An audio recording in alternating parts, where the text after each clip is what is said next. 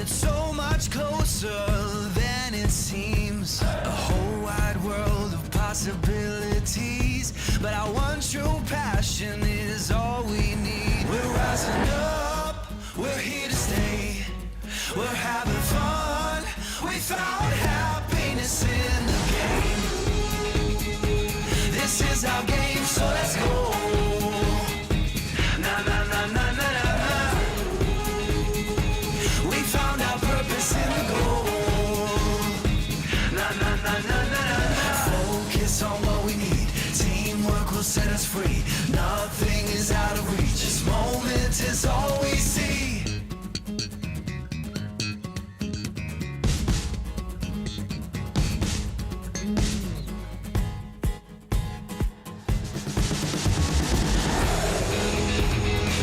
This is our game, so let's go.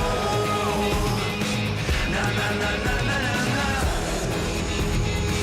We found our purpose in the goal. Na na na na na na na. We found our purpose in the goal.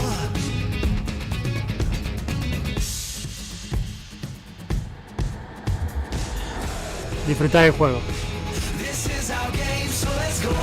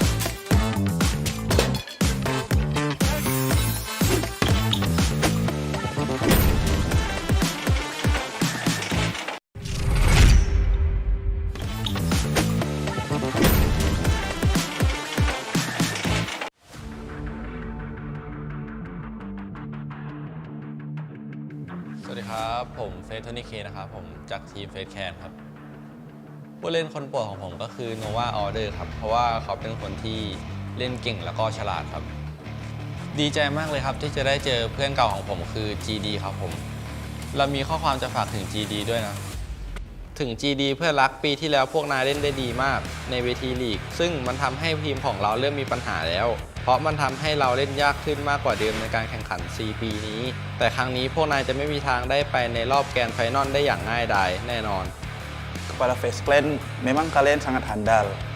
Tapi bagi kita, kalian sangat kurang, masih kurang.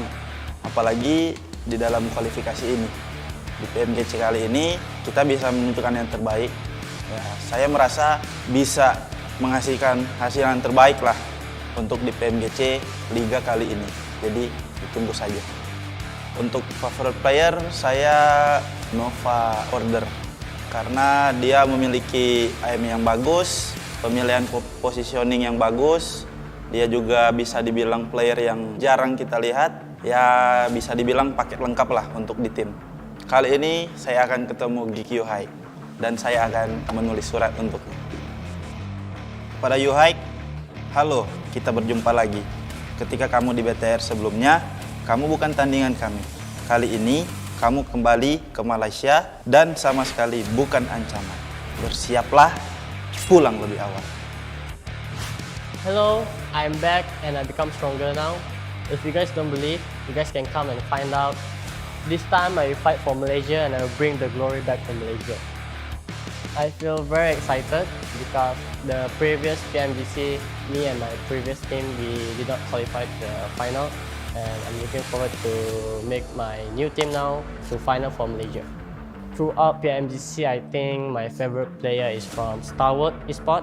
I think is top because when they play in group green, the player top performed very well, and I'm looking forward to fight him in the grand final. This week, I would like to meet Tony K from Face Clan, and I want to give him some message. Dear Tony K, many people call you talented boy in Thai PUBG Mobile, and I have seen your outstanding performance in C as a veteran of the battleground. I predict that two of us butt heads in the 2022 PMGC League, and that it will be an explosive meeting. เราอย่าตั้งหน้าตั้งตารออยู่นะ คนที่ล่ำลือว่าเป็นเด็กที่มีพรสวรรค์ในมาเลเซีย แต่คนที่ชนะเป็นเราเอง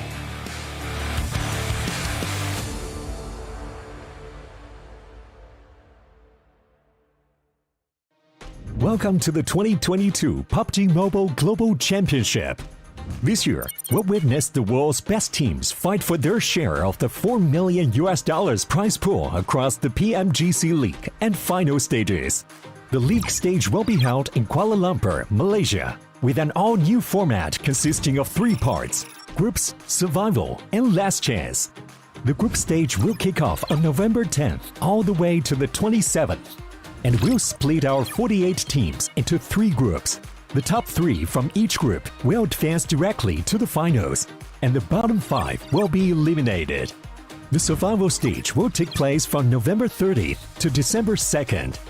The remaining teams from the group stage will battle to stay out of the bottom 8 spots to advance to the last chance, held on December 3rd and 4th, where the remaining 16 survivors will compete for the last 4 spots in the finals.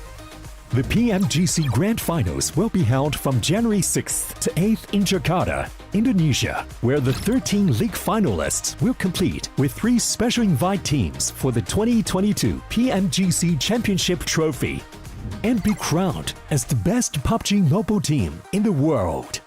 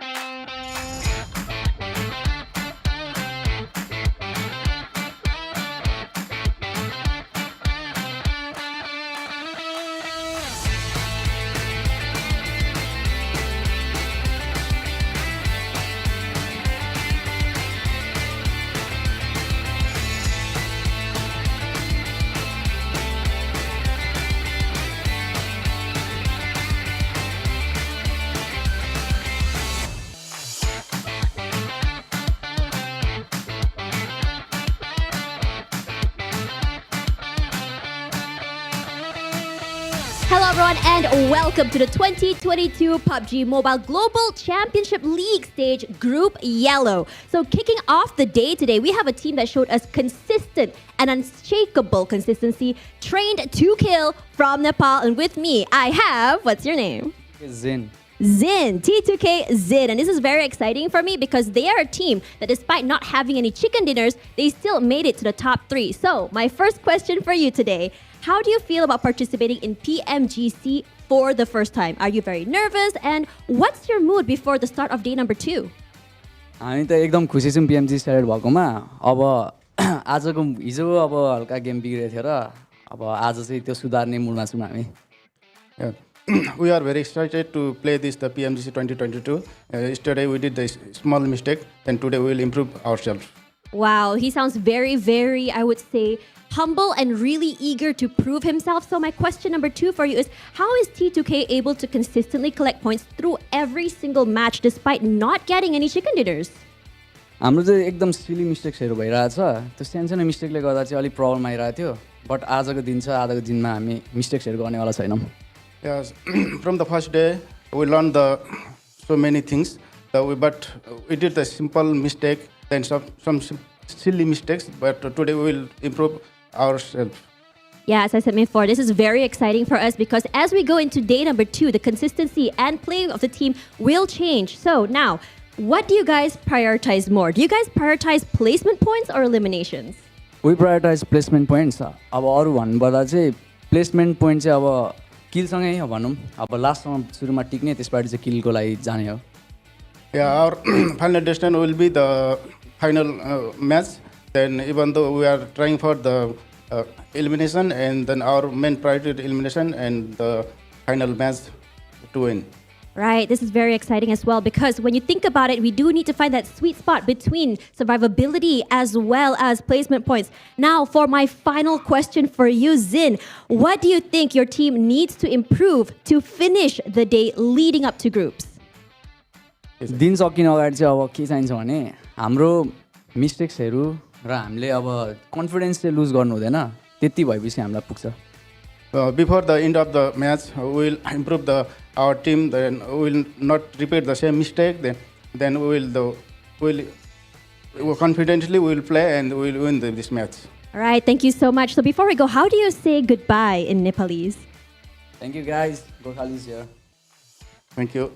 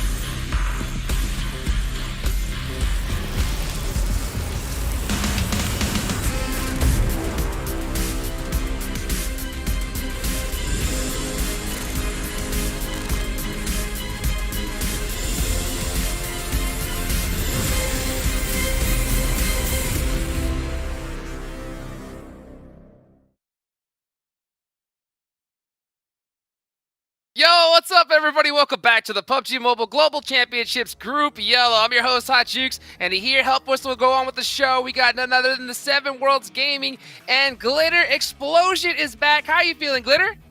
I am so excited to be back. I heard day 1 was a little spicy, so I'm ready to get back into the action because I think this is going to be a really good group now that I'm here. And I wore yellow, okay? I'm prepared. Yeah, let's go. Let's go. 7, how you feeling, brother? I'm excited, man. I'm excited because of what Glitter just said. We had an amazing day 1, and I can't wait to see what this day 2 is going to be bringing. How are you, by the way, Hotchix? Oh, man, I'm so stoked, man. I'm full of that Thanksgiving food, man. Yeah. So I am locked, loaded, and ready to go today. And so why don't we go ahead and start out by reminding every single one of you guys out there to just hop in the game and vote for which team you think is going to go and win this whole thing. Get your PMGC token, get in-game, and hopefully you can win some nice in-game prizes. Of course, I also have to give a big thank you to our sponsors for this show. Sony, with their Sony Xperia 1.4 and Xperia Stream, they're actually created in collaboration with professional esports players. You can play PUBG Mobile at 90 Hz with Xperia Stream's total cooling system and multiple ports for intense gaming and streaming. Also, gotta give a big shout out to our hotel partner here for the PMGC, Pullman Kuala Lumpur Bangsar. Our world is your playground. Also, Prime Gaming.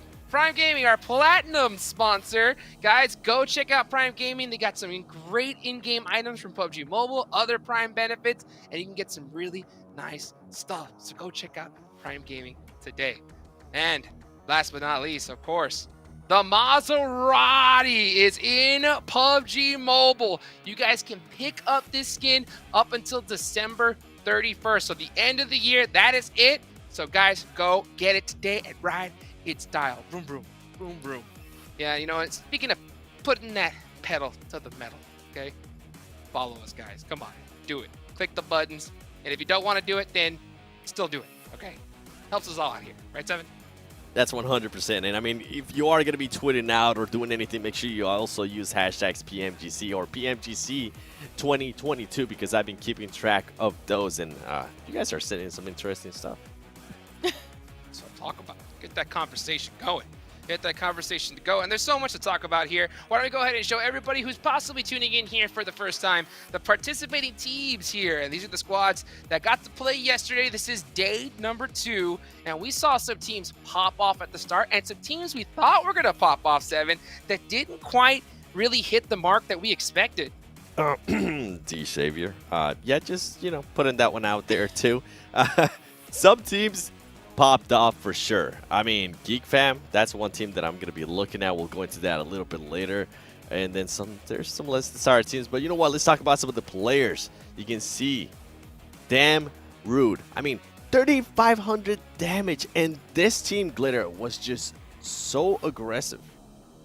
Yeah, I mean, obviously 3 out of the top 4 from Geek Fam up here. I mean, to be fair, Tony K, phenomenal performance, especially from the 4th place overall team, still being up here as the best, or number 3 in the damage. But I mean, Rude has the number 1 highest damage on a first day performance so far. Geek Fam has been incredible, and you can also see that reflected here in their grenade use. One, obviously significantly higher than every other squad up here, but that's just going to speak to their aggression. It's speaking to their ability to loot and use utility incredibly, incredibly well. And then that ended up being reflected in obviously their first place placement on the day, ahead of everybody else. I mean, you've got 3 out of the 4 in the top 4. Most nades used, 7. This is an incredible performance for day number 1.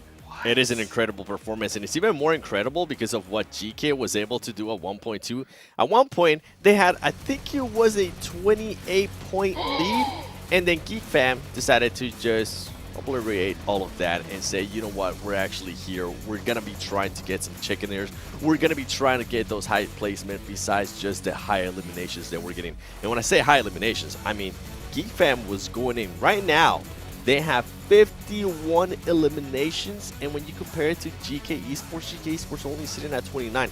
So a completely different team than what I've seen before, and I'm really enjoying to see if they're going to be continuing the aggressiveness, and then some of the other teams, hopefully they'll be able to step it up. I mean, GK, they didn't end the day so well, Glitter. They ended up with the 9th place finish and only 1 elimination on one of those games, and then the next one was a 12th place finish with 1 elimination. I'm pretty sure they're going to be looking to change that.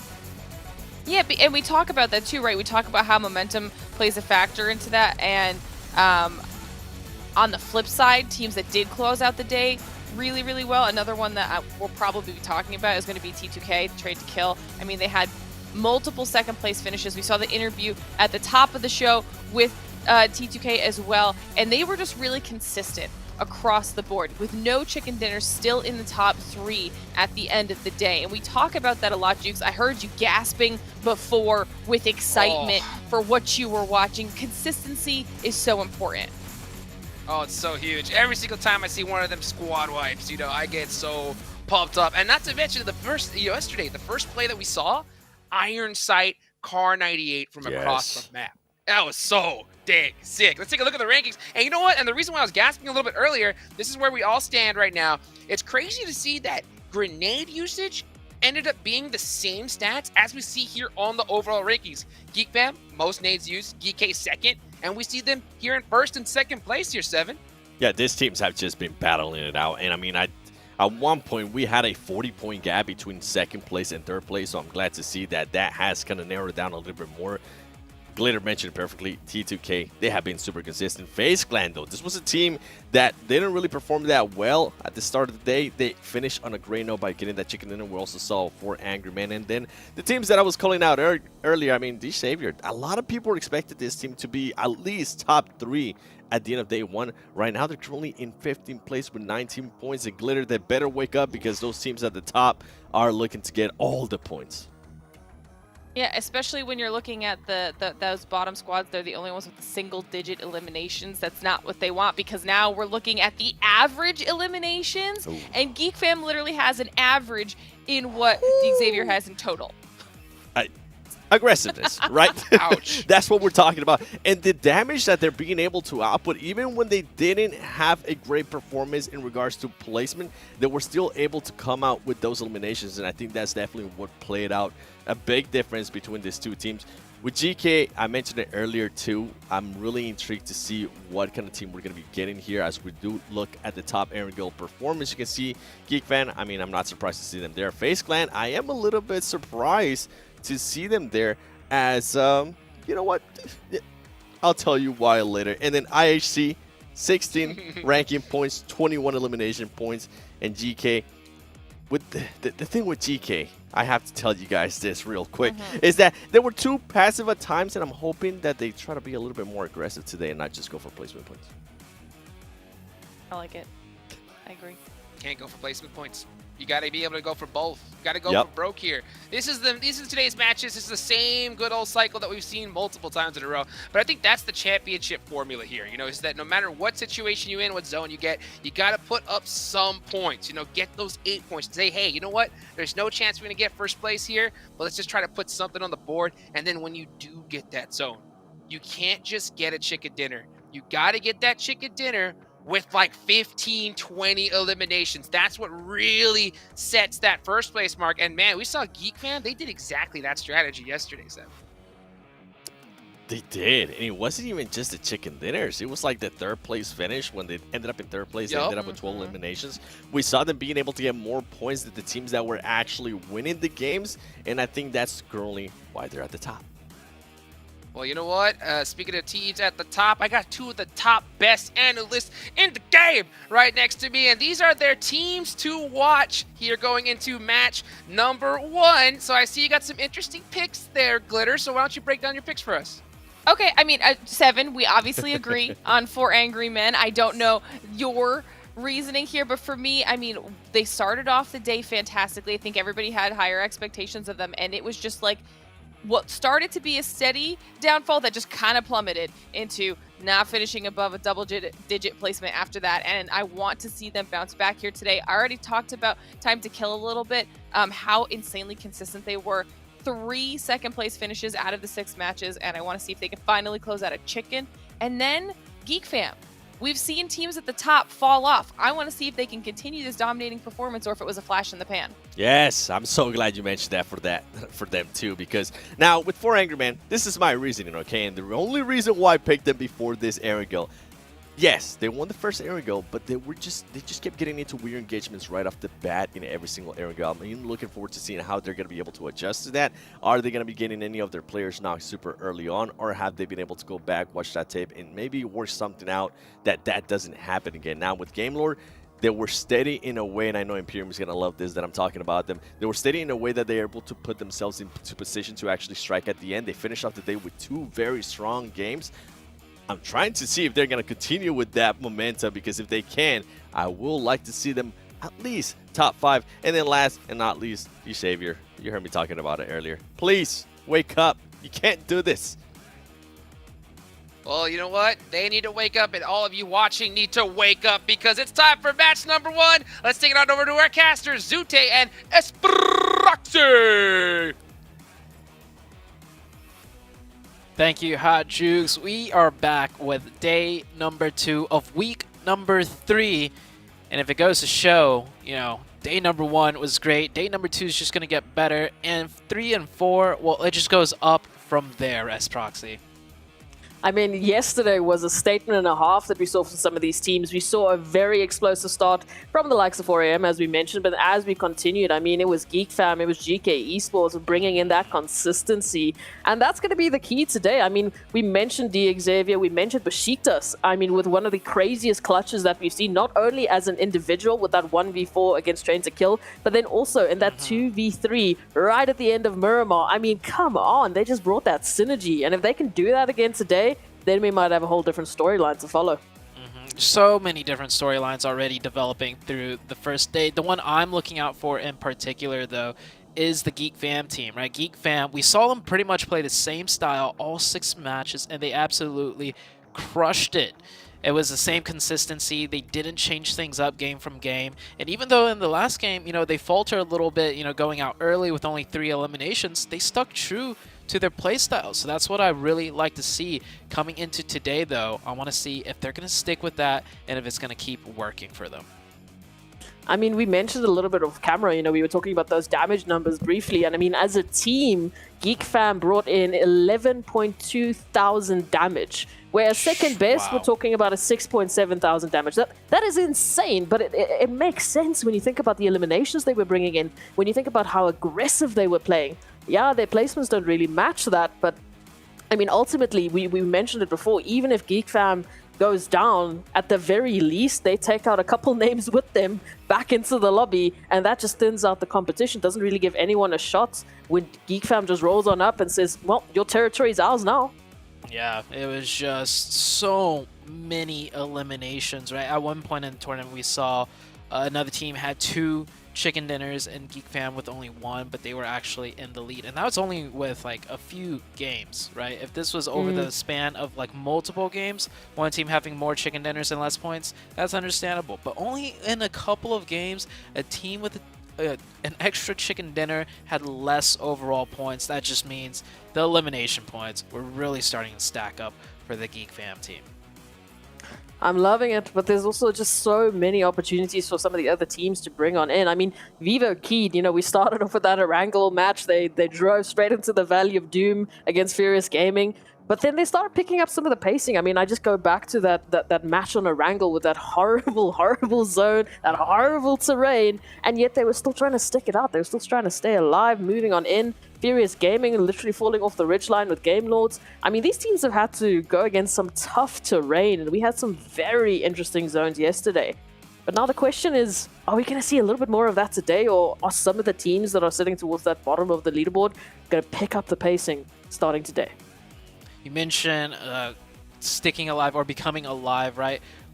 One team that really started to show up towards the later half of the first day was IHC, right? Ooh. When they subbed in Ziol, it was like complete 180 change. Like, I'm looking at the stats right now. Okay, round 1, right? They go out in 13th place, 0 elimination. Round 2, they do better, but not in the form that IHC probably wants, right? They got 3rd place with only 1 elimination. They were down to 1 player very early on, and he got lucky making it in. Right afterwards, 14th place with only 3 eliminations. And then I think it was game 4. Game 4, they made the change. Game 4, they brought in Ziol instantly. 2nd place finish. 9 eliminations. 10th place finish, not that good, but 5 eliminations. We saw them go down fighting. And then the very last match of the day, 6th place finish, not too bad, not too shabby. 12 eliminations. That is a stark difference. Now, I'm pretty sure they're going to start off today with Ziol. So currently IHC in 5th place overall. That's another team that could really stir up the pot and change things up. And I mean, IHC was a team that we were all rooting for. We were all waiting for that starting movement from them, especially with that beginning little bit of a phase between 4 Angry Men and themselves on Erangel with those Car 98 shots. I mean, IHC all the way, and then we just didn't see that. But today, it's a whole new day. They've shaked everything off from yesterday, and now they need to bring the action. Yeah, so many teams actually need to start bringing the action right now. Xavier in particular, that's one team that the analyst desk mentioned that they're keeping an eye on. And for me, it's honestly between Geek Fam, right? I want to see if they're going to be able to pull off what they did on day 1 in similar fashion and style. And if IHC is going to continue that run back that they started to make towards the later half of yesterday. It's going to be the question here. But that zone, once again, it just seems like Erangel is the southern map of the day. We keep going towards this direction one way or another, at least this time, starting off from that eastern side. So some pretty good opportunities for the likes of, I'm thinking of Besiktas, if they wanted to go to that mansion or Jasnaya Poliana situation again. FaZe, if they wanted to head through to Milta Power, well, easy pick'ems for them. But then the question comes through, what have we been seeing on the military base island? We know IHC love that Novo position. 4 AM generally seem to have been joining them on the military base island, but now it looks like a straight drop for 4 Angry Men over towards military base. Yeah. Yesterday, 4 AM also got bridge camped, right? Leaving military base when the zone was very far up north. And they got bridge camped by Geek Fam, no less. Geek Fam, a team that likes playing, from the edge. Makes sense why Geek Fam didn't rotate in. We do have the first circle. It's going to be on the southeastern side. A bit of military base in the mix. And this is a little bit different of a drop. Now, these two teams, Falcons and Tem Entertainment, they've been sharing Jasnaya, but it's usually, we take the west side, you take the east side. However, this time around, looks like Tem Entertainment has stretched a little bit into the Falcons' territory. Not a full-blown engagement by any means, but seems like Tem Entertainment is starting to back up, maybe assert some quick dominance, apply some pressure, but they don't really want to engage into a fight either.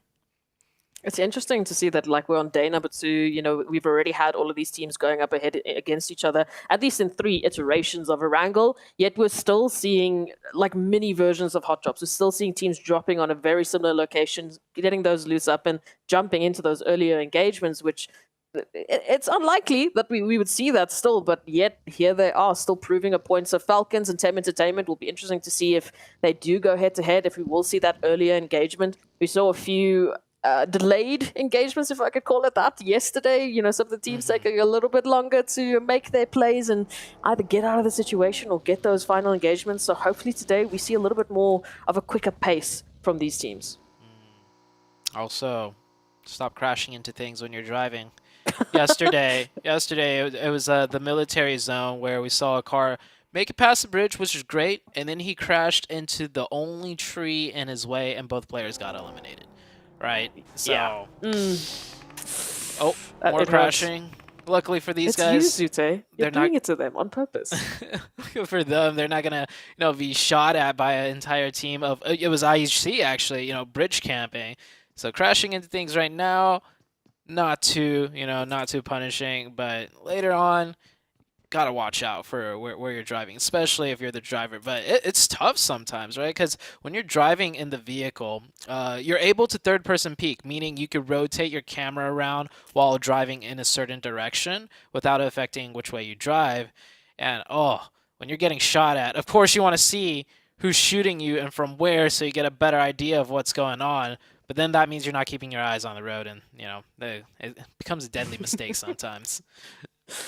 That's where the teamwork has to come in. You have to have your spotter, you have to have your driver. Second, if you're in that passenger seat, your job is to spot out who's shooting at you. But yeah, it's like keep your eyes on the road. Don't worry about it. Yeah, we don't care about what's happening on the music. Your job is to see who's shooting at us. That is the only job you have as a passenger. But hey, at least we'll see those teams maybe stepping it up. If not, Zute is coming after you. You heard it here first. But in terms of the 2 spots that we have on the map right now, at least with the early possible engagements, it's Jasnaya Poliana that has that Falcons and Tem Entertainment action. And it was GK Esports and Rejects over towards Rozak. But Rejects has already disengaged and they've moved up a little bit closer towards Ruin. So I'm already liking that we're seeing that early pacing where they're like, look, it's not really worth it for us. Especially if you don't have loot, man. You can't go into a fight if you're like on the weapon disadvantage. Just back on out and try again a little bit later. Yeah. It looks like Tem Entertainment did back off. They did shift back to the western side of Jasnaya to continue looting. So maybe the initial drop was just to, apply some pressure, which I was saying earlier, but not really looking for any sort of engagement. Fights might start breaking out between those two teams, though, as the matches go on, when one team becomes a little more desperate for points, or when one team, start feeling a little bit more confident, as in, hey, we might as well go for it. Looking at the map, we're about 5 minutes in. Couple of teams have already started rotating in near the center of the circle. Now, this first zone is actually, I would say, smaller than usual, right? Because a good portion of it, I'd say like 20 to 30%, is the military base area. And with the circle like this, I think everybody's pretty much counting out military base. So that eliminates the military base plus the water that is in play. So immediately, first circle, a lot less, viable playing territory. And what's even worse for the likes of, let's say, IHC or 4AM, when they want to take that Eastern Bridge rotation, well, surprise, surprise, that happens to be the center of zone. I mean, we have already 3 teams situated within that opposite end, such as Nongshim Red Force. We've got Furious Gaming moving in. We've even got Genesis Dogma Gids that have moved in. FaZe moving down from Multa Power towards that bridge. I mean, it is stacked now. So for 4AM, they're going to make that trip on through. You can see right past Nongshim Red. Thankfully for them, it doesn't seem like Nongshim Red was quite ready for a little bit of that containment, but they will have a stock rotation to make immediately as soon as they reach the mainland. Definitely agree. 4AM did make it past that bridge, didn't get camped. They find an open compound. Of course, they can't really get too further in because, as you were saying, many teams all set up around here. But luckily for 4AM, I think their biggest concern was getting bridge camped, right? Yesterday, they ended the last game going out to the Geek Fam team because they were bridge camped. It was quite a good fight, though, on the bridge. It went back and forth. 4AM actually got the opening 2 knocks, but then Geek Fam held it down. And somehow, some way, Geek Fam, I mean, there's a reason why they have so many elimination points. They took that fight back from a 2v4 and eliminated the entirety of the 4AM team. So 4AM definitely breathing a sigh of relief. Their worst nightmare, the bridge camp, is not going to affect them on this first game. Yeah, we don't want any of that PTSD to move on into today's games. 4AM, I mean, we talked about Geek Fam. The main factor for me for Geek Fam and why they've been so consistent, why they've been so successful, is that confidence, that bravado when they jump into an engagement. It's like they know exactly what plan they've discussed, they all know their roles, and they just execute it time in and time out to such perfection. We talk about individual prowess, but then it has to be matched with, an equal amount of team synergy. And Geek Fam, for me right now, hopefully they keep it up because they are just hitting some beautiful PUBG Mobile action. And if they can continue that, look at those damage it's going to numbers. be tough. Oh, it's disgusting, actually. That's after one day. At the PMGC level. They're not pumping damage into chumps, right? This isn't your classic match where you could rack up like 2,000 to 3,000 in one game. Okay, they're racking up that much damage against the best teams in the world. That's a lot harder than playing classic matches. And I want to draw a comparison real quick between Geek Fam and, ooh, that's a nice shift. All the way up to the top of the forest area where the Pride Rock is in play, just right above prison. This is going to get interesting.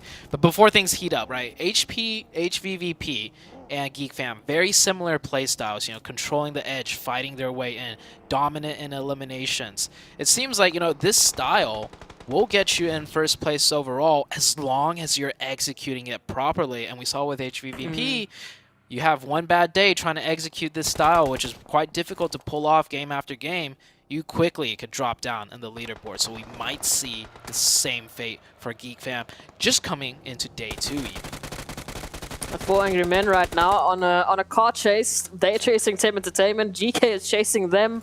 Just running through shelter like an absolute madman, trying to get that rotation and trying to regroup. Thankfully, it looks like they will be able to, but it's going to come down to what Team Entertainment will be able to do here. The line of sight looks pretty limited. So hopefully, 4 angry men should be able to move on into center. I mean, for the likes of FaZe, they literally just rotated off Milta Power, and now it might be an opportunity to rotate back. Here's that Pride Rock position that I was talking about. Now, 4AM, we saw in game number 1 yesterday, they really prioritized these rotations. They even lost a player on rotation very early in the very first game of Erangel, but they ended up getting the chicken dinner because of it. So once again, second circle pops up. They really gun it for a central position, and we saw on the camera so many teams all around them taking shots at them, but it's a calculated risk, and hopefully it pays off for them. They are pretty much somewhat center, a little bit north of center, but they're at a strong position to work the rest of the map. So very good rotation by them. The Rejects team taking things a little bit slower this time around. Rejects also in the very first game yesterday did similar, mad dash rotations, but it ended up costing them like the entire team with 0 points. So it looks like they're going to play it slow now as the new game plan coming into day 2. polarizing performances from these teams. And I like what you said in terms of, that comparison between GeekFam and HVVP. Also for HVVP, I mean, having a bad day on the literal last day, the literal last opportunity that you have to put up points. I mean, you couldn't have talked about like worse timing. Yeah. It does happen. It does happen though. You are in a PMGC stage, and to keep up that level, even for GeekFam, to keep up that level of aggression, that level of engagement, and having that higher success rate, it's unheard of. Over 4 days at a PMGC level, we'll have to wait and see if they'll be able to do it. But imagine if they do. Imagine if they do. I feel like there's a world record around the corner for them. 92 points after just 1 day. See what GeekFam could do today. Speaking about GeekFam, they are located on the southwest side, pretty much on the edge. The only team behind them is IHC. Now, IHC versus GeekFam, that will be a very interesting fight if we do get to see it. Both teams very aggressive, and they like to take their 4v4s. You see right there on the southwest, IHC just now moving out of military base, GeekFam edging in from the southwest as well, and the circle does pretty much pull off the eastern side. Mill to Power no longer in play, shifts a little bit towards the west. Everybody should be very familiar with this terrain here. There's a lot of different ridges to play in, and of course on the eastern side it's all high ground going uphill. On the west, pretty much all flatlands with a few compounds with the bunkers of shelter coming into play. Can you imagine if we have a shelter final zone? Like the chaos of all of these teams shuffling into shelter, into the different levels, now trying to find one another, that zone all the closing different on bunkers. Which bunker do you want to take? The different levels. I could, if it does end around shelter, we're gonna see like a whole like pack of cars just blown up, crashing onto the different shelter bunker sites. It's gonna be like a parking garage almost. It would be chaos. Imagine for the first game of the day, we have that sort of an ending. We've already had a few treats. I mean, I've never seen such a Western, wrangle zone before yesterday. Like such an even 50-50 split between main island and military base island. Once again, we're treated to the eastern side of things. And now potentially a finish on shelter. I mean, come on, what more do you want? Also, 64 players still alive. We are almost 14 minutes in. Huge difference from day one. Day one, we saw like maybe 6-7 players go out by zone number 2 due to haphazard rotations, the nerves, the jitters. They didn't get their timings. Yeah, they didn't get their timings in right. They didn't, respect, the rotations out of other teams, thinking they could get away with things. Now this time around, we're 14 minutes in and not a single player has gone down. Teams are definitely playing way tighter and definitely, taking more precautions after day number 1. They see where they are in the leaderboards. They know what they need to do to keep up in the top, and they know what they need to do to try and rise up to the top. I mean, it's crazy to think that we haven't dropped a single player. We haven't dropped a single team. We haven't dropped a single player.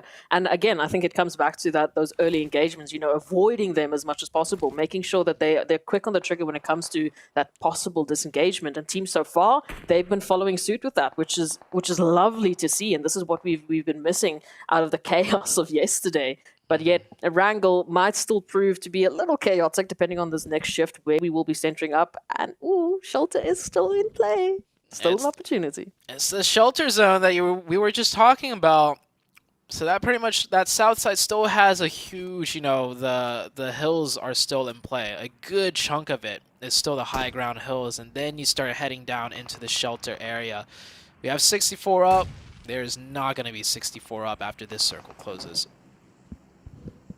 Not at all. Rotations heading on in. GK making that appearance now, and it looks like they spotted out at least a lone member here of Genesis Dogma, and this is what we were talking about yesterday. We saw this happen yesterday with Genesis. They didn't have that opportunity to save their teammate. Once again, not in a position to do that. Daybot unfortunately getting caught out, and for Genesis, there's no road to recovery from this.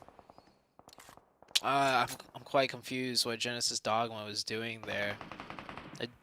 might have been a split, and then this player got pushed, but from the way, you know, GK are already set up, it looks like they sent one player down there with no support, and they are taken out. Now, Xavier getting into the mix of things with Nongsham Red and Geek Fam, of course, here to third party and take shots whenever they can. They have one elimination already. All of Xavier in one tower right here, and Nongsham Red just finally gets taken out, and it's actually due to the side of Geek Fam. Geek Fam, oh, you know it's coming. This team's so aggressive. They saw it in the elimination feed. Multiple players of Xavier has gone down, and yeah, they're going in for the finish now. Only Frankie up and alive, and we saw Frankie do some fantastic snipes, but here it comes, Geek Fam. They know what they've done. They've taken out 2. They want that final team wipe, and it is almost instantaneous. They don't even get to finish a sentence, and then we immediately move on to FaZe, fighting for control of these hilltops up against Genesis, and oh, what a tough fight. Yeah, it's like a powder keg just went off. It's fighting all around. Literally, it was quiet only a moments before, and now it's just all-out mayhem. Everybody, a lot of teams deciding to fight for the high ground. Not many teams full sending it down to the shelter area, so prioritizing the high ground and working down. Of course, I don't think they expected this many teams, this much chaos up here. GD Gigs right now trying to throw some nades over. FaZe did lose. No, FaZe had a player knocked, but they're up as a full team. Geek Fam finishing up their fight, not even in the zone yet, right? They'll take fights wherever it comes. We talked about that winning condition for Geek Fam, and it's that they don't need zone. They want the outside of the zone. They want to constantly be fighting their way into zone, fighting their way through the blue. And now, well, now it's going to be up to the likes of Genesis Dogma Gids to see if they can replicate that, because they also find themselves right alongside Geek Fam trying to push on into zone and hopefully trying to do so without losing any further members. But again, up against GK Esports, we can already see GK taking a little bit of actions. Genesis makes that stand, and so far they do well. They pick up 2, but oh, come on, Geek is here as well? Yeah, this is a familiar scene. We literally just saw this like moments before. Geek Fam third-partying 2 teams. Once again, Geek Fam third-partying 2 teams. But they might have a taste of their own medicine as another team moving in for their third party. It's VK. Or not VK, sorry, Vivo Keed. Vivo Keed coming in, but a second too late. They actually get pushed back. And now Geek Fam sitting in the edge of zone in a decent position. And I think they still managed to keep 4 up to 5 eliminations. This is ridiculous. Vivo Keed now trying to capitalize off of that chaos, but Geek Fam might be just a little bit too quick. That vehicle rotation is going to come on in. We can see the push. We can see the attempt at applying that pressure from Diego, but HP are looking low. Snipes is down. They have lost a member in the meantime, so this is technically a 2-on-4 situation. Maybe a 2-on-3 if they can get the reses coming through. Oh, look at all of those nades raining in. That's going to do it for Geek Fam. Geek Fam go out, but 7 eliminations. That's not too bad. And I mean, they fought maybe 5-6 teams on their way in and finally getting third party themselves. Very good, smart push by Vivo Key, taking advantage of that opportunity. IHC here saw them start popping off yesterday towards the later stages. They have made their way down to the shelter area, keeping 4 alive, looking very strong, very healthy as a team, and gatekeeping out the Furious Gaming team. Furious Gaming, I don't think they're going to make it past IHC here. Again, IHC running with a different roster. We saw Zyol replace Godless yesterday. This time, both Godless and Zyol on the roster. And IHC looking pretty refreshed, looking pretty hyped. I mean, they're already picking up those 2 eliminations as Furious Gaming goes down. So this might be a different version of IHC, at least the version that we were expecting. We'll have to wait and see if they can bring through that performance as Vivo Keed now, after their wonderful success, need to make that rotation into center zone. And look at this outskirt, look at the vicinity. I mean, you've got GK Esports, you've got Tem Entertainment, you've got Besiktas and 4 Angry Men right up ahead of you. Where do you go from here?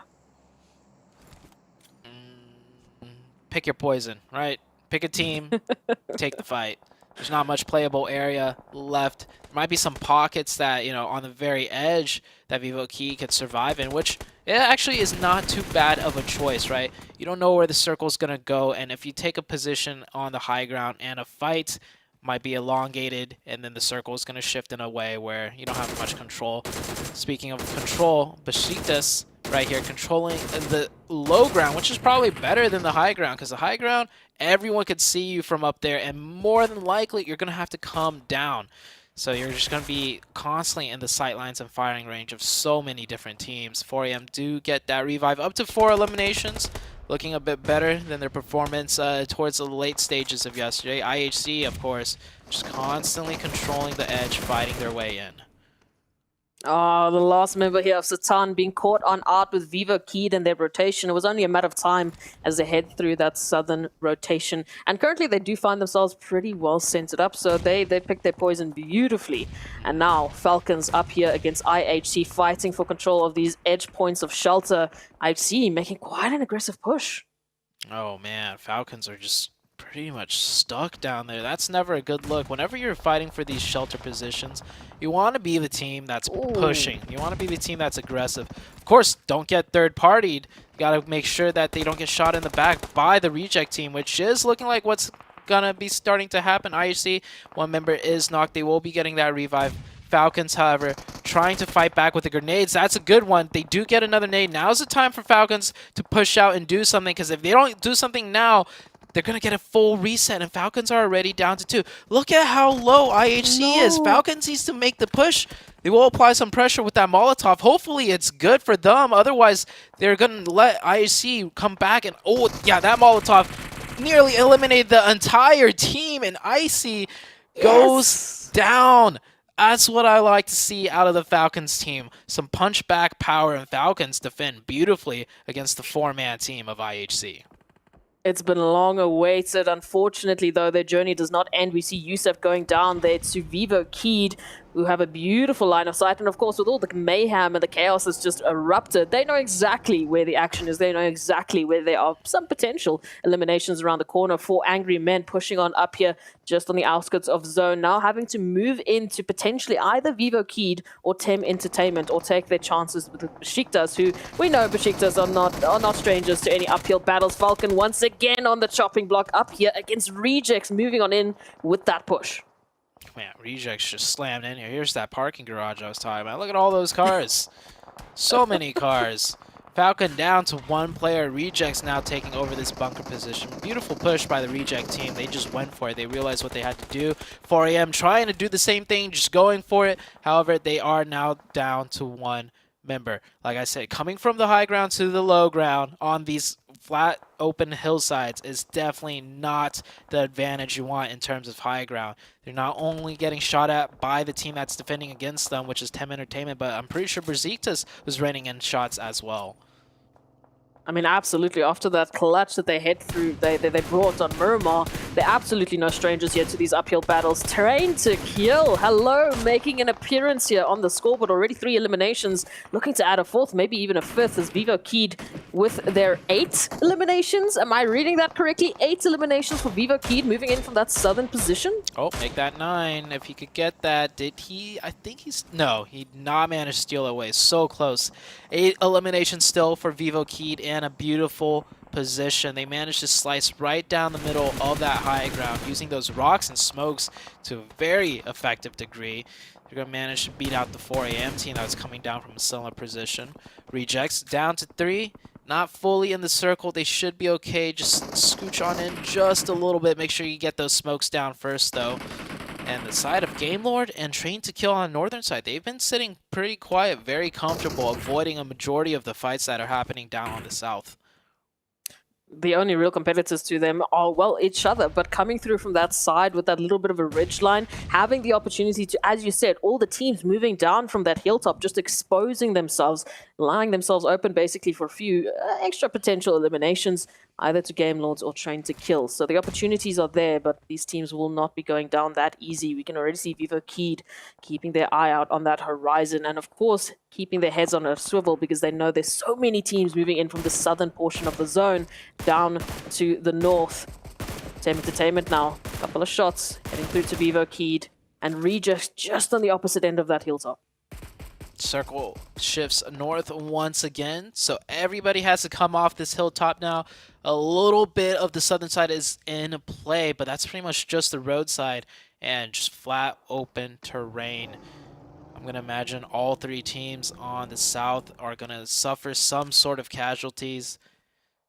Meanwhile, the teams on the north sitting very comfortable. Train to Kill and Game Lord do get that circle towards them. Game Lord might lose that ridge in play, though, with his circle slightly shifting down south of them.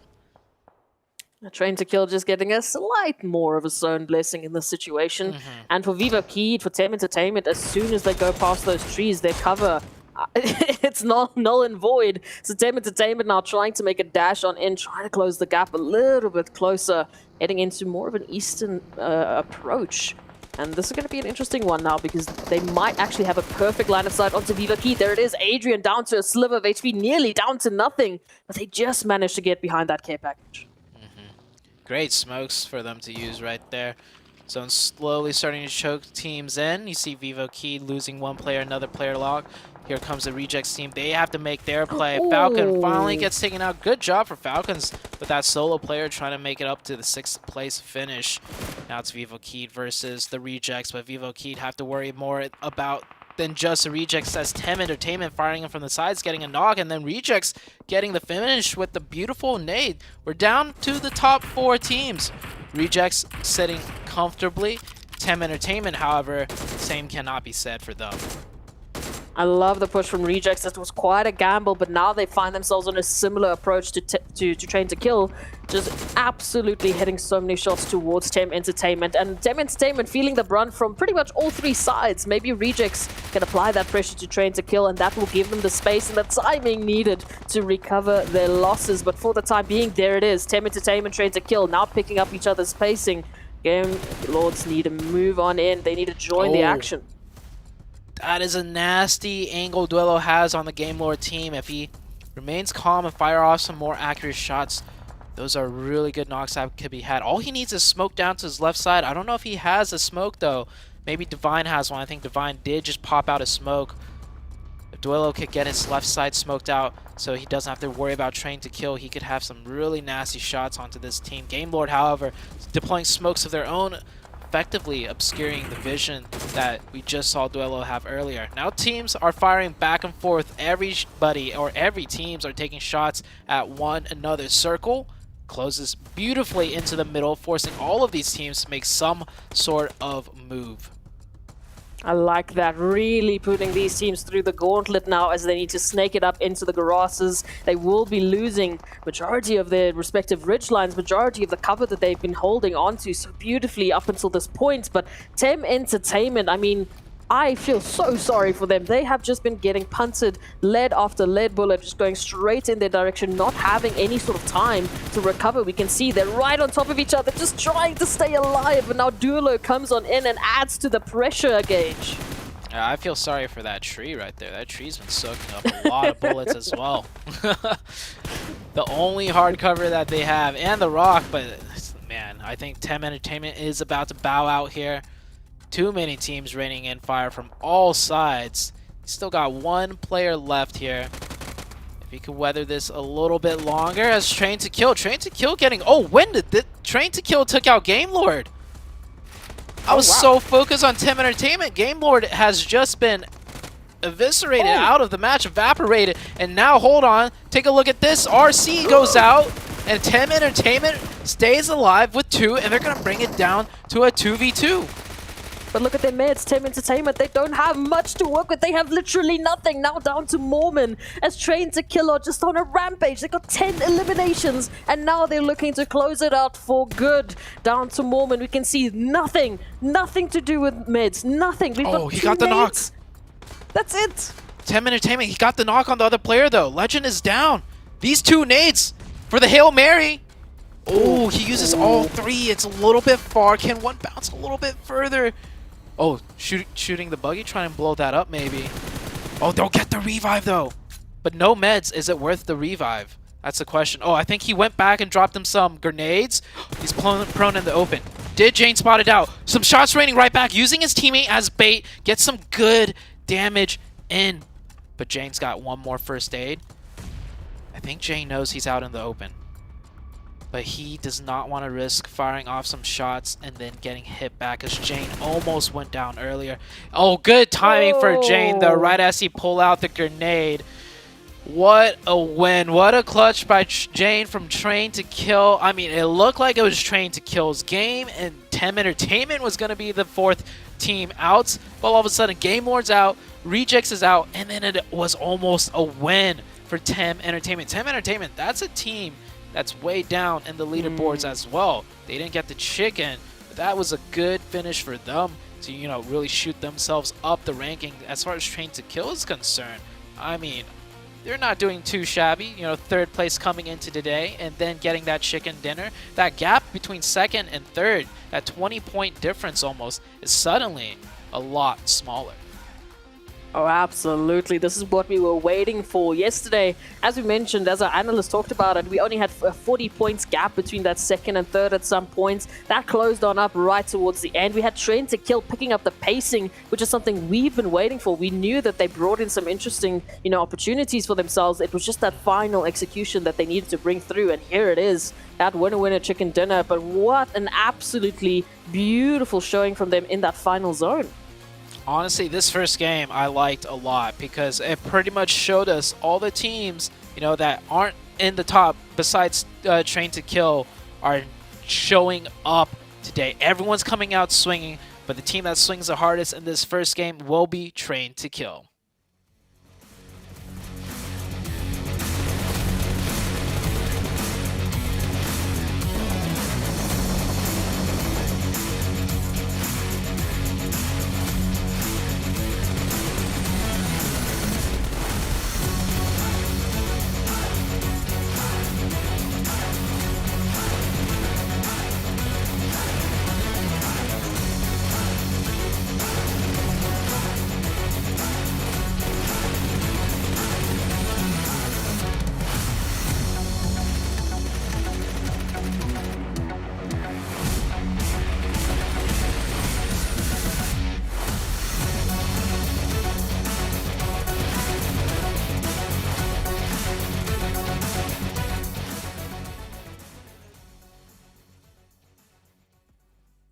Train to Kill Esports bust out the first chicken dinner here of the day with 27 points on the board. TEM Entertainment, man, trying to snake their way and take that one away from them, but just couldn't get it done at the end of the day. They ended up with 18 points on the board. I'll tell you one thing, Seven. Train to Kill Jane popped off in this match. I agree with you, baby. I'm so glad you brought him up, Hot Jukes. Jane put up 8 eliminations, and what's more impressive out of those eliminations is he was able to do that with just, I think it was 409 damage. Talk about being able to steal some eliminations. I am happy to see Rejects there towards the top two, 15 points for them. That's going to be good. And then Vivo Key, we saw Vivo Key taking on the fight with Geek Fam. By the way, Geek Fam, this is what I was talking about, Glitter, earlier. Only 1 placement point, but 7 eliminations. Wow. The aggression. It's the aggression all over again, and they were doing well in the eliminations. They just got caught out a little bit earlier than they would have liked, but you guys were just highlighting Jane. Phenomenal performance. 8 elims on 400 damage. That is efficiency, okay? 8 elims for and 34% of the team contribution. Plus, we also get Legend up here for T2K. Geek still making an appearance because of all of those elims. And then, like you were also saying, Seven, we had some Vivo Keyed popping off. Adrian with 6 of those elims. But listen, I put him in my teams to watch for a reason. T2K. All those second places, they paid off. We start off the day with a chicken dinner. You called it. Glitter Damas is back. Could be. Could be, in fact, back in... the fingers are on the head. She is charging up and ready to go here. And you can see right now, this is the actual fan vote leaderboard. So all you guys that went a game, got your PMGC tokens, and voted. So far, S2G is still up on top. You see Bigatron in second place, and Power all the way at 5th. I wonder if we're going to see this change soon, Seven, with how some of the teams are performing in this group. Do you think that's something likely? Who would you vote for? I would vote for Geek Fam, and I'm surprised we're not already seeing Geek Fam out there with the way they're currently performing and the aggressiveness that they're being able to showcase. They're just a fun team to watch, like the way they're currently playing. Glitter, who would you? I would agree with that. Honestly, I'm a big fan of the aggression. You know that we love when teams are elim heavy, okay? It just makes the games that much more excited, and when they're not afraid to have those aggressive early and mid-game stages, it makes the game more entertaining. Now we're looking at the overall ranking, though. Geek Fam holding on to first place, hitting the triple digits off of those elims, but the jump up from T2K into second place, and they actually had a pretty sizable gap that they had to make up, Seven. And the down roll spiral continues for GK Esports. They got 0 points, and now they're going to lose on that second place to T2K. I am going to be looking at some of the other teams, though. You can look at Vivo Key right now being able to push up there. We saw a tie between some of those teams in 4th and 5th. And Reject, this is why I was happy to see some of those higher points out of them on that first match, moving up to 9th place. And it's crazy how most of these teams are going to be packed. Like, if this continues on, I'm going to be so excited because we might get a flashback to last week when it came down to the last game on the last day. And I called them out earlier. I'm going to have to do it again. The Savior. I mean, I don't know what's going on with this team. They decided to take onto a fight outside of the circle instead of focusing actually going into the circle. And that's what ended up hurting them. They saw one player knocked and they fully sent it to... Not sure if it was just a spur of the moment, but Miramar is coming up, Hajux. Yeah, Myanmar's coming up here next. You know what I really like to see was TEM Entertainment. They got a nice little bump from where they were sitting on the leaderboards after a rough day number 1. So to see them start off strong, put some good points, yeah, second place. I'm looking forward to see how they perform here for the rest of the day. Here are the top Miramar performers. I mean, Geek Fam, I think, is going to be on the leaderboards of pretty much almost any one of these stats just to do how they're performing. But hey, we also see a team that you were calling out earlier, 7 up on here. Which one? Which one out of all of them? Are you talking about Rejects? Are you talking about Geek Fam? I think it's going to be Rejects right there. Yeah. I'm hoping they can continue on with what they were able to do on that first match in Erangel, but I'm actually going to be looking at Besiktas. This is a team that's currently in 12th place. And if Miramar is your strongest map, and if you're maybe able to start off the day here on a good Miramar note, why not? Besiktas is probably going to be my pick to watch as well.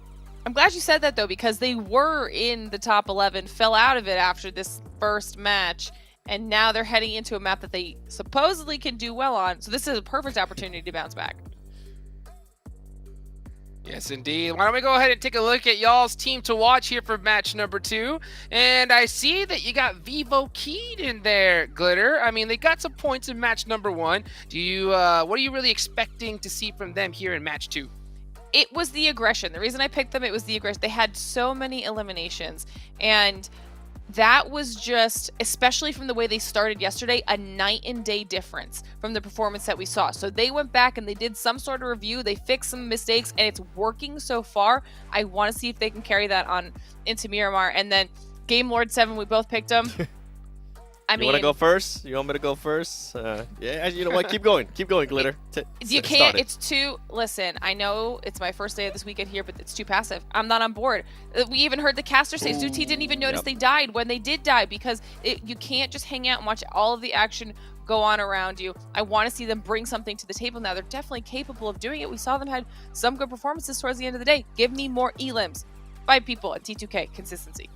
She's being nice. I'll be a little bit more harsh. When you have 4 people alive, 25 minutes into an actual game, and you have 0 eliminations, yes, that is way too passive. We need to see a little bit more aggressiveness out of them, and that's what I was talking about in the first segment, how this team, yeah, they are getting those placement points, but that's just not going to be good enough, especially if you're trying to go for the top 3, and I hope this team is not thinking about, oh, we just want to make it to survival stage, because no, this is the PMGC. You can't be thinking that way, please.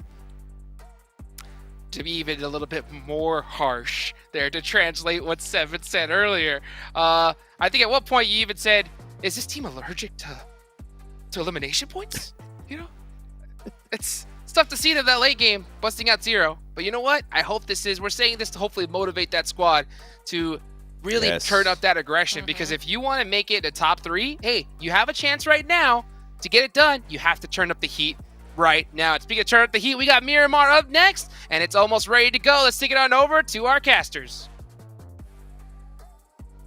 Thank you, Hot Jukes. Game number 1 is down for the books, and the biggest takeaway is a lot of the teams that struggled yesterday, well, I mean, they are here to play, and they are swinging hard. It's no longer, you know, a 2-team show that out of GK and Geek Fam. There's some other teams now putting their name into the mix for us to really keep an eye out on. And man, it's just getting better and better as Proxy.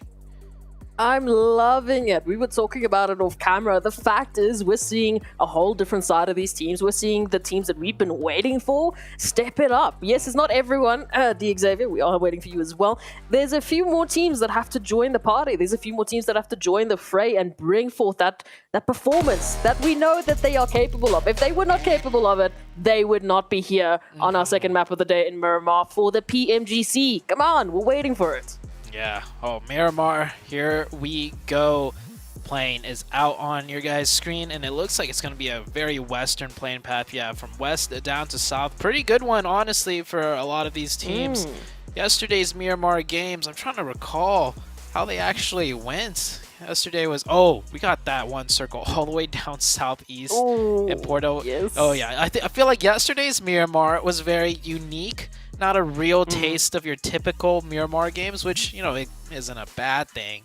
But I'm more of a vanilla guy myself, right? Like, that southeastern ending, I don't think any teams really had a good idea of how it was going to play out. Hopefully we get a match that's, for the lack of a better word, more cookie cutter, because then it's like, yeah, sure, it's like we've seen it before, but it's like we know, more importantly, these teams know what they have to do instead of, just kind of scuffling about and trying to fight their way in and then not really, committing because there's like so many ridges and it's like, maybe we'll just not push, maybe we'll just stay here, maybe if the nade connect. Yeah, there was a lot of hesitancy yesterday due to, simply the terrain, so to say. So now let's see where this first circle is going to go, and well... Oh, okay. Goodbye. Whatever you were looking for, goodbye, No, sir. no. We are getting down to the southwest. Okay, this is also a very unorthodox part of Miramar, but not as many ridges for use as cover. For sure there's a lot of high ground, but it's more like do or die high ground, right? It's not a high ground with a lot of different, ridge levels where it's like, okay, maybe we can play in this pocket, and this team will play in that pocket, and so on. This is more of a, if you control the top, you control the top. If you try to get the top and you don't get at the top, you are out. Pretty simple. Pretty stock standard, really. I mean, we see this all the time. I mean, looking at the drop sites, if we were talking specifically about that area with Chumacera, Val del Mar, I'll talk about that in a bit. Bashishas, good morning. Good morning to you, or good evening, rather. Thank you for that. That was a lovely little bit of a start. So already, we've had one elimination. This is, compared to a wrangle, about 12 minutes sooner. What we saw. Yeah. So teams definitely stepping it up, and again, it's that whole thing of where yesterday we were just talking about Miramar being the get in your vehicle game, vehicle simulator. There wasn't a real opportunity for teams to jump into any sort of potential early positions to get themselves set up to play with that containment early on because it was just it was such a hard shift. But now. Still a hard shift, I'm not going to lie. I mean, all the teams that run that northern side, like, Game Lords, like Falcons there towards Hacienda del Patron, I mean, congratulations. You need to join the territory of Nongshim Red Force, who love that Chumacera. We need to join Four Angry Men over towards Val del Mar. It's going to be a fun time for rotations in these teams. Speaking about rotations, Geek Fam here, the furthest team away from the circle. I mean, it's what they want, right? It's maybe not this one. Maybe when I don't know, Miramar, when the circle's that far away, and if it goes any more south, all they got is uphill battles. This one's maybe not the circle Geek Fam is looking forward to as far as fighting into zone goes. Yeah, no, it's not the expectation here, but what is nice to see is that we are still sticking to some of those expected drop sites. I mean, Train to Kill over towards Graveyard, at least there's some sort of normality there. Of course, GK Esports making an early rotation into Chumacera, which I like. Again, this terrain for me it's a little crazy, but I agree with what you said. The first team to get it to the top and contain that and hold that, they've got that advantage. It's not a case of they suddenly are surrounded by like 50 other teams in pockets. So now we want to wait and see who's going to be that first team to take the gamble to set themselves up. Yeah, they could create a buffer zone, essentially. We saw one of the GK members, they don't even have a vest, like not even a level 1 vest. So a very fast early rotation, not even taking the time to look around for a vest to secure a position in a really crucial point on the map. Now, it is the first zone, right? It's a good spot, but anywhere on the Miramar match or Miramar map that's a good spot in the first circle may not be a good spot by the time the second circle rolls around. So we'll just have to see how the circle shifts, how the cookie crumbles. IHC taking their time looting. Of course, they don't mind. They could have had a really good straight shot into zone and just in a high ground position as well. No teams in front of them essentially besides 4AM, but 4AM is way down in the south. But IHC, they don't want to rush their rotation. They want to grab all the ammo they can and all the meds they can because their plan is to use all that ammo and all those meds fighting their way in.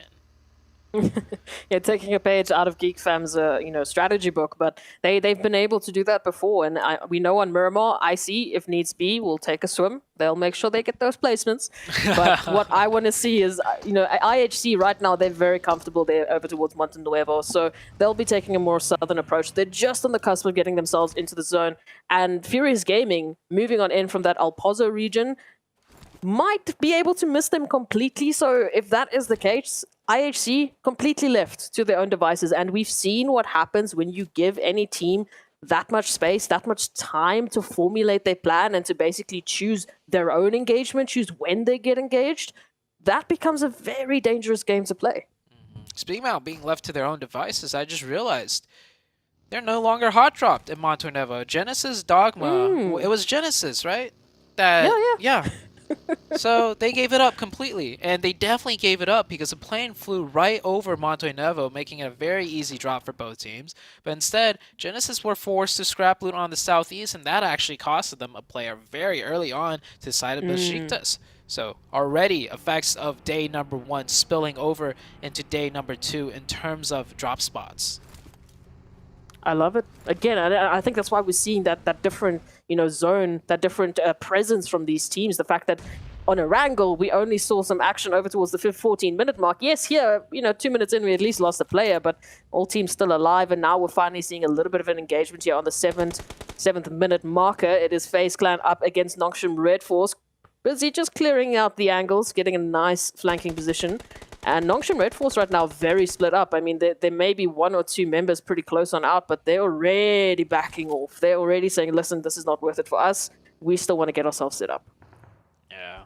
They're just creating a pretty much a buffer zone for the northern region. Usually, this is a really good spot to do so, but honestly, with the circle being so far south, controlling that entire Chuma High Hills, chances are it might not even come into play by the time the second circle rolls around. A lot of teams actually making it pretty deep into the center of the circle.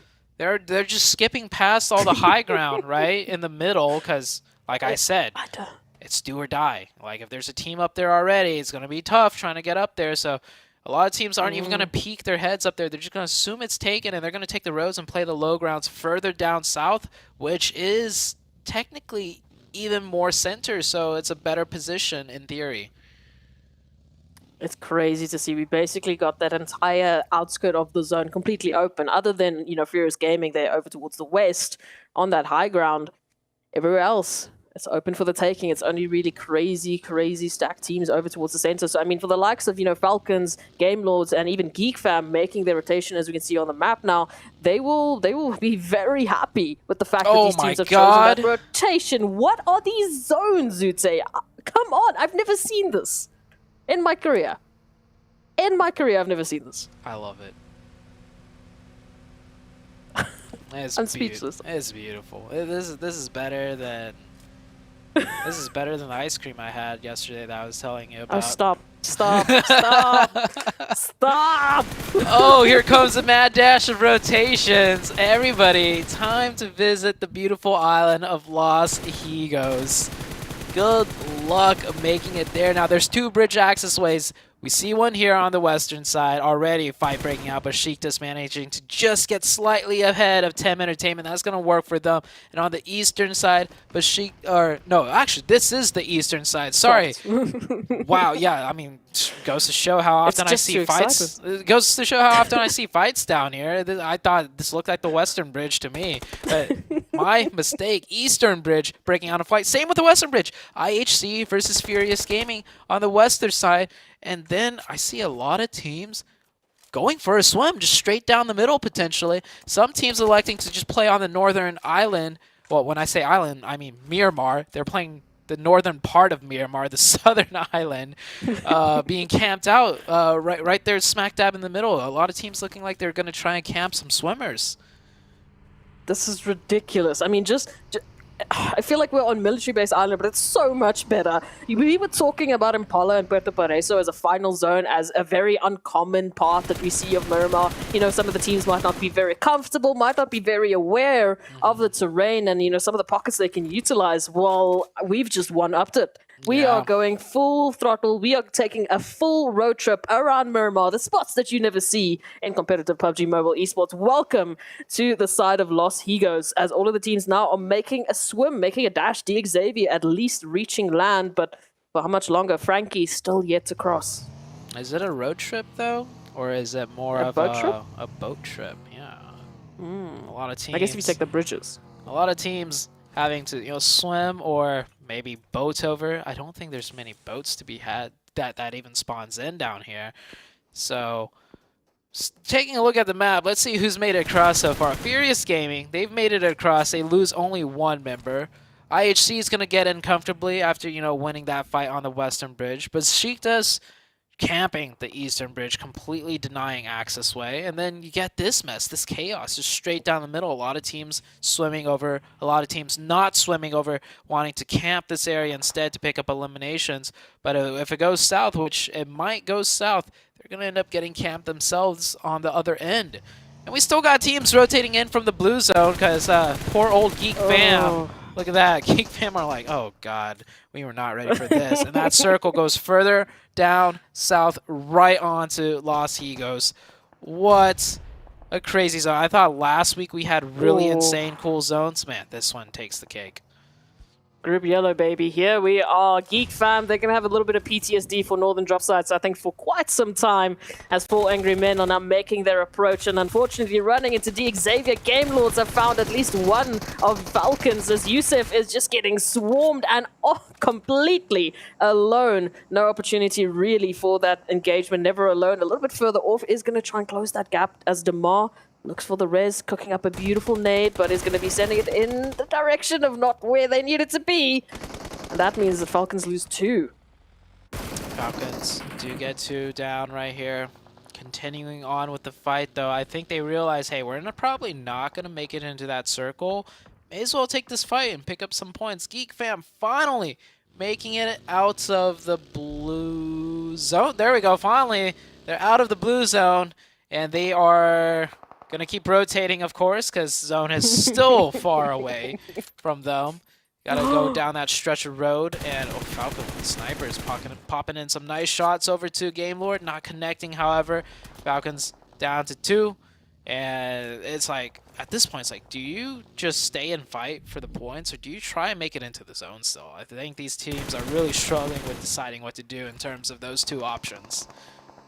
What's even crazier is while we've been talking, the zone has centered up on Los Higos. So for the first time ever, I get to say on a Miramar map, majority of the zone right now is water. You got to take a swim, you got to take a boatation, you got to try and jump across a bridge if you get the opportunity to, but you can just see the absolute chaos that is being ensued because of this ridiculous zone shift. Our rejects, I mean, they were one of the first teams to make that swim across onto Los Higos, and now they might be reaping the benefits. Geek Fam, unfortunately, when we talk about those third-party opportunities, now literally in the water, getting shot at with what option? Man, so many players just swimming onto shore right now. I love how you could see some of the cars, some of the vehicles still just poking out of the water. There's so many cars just in the water as well, serving as some sort of hardcover, to be honest.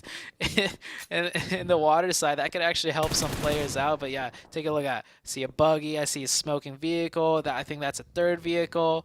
Mika trying to grab some air, and the second he gets some air, shots raining down on him.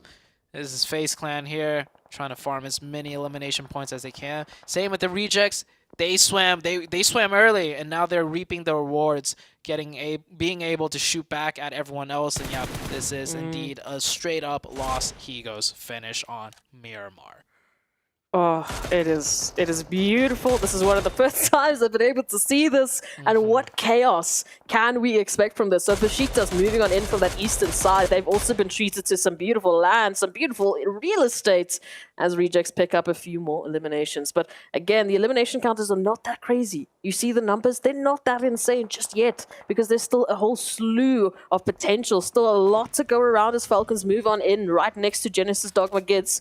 Daybot will get that information. Doesn't seem like they're going to be jumping into the action just yet because they've got a few of their teammates in the water, at least with the backup there of their duo. Maybe they can get powerful and never alone out. 4 a.m. getting into fight. This is on the southern side of the part of Miramar. This is on the Los Higos Island. They will take down that player. D. Xavier, both players swimming ashore, forced to get into quick engagement right there. D. Xavier go down to 2 members. This is Geek Fam with 1, GK still with 2, Train to Kill with 3. I'm taking a look, trying to figure out which teams are still 4-man teams. There's a couple of them still, which is going to come into play huge, especially for the side of 4 a.m. They got to push their way in and fight their way in onto Los Higos.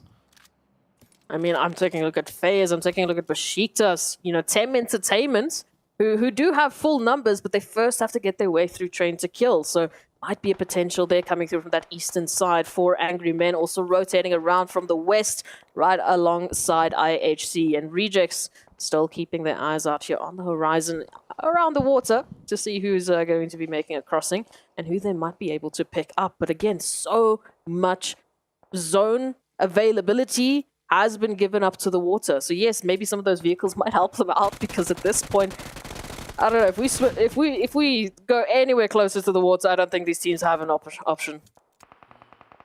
IHC successfully defending against that 4 a.m. push. Now it's down to 1v1. Svan should be... Oh, nope. Just as I say that, that is actually FaZe from the other side of the river getting that finish right there.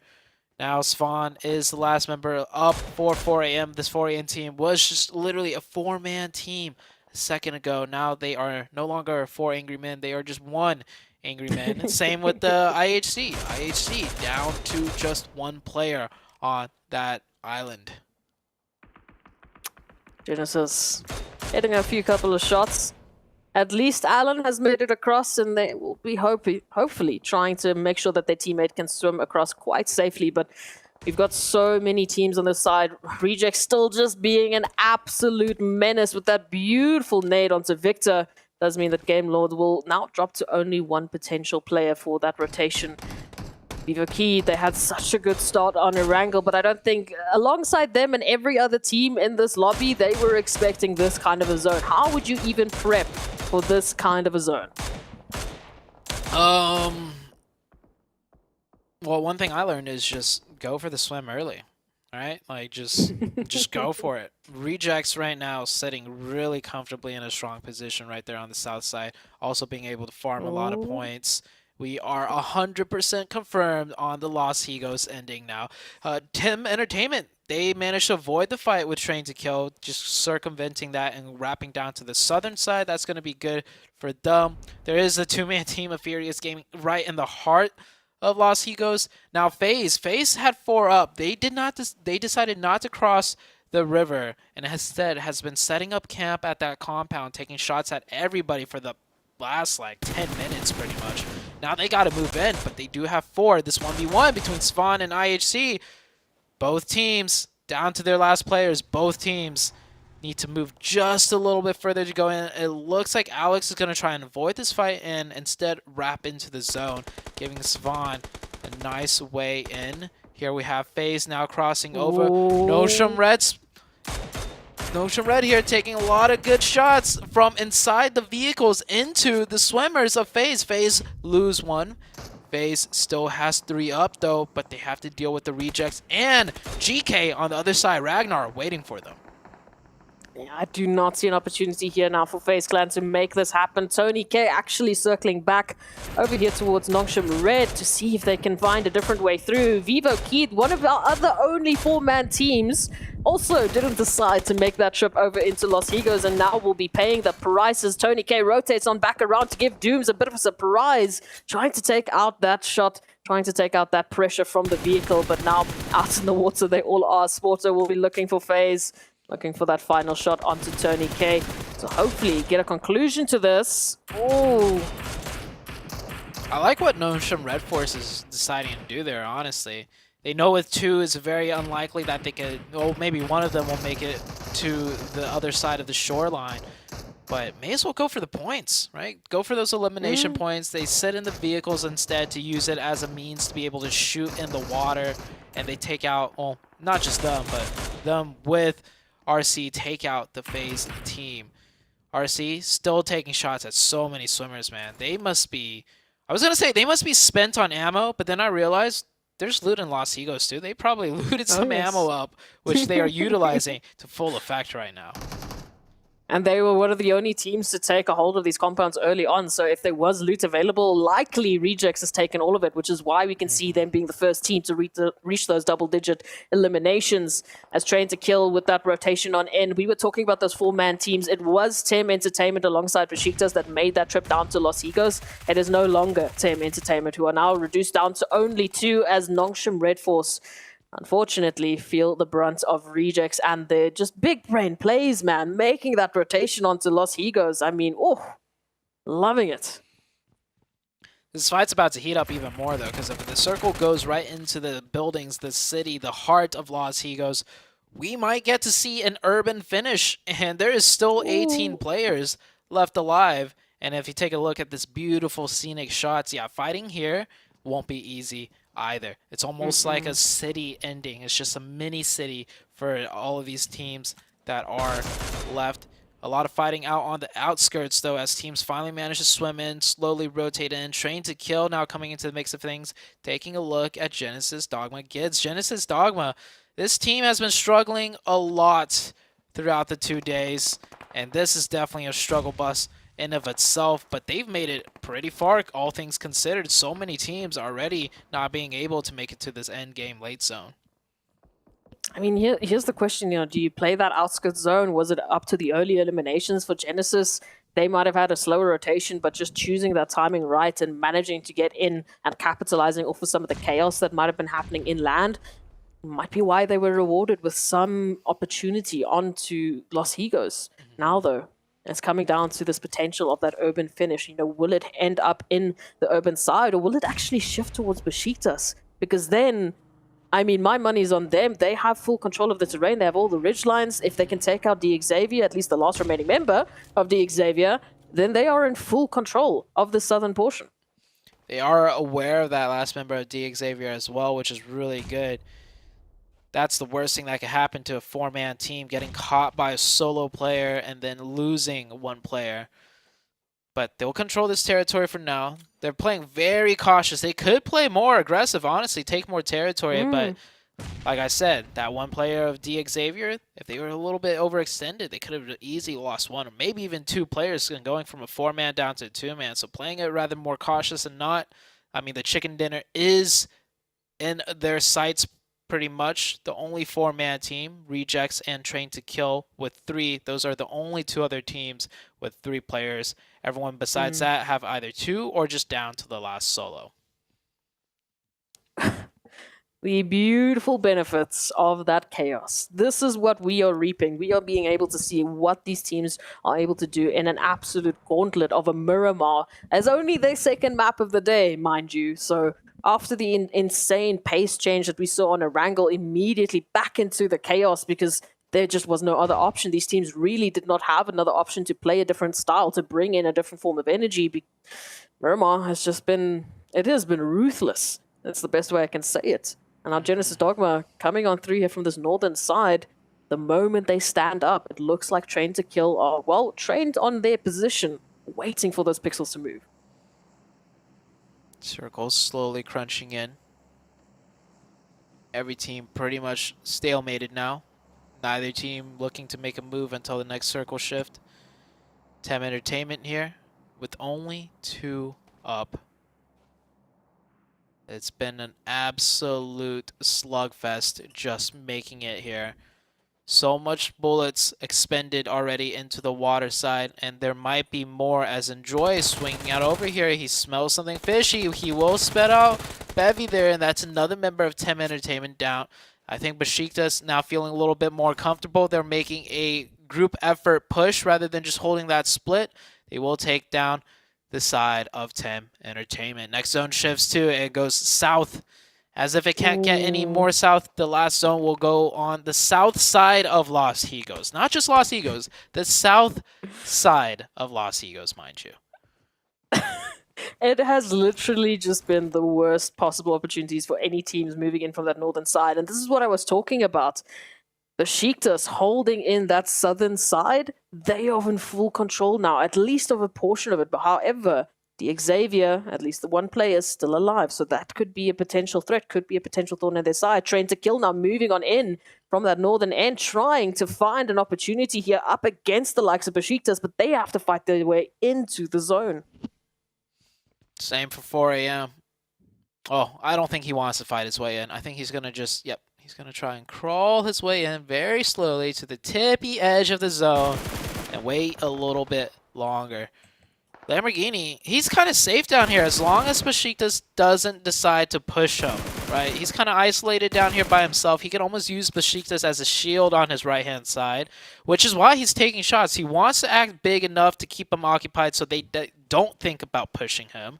But here comes Train to Kill going for the push, and Rejects versus Furious Gaming in the city of Los Higos. I like this push out of Rejects.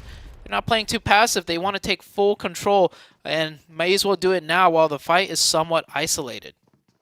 What a potential, absolutely booming game it could be here for Rejects, running already with 13 eliminations, just trying to close that gap onto Furious Gaming, who are having all of their nades prepped and ready, which is the only real helping factor here as a 2-on-3 scenario is about to ensue. The action comes on through. Duello actually finding Genesis Dogma in the meantime as well, as if you had time to focus on another team. Here it comes through.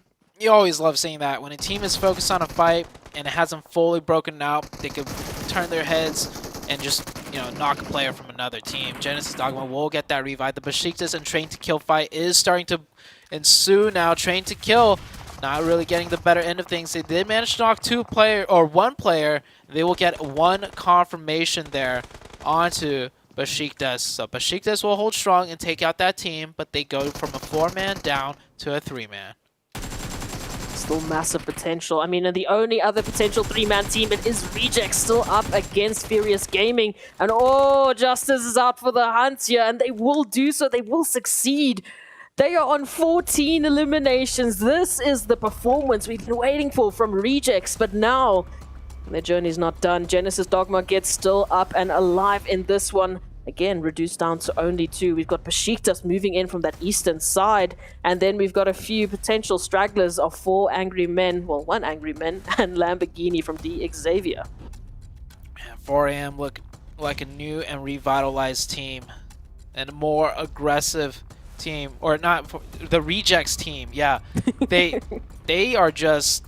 Yesterday, we saw them be extremely passive. Yesterday, in the very last match, you remember, they had 4 players, and they full sent it into a shack with 4 people all hiding in a shack, and they got absolutely decimated. Now with 3, instead of hiding, they're taking fights, they're being active, and they're picking up those points. This is the Rejects team that, Japan really wanted to see, and I'm so glad that they're showing out now. They had a good game in the previous match as well, racking up a lot of points.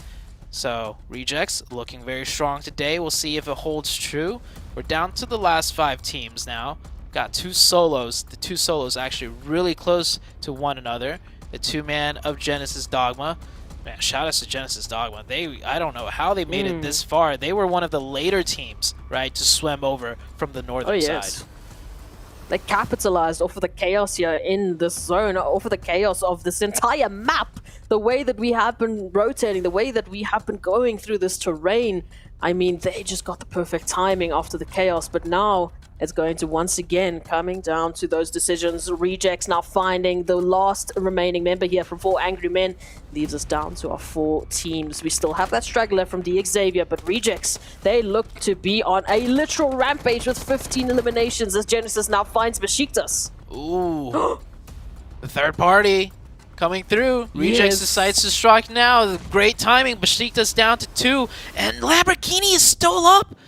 If Lamborghini times as well and this fight kind of stalemates out or goes back and forth, Lamborghini could potentially steal the chicken dinner away from both of these teams. Besiktas will get the revive, quickly knocked back down to the nade by Justice. Good peeks back and forth. They don't want to commit too hard and lose one of their players. Besiktas now down to 1. It's all up to Peace. Can he get 1? Maybe 2 knocks. Doesn't even get the single one. Now Lamborghini has his work cut out for him. This Rejects team about to take the chicken dinner. They're feeling confident. They didn't lose a single player, which was actually crucial. If one of them got knocked, Lamborghini could see that from his position, and he would have stood up and third-partied. But Rejects playing so disciplined, now clearing this last area together. Spots out It's Lamborghini. It is all said and done. Look at the joy out of the Rejects team. An unlikely match to get a chicken dinner from, honestly, for everybody. Everybody involved. Probably, that's not a typical standard fashion, zone ending. Oh, yeah, we've practiced this before. This is how we're going to take the chicken. Rejects so happy bouncing back after a terrible day number 1 performance, I'd have to say. 9 eliminations, 1,372 damage. If we had a statistic for bullets shot into the water, it would be off the charts for this game.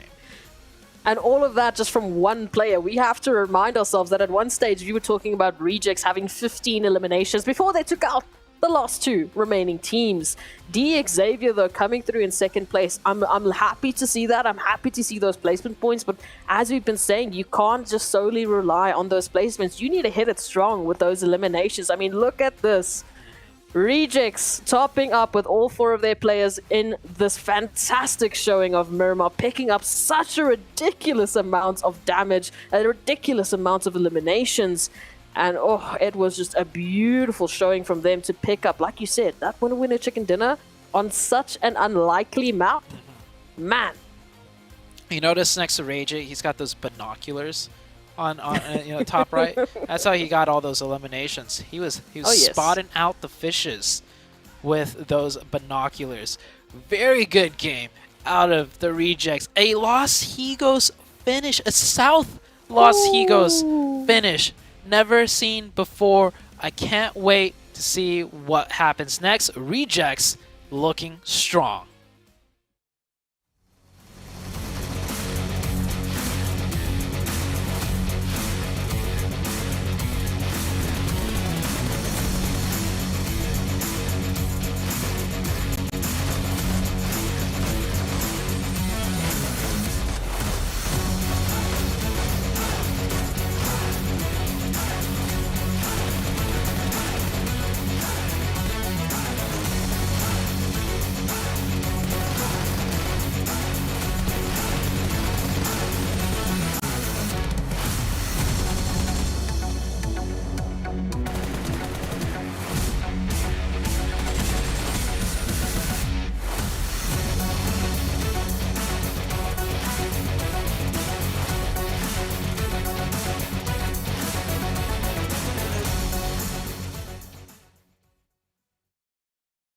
We talked about him a little bit earlier, the Team Reject, and look at what they did in match number 2. 35 total points, 20 eliminations. I think this is a record for Group Yellow, if not a record for the whole PMGC 7. Correct me if I'm wrong. I think you are absolutely right in regards to Group Yellow. I will have to go back and watch some of the other teams because we did get some pretty high elims. Nonetheless, though, this team, they really didn't have to travel that much. By the way, in regards to the top 5, they were the team that least had to travel, and that's because they decided to rotate super early to Los Higos, and it ended up working out for them wonderfully.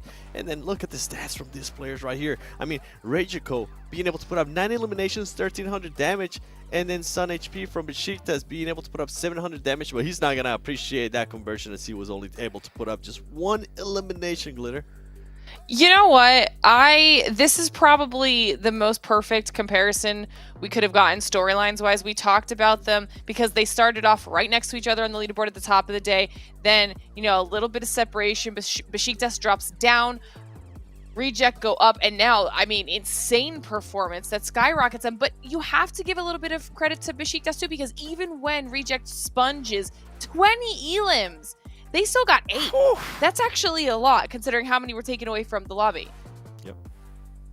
That's true, without a doubt. I mean, that is tough, especially considering when you see Reject just go and pop in everybody to still steal 8 eliminations there when you really need them. Hey, I don't think you can really complain too much. But I mean, I guarantee you, we're going to see these leaderboards change big time. When you have a team take 20 eliminations and a chicken dinner, oh yeah, that's a big difference. And we're going to see that big difference right in a little bit, right after this break.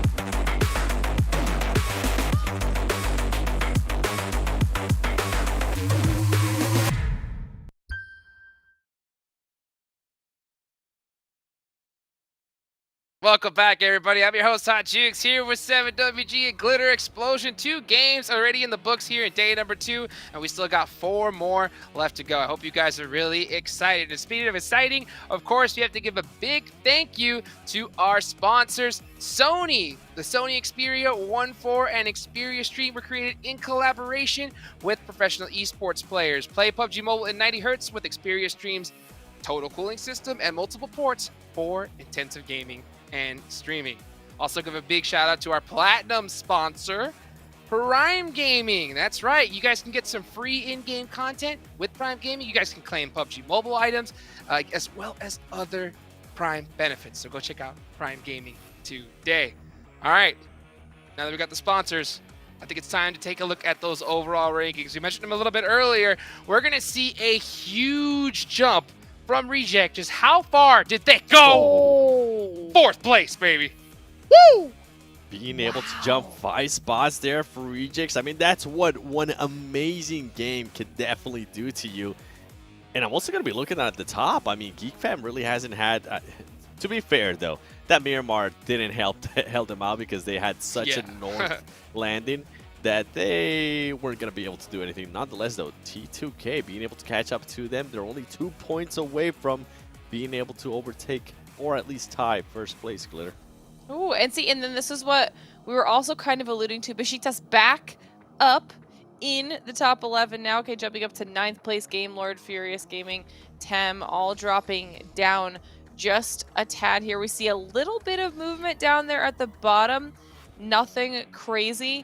But what I'm loving is that I think we're seeing a lot more aggression out of some of the teams that were just a tad bit quiet. I mean, to be fair, this last Miramar was what Rejects did well on, and then when they went into the Sandhawk match, they fell off just a little bit.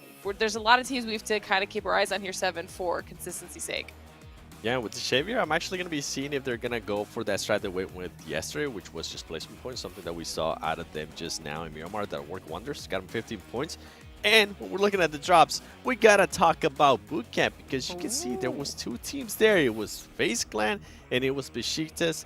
FaZe Clan ended up winning that fight, but they did end up losing 2 players. I wonder if those teams are going to be readjusting. And you can also see a bit of a hot drop too towards the top. Northwest hot team. You can see Falcons, and I think that might be the Xavier. So we'll see if they actually decide to take a fight there, Glitter. Ooh, I mean, there's lots of possibilities. Painan, IHC, and Reject down there. I mean, there could be, especially if you're coming off a crazy amount of elims like that, Jukes, I'd be a little bit worried. Oh, big time. I mean, that Xavier Falcons, position is going to be tough if they hot drop each other in hot tid because, number one, they are really depending on that zone going to that island. And not to mention, they're both on the bottom of the leaderboard. So let them fight it out early. It's just not a win-win situation either way. But moving on, let's take a look at y'all's team to watch here for this next match, the Jungle. My most favorite match of the day. Favorite one to watch, least favorite to play competitively. Seven, I see you got some GK on there. Besiktas and Geek Fam, why'd you pick them? GK, I mean, this is that last map was the 4th map that they just haven't really been able to perform well. Like a team that was so consistent at the beginning of yesterday has now completely disappeared. And we know what usually happens to those teams if they're not able to stop this spiral, and that's why I'm picking them here, because yesterday they were able to win that Sandhawk. If somehow they can at least end up with the top 3 and spark up their day, being able to be a wake-up call for them, this will be a great way to just break that bad scratch that they're truly on. Besiktas, you heard me talk about the hot drop earlier. And then with Geek Fam, I'm pretty sure they're going to be feeling the pressure a little bit, Glitter, of some of those teams currently trying to hunt them down in first place. Yeah, and we kind of alluded to that a little bit too. Like, to be fair, they didn't have the most favorable drop when it comes to where the zone was on the last map. But we did want to keep our eyes on them to see if they were going to be consistently dominant like they were yesterday. And they have slowed down just a tad. I think Sandhawks are a really good opportunity to kind of ramp that back up. It's always going to be extra chaotic. And FaZe in the last game, I mean, they were just aggressive, okay? They had kind of picked up a little bit. It might not have been the chicken dinner, but they had kind of turned on that aggression. I want to see that carry through, especially in Sandhawk. Get a really strong performance out of them. And then, of course, Reject after that. Just insanity. I want to see if they can keep doing it. Take a look at some of the players here in the battle lobby. They are getting locked, loaded, ready to go. Here coming up soon. Sandhawk is always just so pressure intense to how fast that zone goes. Now with the update as well, where the healing strategy is no longer a thing. That zone damage is even more powerful than ever before. And speaking of powerful, it's time to move on over to 2 of the most powerful casters in the game. Let's move it on over to Zute and S-Proxy. Thank you, Jukes. Well, if S-Proxy and I had a power, it is the power to create crazy zone endings, because, yeah. Lost Egos, I'm telling you. Yeah, we were saying, I don't think we've seen that happen in a competitive match of PUBG Mobile yet. I don't think I have, so, hey, you put S-Proxy and Zute together, that's what you get. You get a Lost Egos finish. Let's see if that power comes into play here. I mean, what could be the craziest ending on Sandhawk that we have not seen before? I feel like I've seen every circle on Sandhawk just because it's so small, right? Yeah, I do believe maybe docks ending like at the actual docks, like the to the right of the S, like that pier. That's one place I haven't seen it in before. I've seen it in like above the D in docks, which is pretty far down there, but I don't know. We'll see, man. We'll see. But the first thing that we got to settle out first is this bootcamp hot drop that's about to play out. Oh, yes, indeed. Moving on into the action already. As we talked about it, in terms of the hot drops, we didn't see that on a Wrangle. Miramar, look, let's not count Miramar because Miramar was ridiculous. But are we going to bring in that action here on bootcamp? Are these teams once again going to jump in? Maybe not. Besiktas actually, yeah, giving this location up over to the side of FaZe. If I could recall correctly, Besiktas yesterday opened 2 knocks onto FaZe, making it a 4v2, and then they lost, and we were talking about the killer mentality, right? That's just something that it was pretty evident that the Besiktas team did not have. And I was saying they should not hot drop, and they gave it up. Same with Genesis Dogma, another team yesterday on the hot drops that we were watching, and we were just really puzzled, like, this is not how you contest for a drop shot. They played so passive to a point where it was a mistake, like clear cut, like they're not playing it correctly by any means. It's not even playstyle question. It was just like, you are not playing this correctly. So both teams at least recognizing the fact, like, hey, we are not a hot drop team. This is not what we do. This is not what we're comfortable with. We're going to just give it up and figure something else out rather than trying to tough it out and dropping a couple of games to learn in the process. So good on them to just straight up adapt. Rejects coming off the back of a very strong game will go down to 3 members early on to the side of Furious Gaming. A little bit of a split contested drop here, which is a little bit interesting.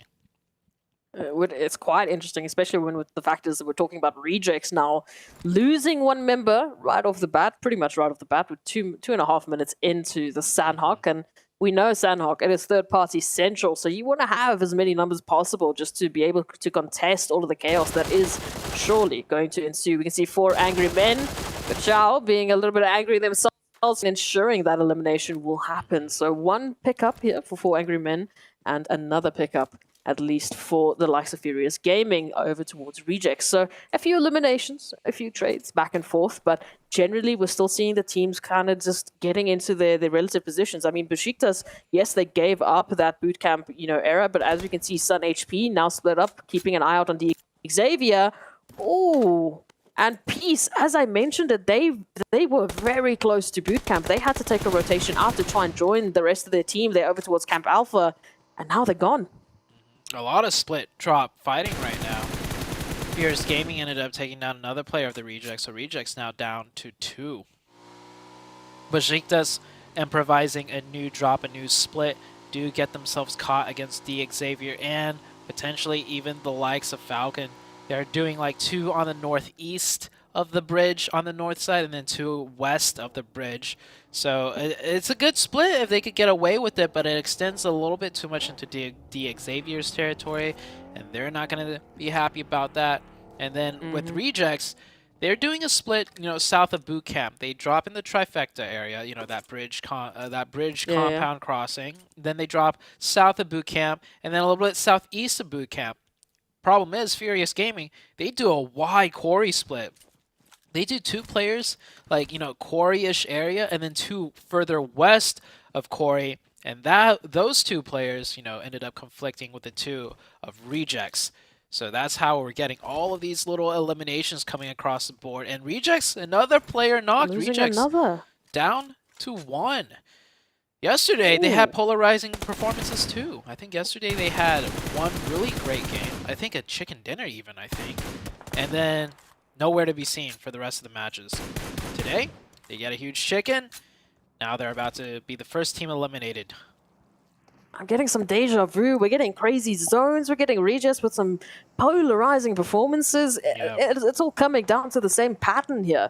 And now, I mean, Justice, rotate, leave the situation, go hide in the grasses. I mean, there's really no option. And unfortunately, we talk about the time in and time out. We've had a lot of teams going for those fantastic placement points, and that's great. Don't get me wrong, that is fantastic, the fact that they're getting up into those higher placements, but you need those foundational points. You need those eliminations to back that up. I mean, at a stage like PMGC, one or the other is not going to cut it. We need both. We need full throttle running up that overall leaderboard. So it hurts to see this happen for Rejects, but it is Sandhawk. We know there's a little bit of craziness. Rejects had that interesting engagement with Furious Gaming, and then just from there on, unfortunately, running into team after team. So we're not really seeing a single team stepping up in terms of the elimination points. It's been relatively, well spread across at least the eliminations from Rejects. So wait and see who's going to be that first team to step on up. Some rotations now needing to come through, as well as we can see the likes of Game Lords right alongside Train to Kill and 4 Angry Men moving on in from that northeastern side.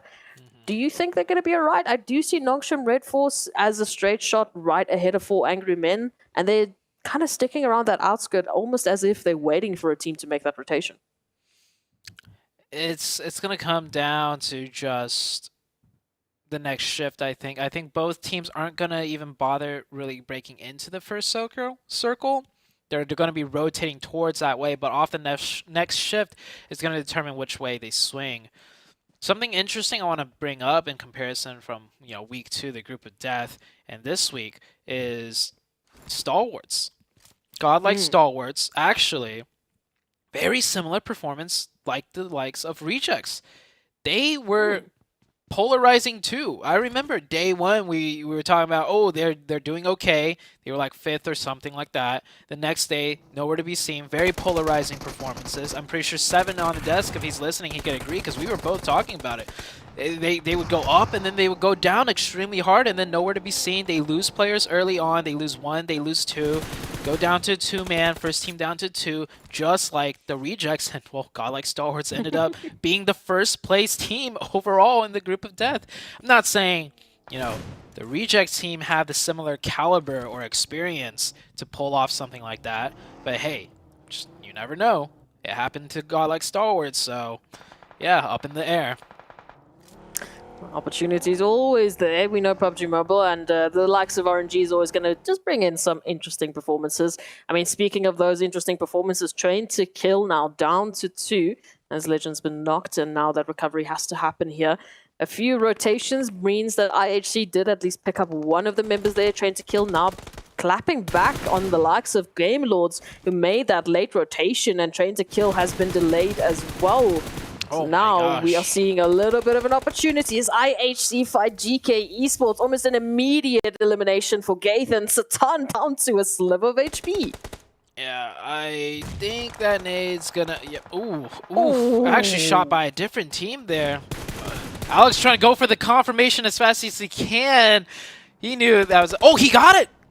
Alex jumping over the car. Yeah, Alex jumping over the car with the DBS. He got it. That's that killer instinct that I'm talking about, right? He just knows. He hears the shots coming in from the other side. He knows that knock just went down. He's like, we want this point. Instantly brings out the DVS and runs it and guns it and gets that 1 point. 1 point can make a crucial difference here. Absolutely, just running in with that DBS action and running in with the vehicles. It is Genesis Dogma Gids up here against Tem Entertainment. And now Tem Entertainment, at least the duo of Tem Entertainment, need to step it on up. We have a 1-2 split, at least for the time being, as Baby steps on out to try and delay Genesis Dogma. But, Geek Fam doing what Geek Fam do best. The third parties are here. Dang, Geek Fam was just getting into a fight with IHC's fight earlier with the other team that rolled on in. What team was that? It was GK. GK rolled on in down to 1 player. Now Genesis Dogma here. Oh, that's Tem Entertainment taken out, actually. Tem Entertainment was a team defending in Genesis Dogma in full force. That's the most aggressive I've seen Genesis Dogma. It works out for them, at least securing that compound. But Geek's going to have something different to say about that. It's not Geek that picks up the point, though. It's actually IHC from over out top that picks up that one. No, these third parties are just heating on up. Genesis Dogma losing 5 another player. Already. Oof, it is disgusting, but it is fantastic to pick up these amount of points right off the bat. IHC once again stepping up. And I mean, we talked about that change of roster once again, another change of roster up into the first few games of today. And it seems like IHC have found their groove, at least until Yuhai has anything to say about it. So many different angles being exposed up there. Geek Fam playing in the ruins area, very split up. This is what playing aggressive looks like when you have 4 players alive and you have the zone and you're safe. We saw game number 1, I think it was Game Lord. I think Seven was saying, I want to see them play more aggressive. They had like barely any eliminations. Sure, they had the zone. They were safe. They could have sat back. Geek Fam, they have the zone. They have 4. They could also sit back, but they're so far spread out on ruins that they're able to third party 2 to 3 fights to pick up scrap points whenever possible. Next zone shifts, it does go up north right into the heart of ruins. It could end around there. It could even go up a little bit to the northeast where the reject player is sitting in a shack, I believe. The last one up for the rejects. Maybe he could squeeze out some placement points if he gets circle blessed long enough. It's going to be that question that has to come through here. And I like that, just the aggression that we're seeing once again. Geek Fam, one of those teams that we've said have been so confident, those teams that have not been afraid of taking the engagement. So it's good to see the likes of Genesis Dogma also picking up that pacing a little bit. But we have to see that consistency follow through. We saw with Geek Fam, I mean, in the first couple of games, we didn't have a single movement on our top 3. That last game, our top 3 didn't make a single movement on the overall leaderboard. Now it is an opportunity to climb back in. You can't give any of these teams space to work, or they will close that gap up against you. Nongshim Red Force here, coming in with hello, to your right. Hello? 1v2. RC could do this. Justice, he's got the DBS. He gets another one. The third player, though, from out on top will get the elimination. Good try by the Rejects team. FaZe Ventorez, though. Spot. Oh. Wait. Did Dooms accidentally throw a Molotov instead of a smoke? I don't know if that was FaZe, maybe. No, it showed... I think it was Dooms. Yeah, it showed Dooms Molotov. Oh no. Oh no. I mean, Nongshim Red Force just off of the back of a sub as well. I mean, they dropped Satan, brought in the QX. This is not the impact that you were looking for. Yeah, and also it's just... You mollied your down teammate, which you could have revived, and get back up to 3, and near the center. Man, Nongshim Red Force, it just seems like they've been having so many troubles. Here we have a little car chase happening. You don't see this in Sandhawk almost ever. Game Lord with the YOLO full send rotation straight into the hearts. Well, not the heart of Ruins, but on the outskirts of Ruins. One player will go down. Last player in desperately trying to set off that smoke. Can he get it down in time? Give him some cover. Give him some reprieve. Too many shots from too many different angles. And, man, with IHC's sight train on you, they will not let up. IHC up to 6 eliminations now. But as if that was enough for Game Lord, Geek Fam also reached in from Ruins. They put themselves in a perfect crossfire between IHC and Geek. So regardless of what IHC would have done, Geek Fam would have jumped on in. Those are 2 teams you do not want to be sandwiched between. No. Lamborghini, we saw what they did on Miramar. Will they be able to clutch it up against Falcons who just drive on by? Nice little swing by right there. I like it. I respect it. Falcons. Looking strong. Falcons, man. This team's also been struggling a lot. Looks like they're playing a bit more loose, a bit more confident, and it's working out for now as they pick up those 2 elimination points so far. Next zone shifts. It does come off of the North Island. I think everyone on the North were ready for this shift, so let's see what their plan is. 4 a.m. meanwhile swinging in from the western side. 4 a.m. started all the way on the northeast, so they did a full, complete wraparound. Working out so far, but can they get further? Ooh. What a nice shots with the silencer as well. That QEU with the silencer, oh, sounds so nice. It's deadly. Just tap away, and it's done. But Xavier now, I mean, we had the drive-by from Falcons. That took out Lamborghini. Now, T-Duck out here, the nade. Oh, sliver of HP, you're out of the blue, and they can't even get around. They're just going to go down. No other option. I mean, at this point in time, Falcons have their number, and Xavier will go down with not a lot to show for it, unfortunately, but we'll see what they bring on back. At least 2 eliminations to the tally as Geek Fam move on in, still hunkering down here towards Ruins. Yuhai instantly knowing his backside just got compromised is going to adjust his positioning. Quick heads-up play right there. Genesis Dogma will find this shack to play in for now. Geek Fam do want to close in on this, but they're also dealing with Furious Gaming the whole time, and that's a player knocked out of the Geek Fam team. That's just going to slow things down for Geek Fam. They're going to go back and reset as GK Hope comes in, and I think he saw that burning car. I was like, that's taken. Ends up getting taken out by the 4 a.m. team instead. GK, once again, slipping on the leaderboards. Eliminated very early. No placement points. No elimination points.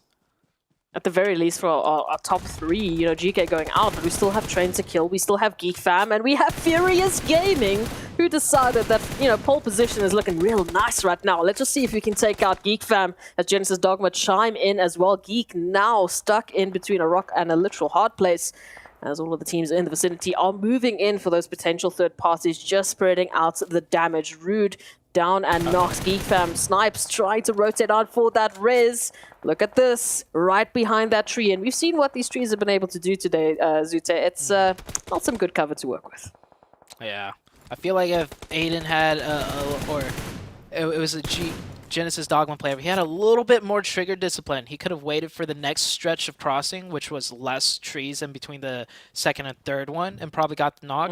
But him firing off the shots right there, getting a little trigger happy, will incite that player to drop down smokes, to get the crossover, to get the revive. So Geek Fam will go back up to 3, losing their 4-player strength, which would have been crucial in a match like this coming out of Ruins. They would have had they want full force control. Circle did shift north off of Ruins though, so we'll see the likes of IHC have to make a play, Geek Fam, Furious Gaming, GD Gids, and everyone else coming in from the eastern side of things. Longsham Red Force still in this at least for another second before FaZe Clan move on in. Picking up at least an elimination or 2 or 3 as they move on forward. And now they're going to be coming through from that eastern side rotation. The only other player really in contention for them would have been Train to Kill, but bam, there they are. They are out for the count. So in terms of our top 3, it's only Geek Fam left, up with 5 eliminations, still moving on in from Ruins, right up ahead of Furious Gaming. 4 AM looking strong right now. All of 4 AM still up, coming in from the west. Geek Fam trying to do what they can with 3, and it's working so far. IHC did make that drive over. They find some sort of cover. One player knocked, should be able to get revived. Constantly have to deal with the GD Gids. Yeah, that shack being taken completely ruins Geek Fam's plans, and now they are getting pieced apart by everyone from every which angle. Geek Fam went from third-partying every team to having every team look at them, taking shots at them. Yeah, from his backside, from his left side, from his right side. Nowhere for Snipes to go. Snipes about to get sniped as all the teams are moving on in. Furious Gaming still need to get themselves in the zone. Falcons going out at least with 5 eliminations. Here it pops off now as Furious Gaming, they turn it all around up to a IHC at least before Alex steps on in and confirms the entirety of Furious Gaming. But it's not going to stop there. Snipe still somehow as a solo fighting back against the entire mountain that they need to climb here. IHC holding them down, keeping him locked in. Rotations are going to be tough. Genesis Dogma still alive. 4 AM, controlling the western side very beautifully. They do know Genesis Dogma is down there, and they know it's more than one player based on the amount of shots they've heard ringing out. That nade does not connect. They really want to take care of everything around their backside and corners so they don't get spoiled. Will they commit to a full push? FaZe here, taking some shots, and Geek finally gets taken down, and it's by 4 AM of all teams. 4 AM up to 4 eliminations. About to be 5, Svan with that QBU. I think it just got stolen potentially. Yeah, it was Besiktas that picked up that.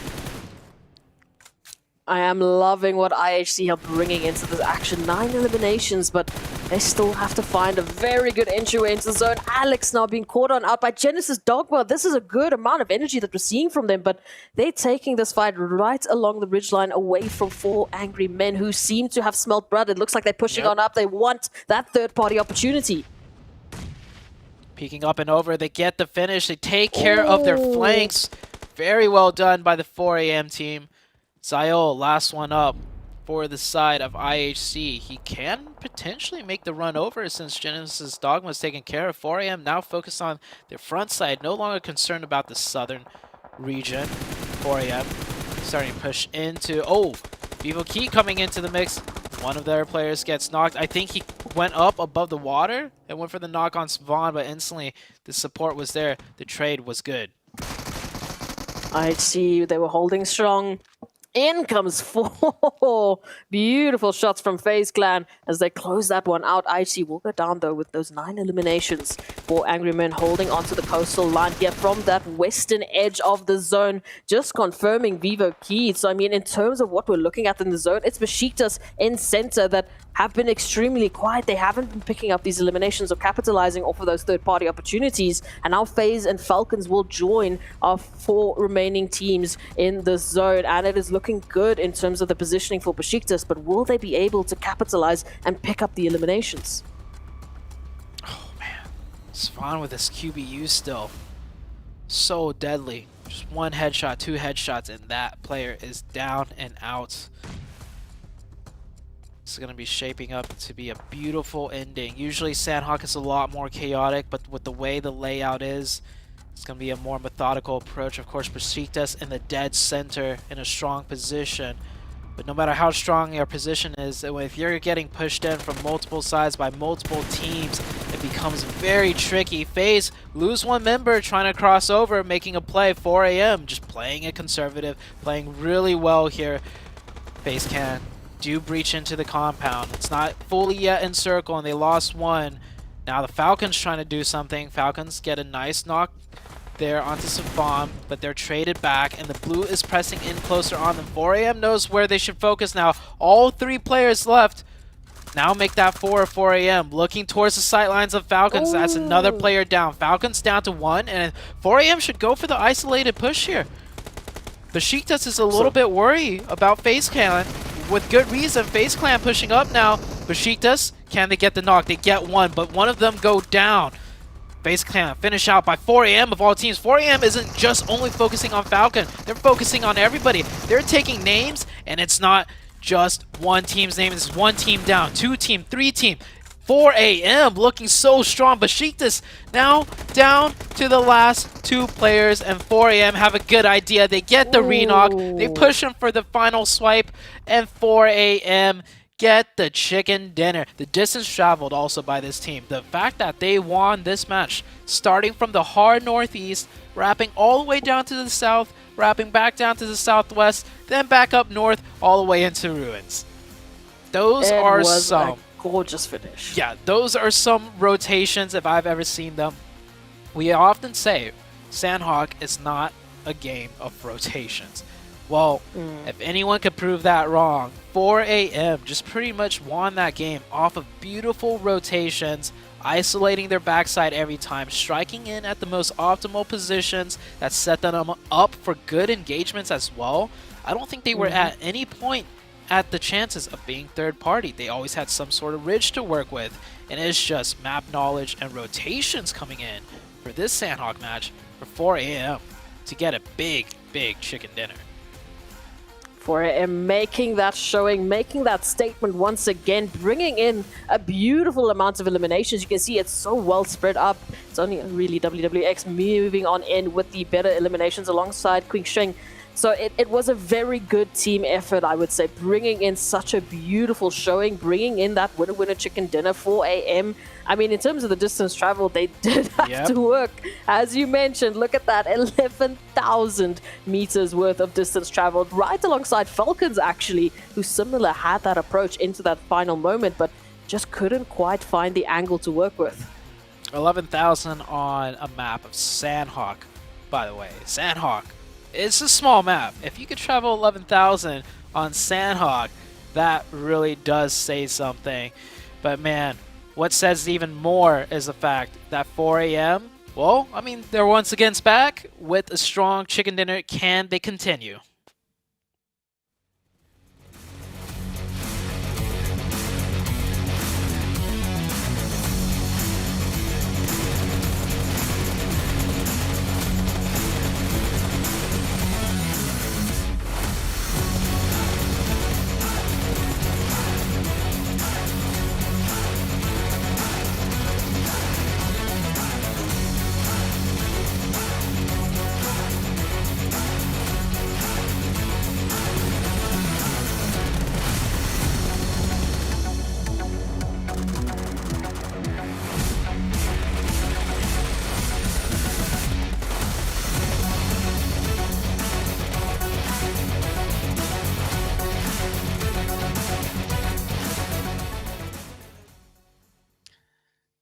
And the 4 angry men just got angrier. 30 total points after being a little bit quiet here for a little bit here in Group Yellow. Finally getting another chicken dinner once again. And then Team Falcons finally showing up and getting 16 points on the board here, 7.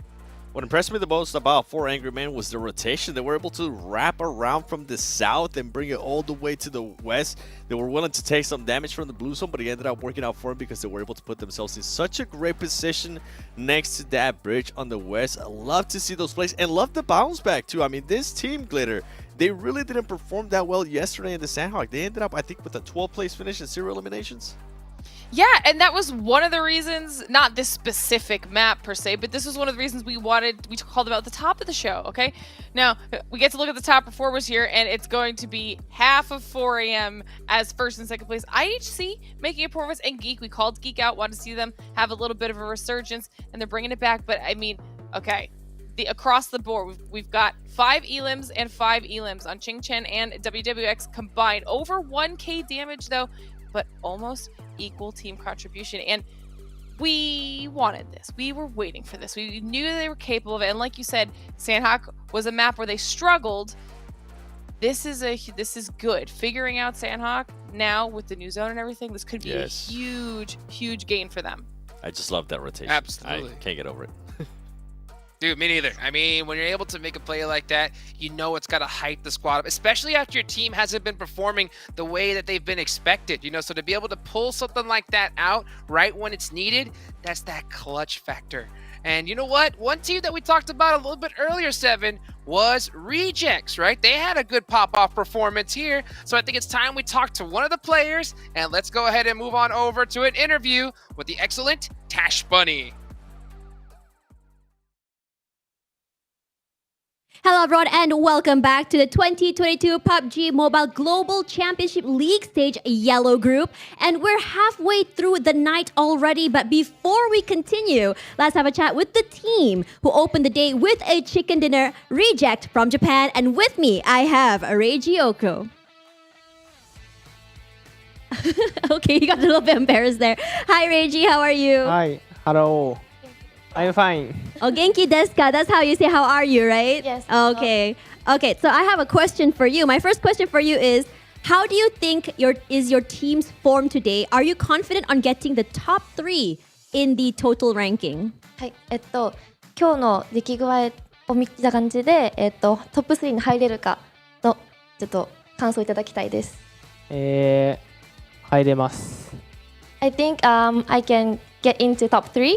Okay, he thinks he can get into top 3. So what do you think is the hardest thing that you have to do in order to get into top 3? Okay. 第3位トップ3位に入るようにするには何が一番大変だと思いますか？生き残ってポイントを取ることです。For he said that to survive and to earn the point will be the very difficult part for him. All right, surviving and getting points. Of course, you have to talk about that sweet spot. But for now, my last question for you is, you won the winner-winner chicken dinner on the second match for today, but you were quickly eliminated on the third match. So does this unstable result affect your mood, and how will you guys adjust next? はい、2回目の試合では、結構いいスコアを取ったと思うんですけども、3回目の試合ですぐに負けてしまったと思うんですけど、その中でSorry, what was the question?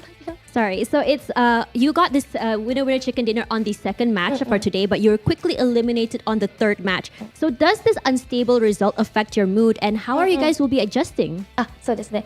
2回目の試合では結構トップの方に入ったと思うんですけど、3回目ではすぐに負けてしまったと思うんですけど、それはどのように今の結果を影響するかっていうのと、どのようにしてそれを回復するかをお聞きしたいです。まあ運が悪かっただけなのであんまり気にしてないです。Okay, so he said it was a bad luck. It was just a bad luck, so he don't actually care. Yeah. Oh, bad luck and he doesn't care. At least he's gonna go GG, go next. I'm very excited about that. Now we're gonna be going into the fourth match of the night. How do you say goodbye in Japanese? Goodbye を日本語でなんて言いますか？ Sayonara, everyone, and we'll see you guys back on the desk.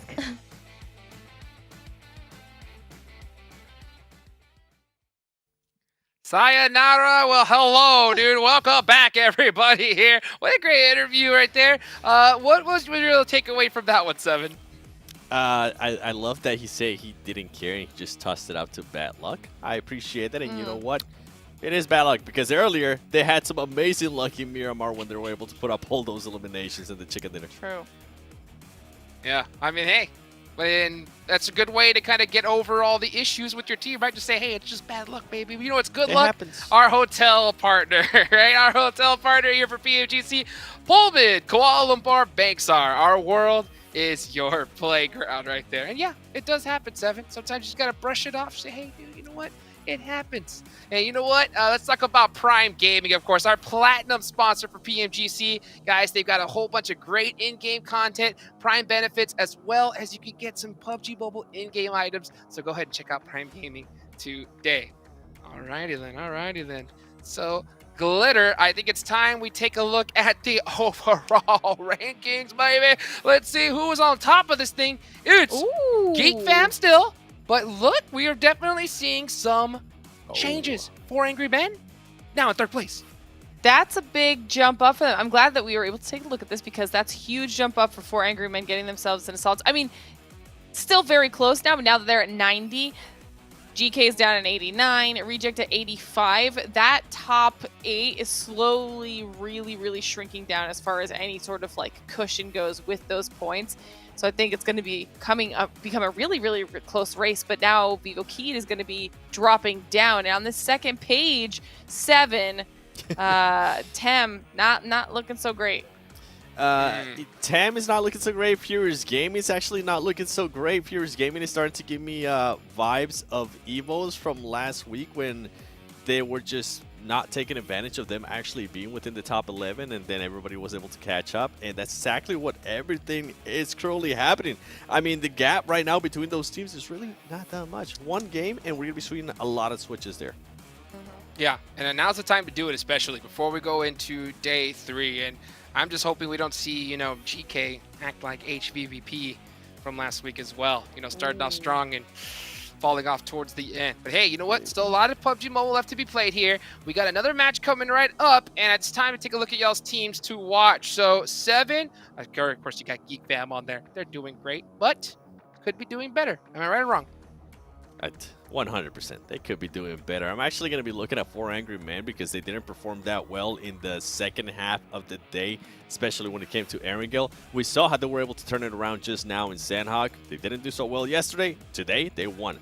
What is 4 Angry Men going to be bringing for us here in the next Erangels? And then for Tem, I mean, we talked about it. This team currently sitting in 13th place. I'm pretty sure not where they want to be. They want to be able to close that gap a little bit more. And why not take advantage of it? And I know you have Tem as well on your teams to watch, Glitter.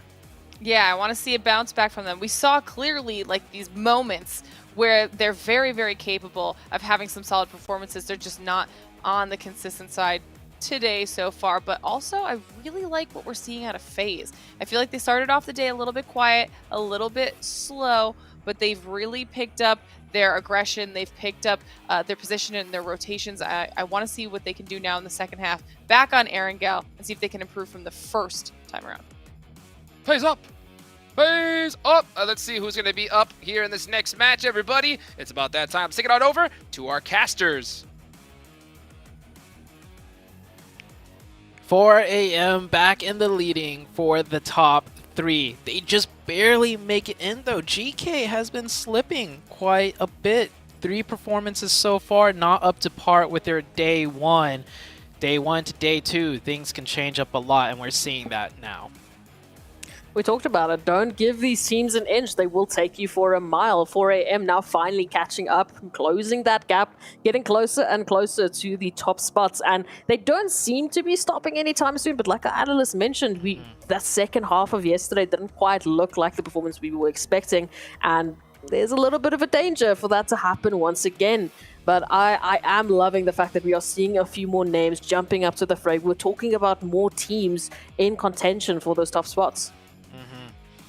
Players definitely warmed up by now. 3 matches in. I love the shots of the player cams because we could see a similar mood setting across all of them, regardless of where they are in the leaderboards. Everyone's really focused right now. Everyone's really serious.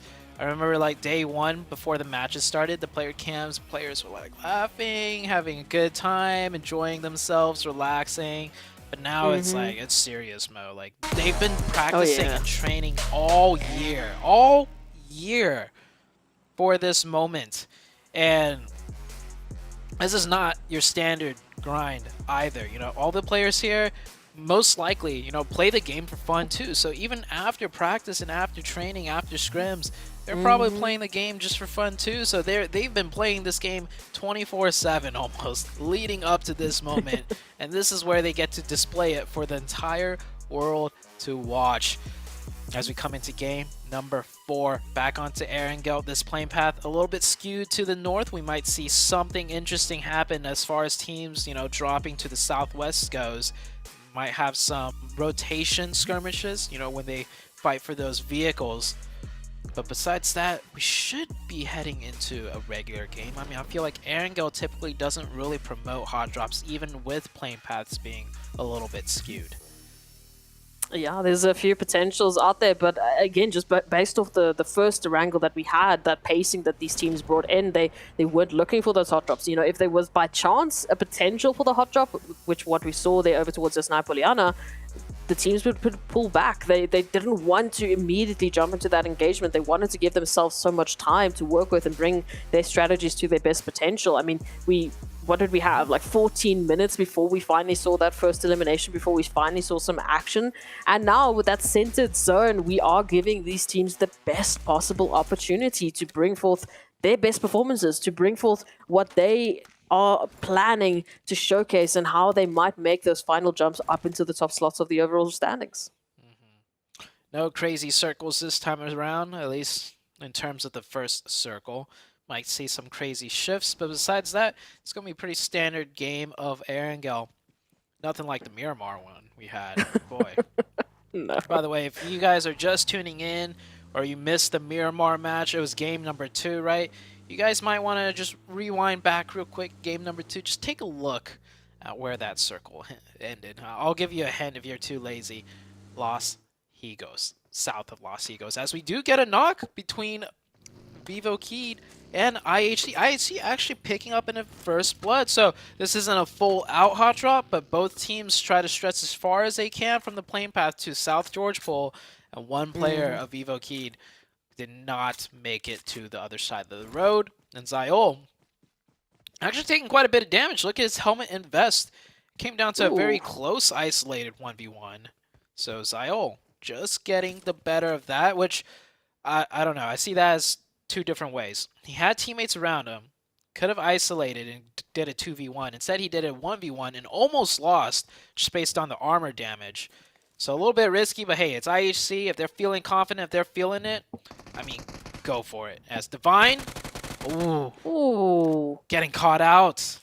There's those rotation skirmishes I was talking about. Game Lord setting up a nice little trap onto Divine there. I mean, similar to what we saw on Sandhawk, however, like these players are getting isolated. These players are alone. I mean, taking Divine, that late rotation on up, obviously trying to, you know, recoup with the rest of their squad, but as a result, getting caught out and alone and really no opportunity for Rejects to do anything about it. So hopefully they'll regroup, keep that tight, you know, keep that tight-knit, you know, pattern that we saw on Erangel, the first Erangel of the day, so that we can bring forth the longevity of these teams. I mean, you know, Glitter mentioned it. We were talking about Tame Entertainment. They've shown those brilliant moments today. They've shown those glimmers of hope, but we need more, and arguably we want more from all of these teams. We want to see them climbing to the top of heights that they'd never managed to reach before. Definitely agree. We're 3 games in, and one of my questions was Geek Fam's consistency, right? Playing from the edge and fighting their way in. That Miramar game, I'll toss out the window. Like, that one... It doesn't count. It's not a map.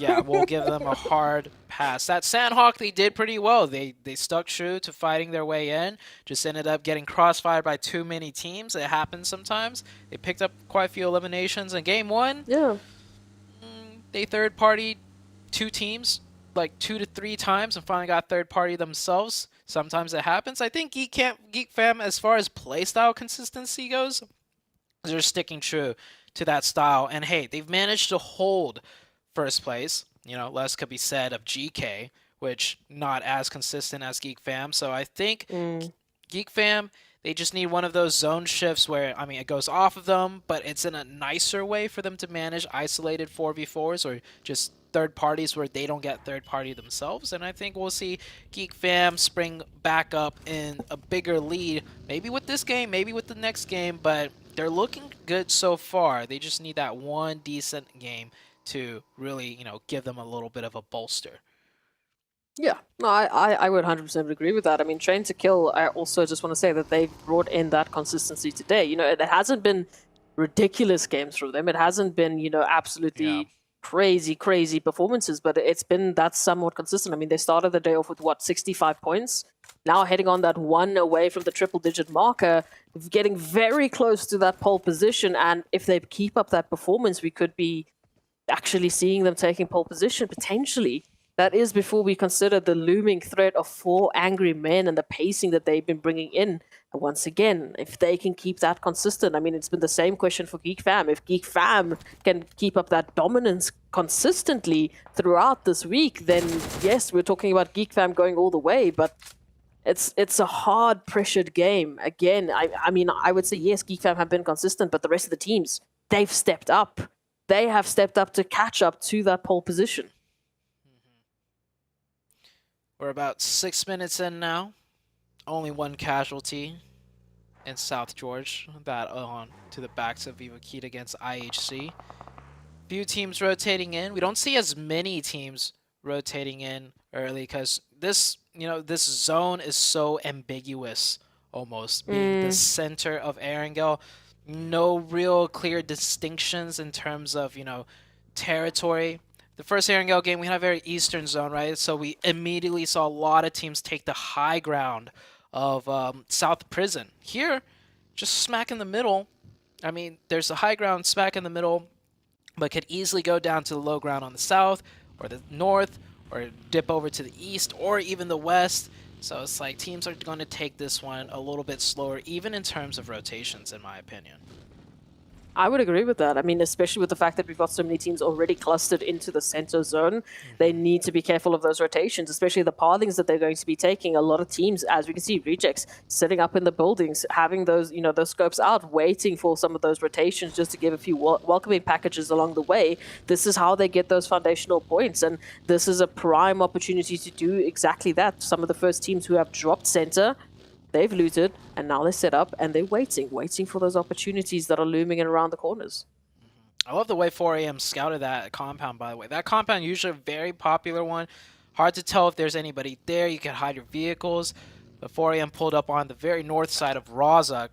Using that vantage point, they had one person covered, scout out for vehicles, scout out for movement, didn't see anything, and they'll slide right in quite easily and comfortably. Not super center of circle, so probably why it's not taken. But that's how you make progress into these matches. Good scouting, good rotation pathing, and you won't lose any players, and you'll keep all 4 up. 62 players up. Going into the next circle shift. Will this one give a more distinction on what kind of game we might be seeing? Does go hard down to the south, so now it's pretty much divided on the high ground and the low ground. Now teams will definitely prefer one or the other. There's some very strong compounds on the low ground that's more central, that if you take it now, you might be heavily rewarded for it. So we might see some clashes there in this new circle.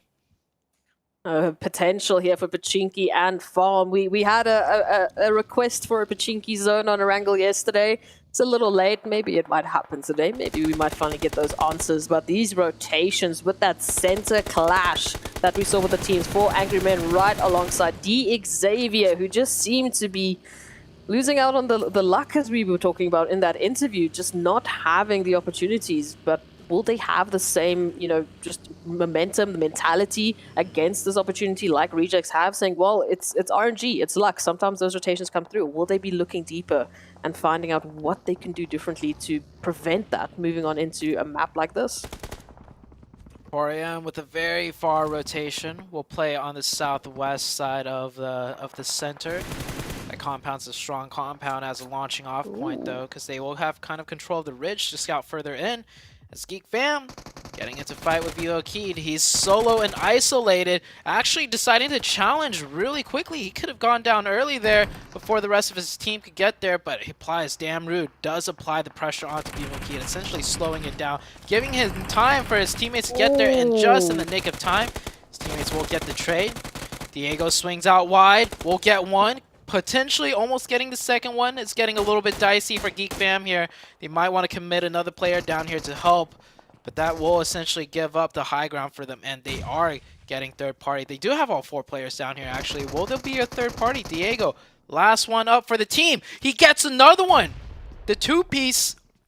One more to make it the 3-piece, and that will be a full squad wipe onto the side of Geek Fam. Yuhai, the last player up. Previous team, BTR. We've heard in his interview he's looking forward to challenge BTR, his old team, and Yuhai showing why he got picked up by Geek Fam, showing his prowess. This Yuhai player, by the way, since his debut has been making a lot of splashes and waves. And that was like about 2 years ago. So good to see him progressing with that nice drop shot, that nice clutch, getting the full entire reset onto 4 players of Geek Fam. That is huge.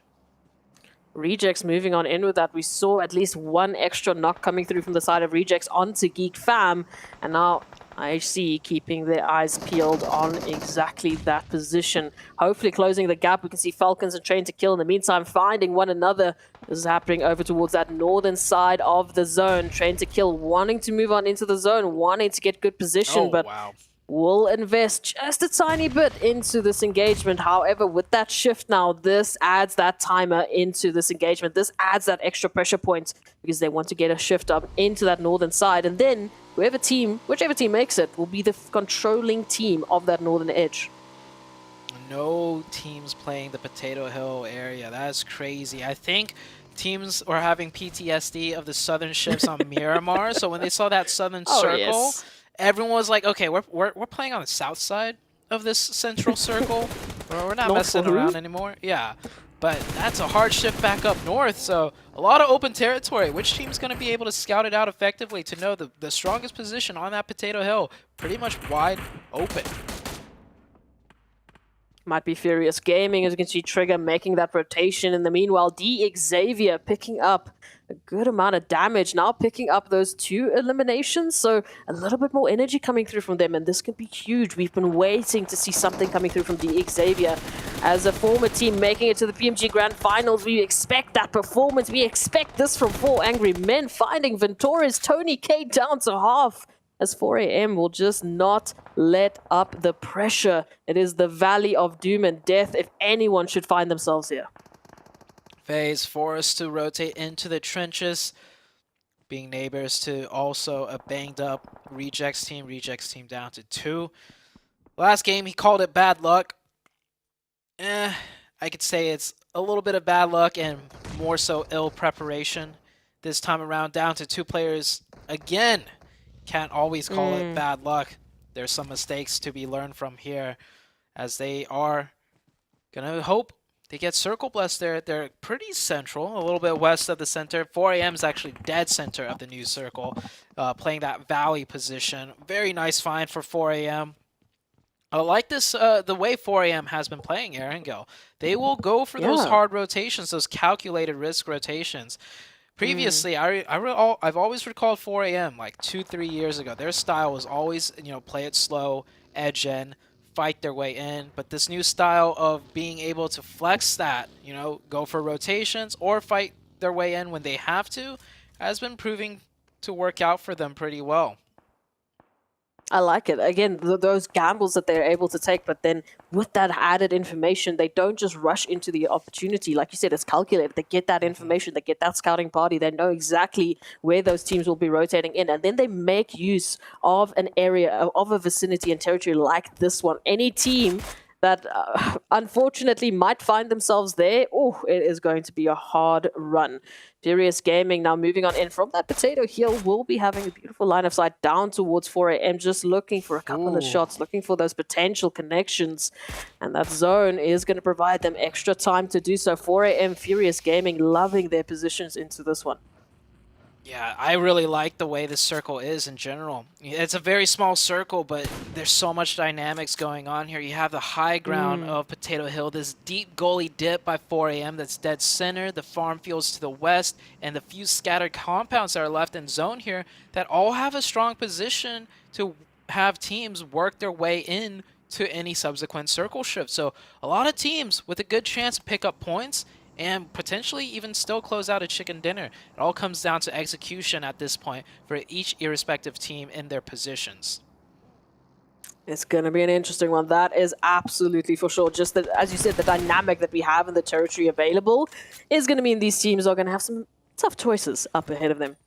Geek Fam giving a bit of a welcoming gift here to Game Lords as they immediately take that rotation hard to the west. Again, this is a rotation they need to make into zone. Both of these teams fighting on the outskirts as slowly but surely we will see that pressure forcing them into the chaos. But Geek just applying the pressure. Oh, Tim Entertainment, they found Genesis Dogma. And look at the numbers that they're working with. It's a 4v4, which could easily break into a third party, especially whenever Geek Fam is involved. But Geek Fam, they're going to go for a rotation instead to look for what to play in. And oh no, the bunker trenches. Or not the bunker trenches, just the... Oh! Reiji. A little bit of bad luck there, potentially. Not getting that underhand tossed over the top. And oh, Reiji with a nice shot with the UMP peeking out over the top. Gets one knock. Forced to fall back because there's a lot of teams everywhere with sight lines that could third party this. Yeah, he's going to use the util instead. Good job. It's actually FaZe using the util. Reiji will eat the nade instead. The rest of Geek Fam going to start funneling in here. Rejects down to 1. Throws down the smoke. Should be able to get that revive. But meanwhile, look at that battle ensue on the high ground. The hilltops between Tim Entertainment, Genesis Dogma, and Game Lord. That is 3 teams fighting. Tem Entertainment is out. Now it's down to the 2 teams. I'm surprised Geek Fam wasn't the one staying up there deciding third party everything. They made the choice to go downhill into the trenches, and they still have 3 up and still making progress. Another good nade onto Reiji. That was all thanks to Game Lord. We're seeing that hunter instinct coming through now, that aggression that we've been lacking, and Geek Fam somehow turning the tide onto Rejects. That is them completely eliminated. Back into the storyline here with Game Lord. They did so well up against Tem Entertainment, but there was that looming threat of Genesis Dogma. Victor finding that nade onto Booms is going to allow them that extra space as they try. And they try to make that flanking opportunity, but Genesis are holding on to every vicinity, every angle, every line of sight they have on lockdown. Now it is Victor up against trying to straggle back, trying to give that buffer zone. They need that time to recoup. Yeah, Game Lord looking like they were the aggressors, all of a sudden now being aggressed on down to 1 member. He's going to have to go somewhere, find some place to play from. As GK, this team has been awfully quiet today. Looking good on the initial defense against Besiktas. Besiktas pushing in with the 4-man team, instantly cut down to 2. Now getting shot in the back by, I think that was still the GK team getting an angle there. Now Besiktas down to 1. This should be easy cleanup, easy finish. GK showing us why they were first place yesterday. Clinical defense right there. Picking up the 4 Besiktas without having a single player even knocked.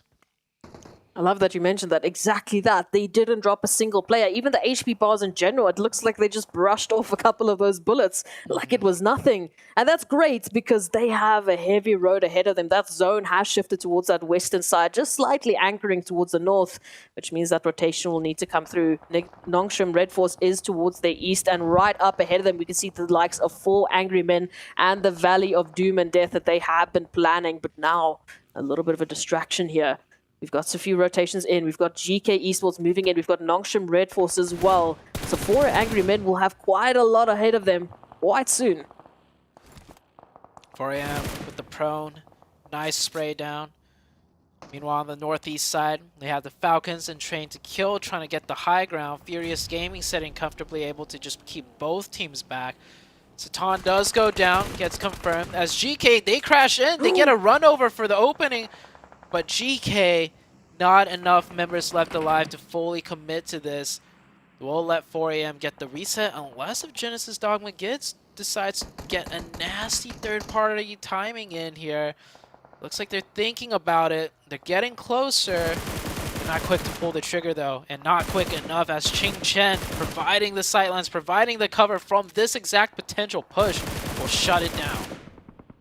I don't know how, I don't know why, I don't know where, but somehow, some way, 4 Angry Men have turned this one around for the time being. Genesis is now trying to make that flanking opportunity right alongside Train to Kill. We can see all of the surrounding teams now filtering in, filtering all of that damage center. as King Shen might be in some danger here. Genesis Dogma trying everything to try turn this battle around and get a good position in zone. Meanwhile, Falcons in that rotation up against Furious Gaming. It seems to be all down to Milos right now, holding the ridgeline, waiting and trying to stay alive for the likes of Furious Gaming before the rotations move on in. I love the aggression out of the Falcons. This is a team that has the experience. I don't think they've had the confidence so far yesterday and today, but you see it here. They're coming out in spades right now, taking this prime position away from Furious Gaming with a very, very coordinated push effort from the entire team. They do get backstabbed a little bit by Nongshim Red Force, so just as I was complimenting them, things are starting to fall apart. They can still bring it back, though, with 2 players up. Oh, now just down to 1 player. Ooh. Falcons. Powerful. Last one up. Nongshim Red Force. Well, good for them. Looks like they have the confidence to start fighting, and third-party teams as well. Down to 3, but they have a prime location on this high ground. Again, it's just like we're having the teams that have been so quiet suddenly step up all in tandem, all in a beautiful choir as they're moving on into this crescendo that is going to be this next zone. Now waiting, GK Esports just prepping a beautiful nade, trying to find that connection onto 4 Angry Men, give them that space. In the similar fashion, Nongshim Red Force, they move on in with those utilities that they've been saving. They've been quiet. They want to take out the Falcons, who are reigning through with those 5 eliminations, and they are just 1 connection away. It's powerful mixed dash, but this dash is right in front of Furious Gaming. They have an opportunity to chime on in. Oh, Falcon. They never dealt with the last Falcon player there alone. Will go down. Nongshim Red Force should be able to get that revive as well. GK, another player goes down. Ragnar, last one up. They spot the vehicle, so they do have a good idea where the last player could be. And 4 AM, well, they're always going to clear out their flanks, clear out their sides. And the 4 people trained on that sight line, that is GK eliminated. 4 AM, potential maybe for back-to-back chicken dinners as Geek Fam here. Now, their time to strike, and oh man, they're just so good at fighting. How? They came in here as the 3rd team to show up, weathering the defense of both. It was what? It was Rejects and Rejects, FaZe. yeah.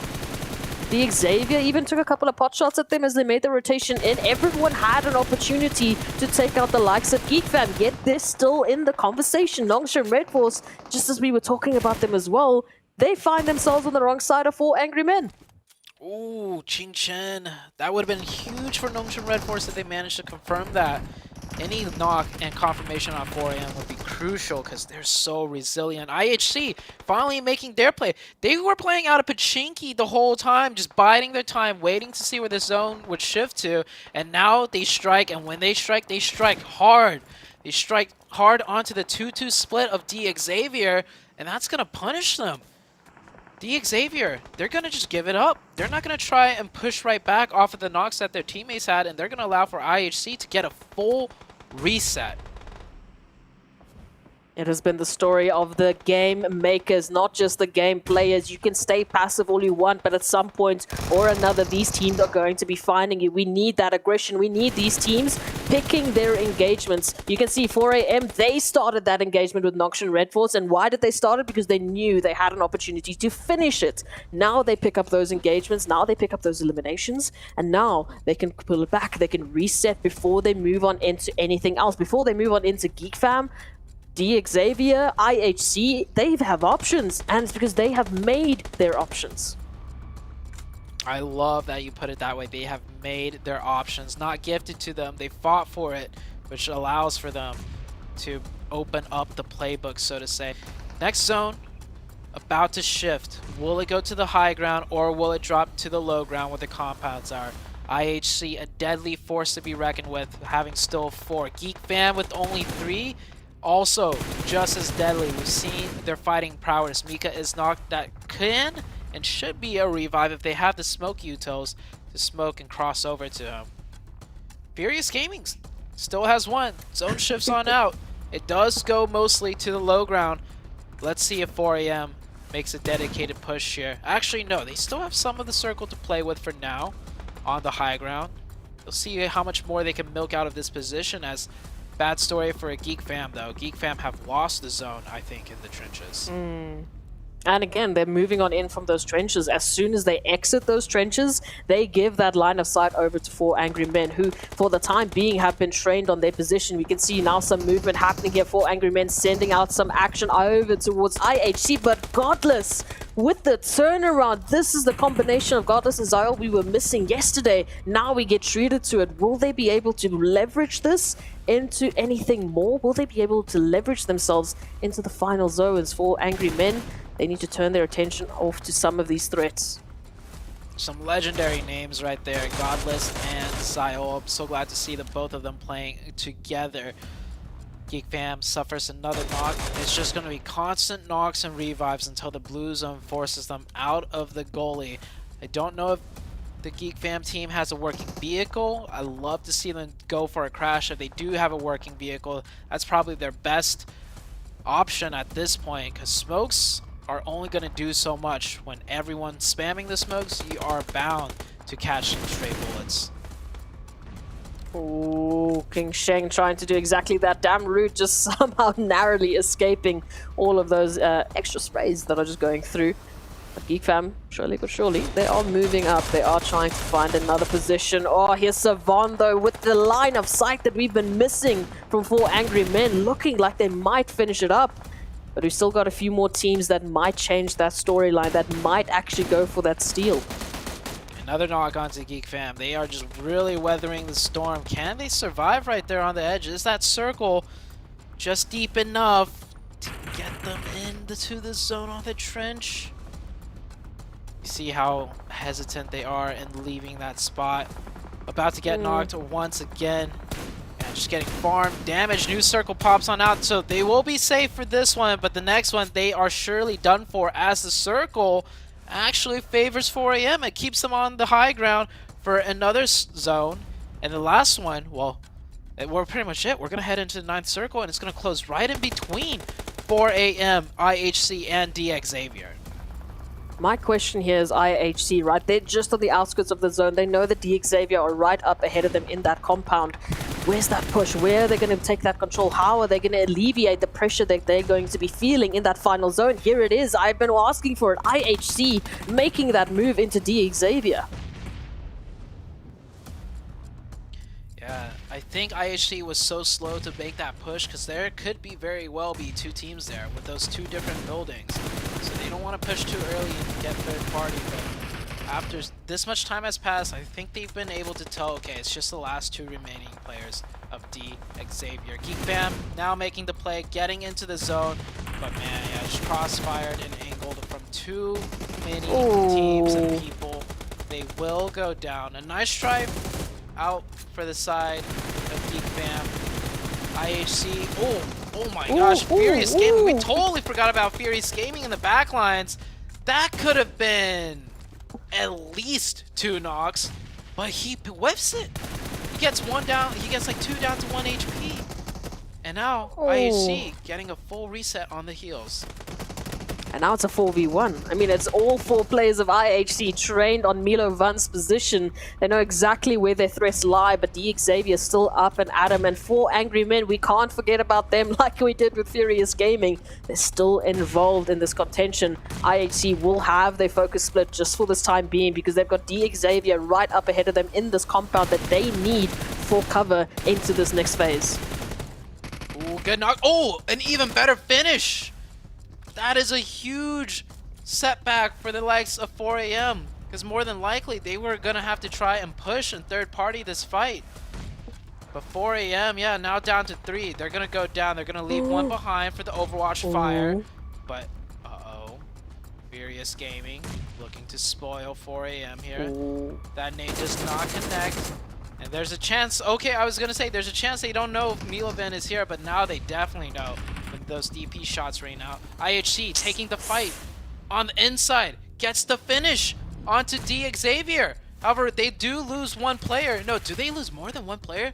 Furious Gaming taken out. Ching Chen with a nice defense there. Yeah, IHC lost 1 player, so it's down to a 3v3. IHC with the blue zone, pushing in on their backs. 4 AM with the prime positioning inside the center of the circle and the angles. This is IHC, prime. if any team can win this 3v3 at a disadvantage, it would be Prime IHC. How are they going to do this? Are they going to clear out the tree with the grenades? Oh, Godless. He has an idea. Blue zone coming in. Makes a toss, gets the knock. Yes! It's good. IHC to a 2v2 actually. Ching Shen or Good Xiao got the trade with the weapon. Goes for the confirmation. That's a little bit risky. Sticking your head out like that. They get another knock. 2v1. I think Godless got the knock. No, Godless going for the knock. Backed up in the shed and forced to push out. 4 AM making the decisive play to drive down while IHC was just finishing up their fight. It looked a little shaky when IHC took down Savan and got the confirmation, but a back-to-back chicken dinner. A super extremely tough game on Sanhok for 4 AM to navigate. This time around with 2 very precise rotations. They will nab the chicken dinner, and I think 4 AM, they should be shooting up to first place after that one. The question is, have they broken that streak? 7 posed the question. They didn't look so good yesterday in the second half of the day, especially over towards Erangel. Here we go, completely revitalized, a completely refreshed 4 angry men moving on up, potentially, like you said, to that pole position with the performances that they've been putting up with the winner-winner chicken dinner from Sanhok over to the winner-winner chicken dinner on Erangel, and their beautiful performance with that setup in the valley. They are bringing home a very surprising performance here for everyone, or at least the expected performance that we were waiting for on day number 1. 4 AM looking so good right now. China overall looking very strong. Nova finished in second. In week 1, LGD almost made the top 3. Unfortunately for them, they were knocked down to 4th. And 4 AM, well, there's still a very long road ahead of them, but that road's looking brighter and brighter with a back-to-back chicken dinner.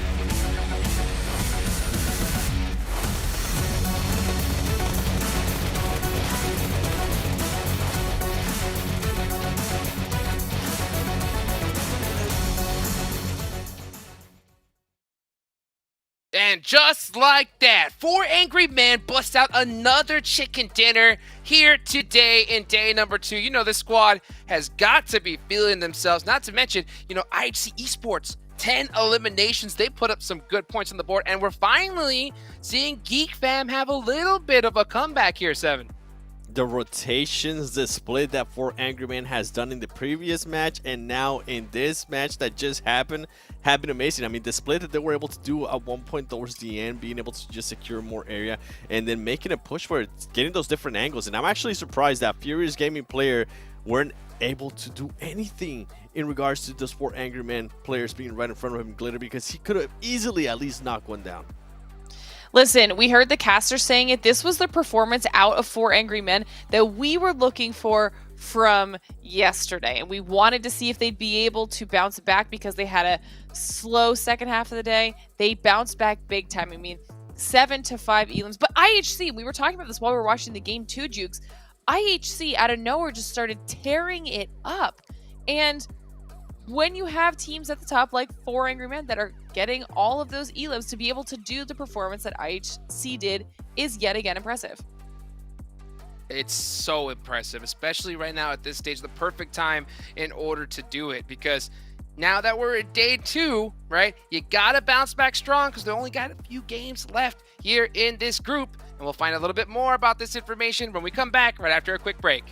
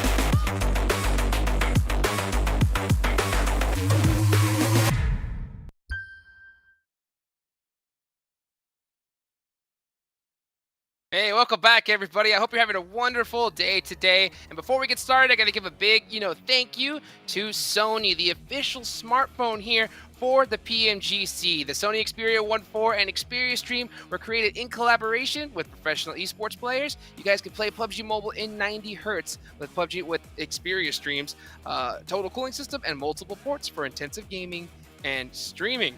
And you could tell, man, these guys, these four angry men, they are getting angrier and angrier as this show goes on. And I want to see just how angry they have gotten with this overall rankings. Ooh. And quite angry indeed. No way. 7. First place. Did you do this Wow. math in your head? Did you see this coming? I did not. I actually thought it was going to be maybe second place, but I guess the chicken there is the tiebreaker in this situation. Wow. Yeah. Okay, well, here, One more, let's could you talk ask about for? them a little bit more. 59 eliminations. I'll actually go a little bit more in depth into that because it's really impressive what they've been able to do in the past 2 matches. Geek Fam, though, I mean, it's not the Geek Fam that we're used to. They get a good performance in that last match, but I want to see what they're going to be able to do in this next Myanmar. You can see Furious Gaming being able to move up. That's good. Remember, that was a team that I was hoping they would be able to take advantage of them being in 11th place. It's good to see that. Game Lore, they're continuing with that passiveness. They have been getting more eliminations, but I feel like it's they can't find a happy medium, Glitter. It's either some eliminations and no placement points or some placement points and no eliminations. Yeah, and then down there at the bottom, I know it's not big, but I heard you kind of mention it too, Jukes. Tem falls even farther. D. Xavier actually jumps above them, which, the points are still very close, and we say it all the time, one match could change it, but I think it's more kind of the momentum loss, that mental hit that we talk about a lot too. I mean, at the end of the day, top 3 is the goal. Okay, no matter what, like all these teams want to get into top 3, nothing short of that. For fourth place might as well be last place to a lot of these players here. At the end of the day, if you see Tem drop that low, if they want to bounce back and try to get that top 3, it is still possible with how many games we have left to be played. But I think we need to see something out of them right now in this Myanmar match because 4 angry men are heating up. Right? Geek Fam is heating up as well. And I don't think they have any plans on letting go of the lead that they've created here, 7. It is possible, but I'm so glad you mentioned 4 angry men too because I want to actually talk about them a little bit more, especially in regards to eliminations. In 8 matches, that team was able to get 28 eliminations. In this past 2 matches that they have won, they have already gotten 31 eliminations. So if those teams towards the bottom do want to make a push, I mean, it's going to have to be now, especially with the performances that 4 angry men is being able to put up. Now we're going to be going into Miramar. I tend to expect a great match out of Besiktas. You can see their south landing spot right there. And also, I'm going to be looking forward to the Xavier. We finally saw a little bit of a wake-up call out of them, and they were able to move up to 14th place, making that gap even closer, Glitter. And GK, same story continues. They're just nowhere to be found after yesterday. Yeah, it's super unfortunate. I mean, 4 angry men at this point, I want to see if they can continue. Go for the turkey of the chicken dinners. Yes. Can they get the back-to-back-to-back? Because right now, they look a little bit unstoppable. But to be fair, they just tied Geek Fam for first, and Geek Fam was one of our top Miramar performers. So Geek Fam is one of my teams to watch for this next match. And then IHC, they're starting to look a little bit more solid. They're kind of stepping up, getting a little bit more comfortably aggressive. And I don't want that to go away. I need that to stay here. Yeah, stay right here where you're at. And you know what? I love this part of the tournament because once you hit day 2, those first day jitters by now are gone, right? Like that whole initial just stress of, oh my gosh, we're here, we're live, the land, that they should have gotten used to that by now. So now we're going to start seeing the true potential from some of these teams. And I think IHC is one of those squads that, had that initial nervousness or starting to finally start putting a performance, but you can't let go of that pedal. You got to put the gas heavy on. And speaking of cooking with gas, let's go ahead and get this next match started. Let's take it on over to Zute and Esproxy. Yeah, we're back to Miramar, cooking on gas. Well, if anything goes to show, Miramar, that last Miramar we had today. Ooh, Los Eagles finish I don't think we're going to see anything as crazy this time around, but last week, I mean, I saw a circle in way far up in the north, a circle that ended way far down in the south. Now, today, who knows what this Miramar game is going to bring, but I'll tell you what these players are going to bring. They're going to bring their absolute best. They're going to be trying their absolute hardest as we're almost, getting to the halfway point of this week number 3. We just passed the halfway points of the day into potentially the halfway points, of course, at the end of the day of the whole week. So these teams, if you want to talk about that pivotal moment, that point that these teams know that it's do or die, it's you need to bring that performance now or it's going to be never. I feel like we've already passed it, but I'm going to say it's at the end of the day. If we don't get to that halfway point and you're not feeling comfortable for the last 2 days, we saw what happened with HVVP in last week when they were pole position holders for 3 days in a row. Yet still in that last day, we had miracles happen. We had teams stepping up. We are having teams step up today.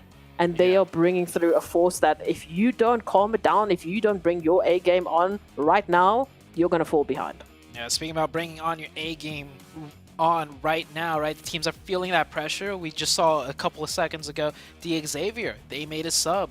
Xavier, one of the teams that we talked about at the beginning before any matches started, a team to kind of look out for based on their previous performances. They subbed out T-Duck for Vicoy, or Vichoi. So Xavier, they're feeling that pressure. They need to make a change, and it's not just Xavier. We've already seen a few teams do some sub-outs, sub-ins, and I think it was better to do it early. One team, the very first team almost, I think, if I'm not mistaken, to do a sub was IHC, and that's been working out so well for them that they recognize the problem early on, and they try to fix it with the sub. These other teams following suit might be a little bit too late, but hey, we're not at the halfway point just yet. There's still hope, there's still time for these teams to work out their kinks, whether it be with the current roster that needs to synergize better or maybe bring in a new player.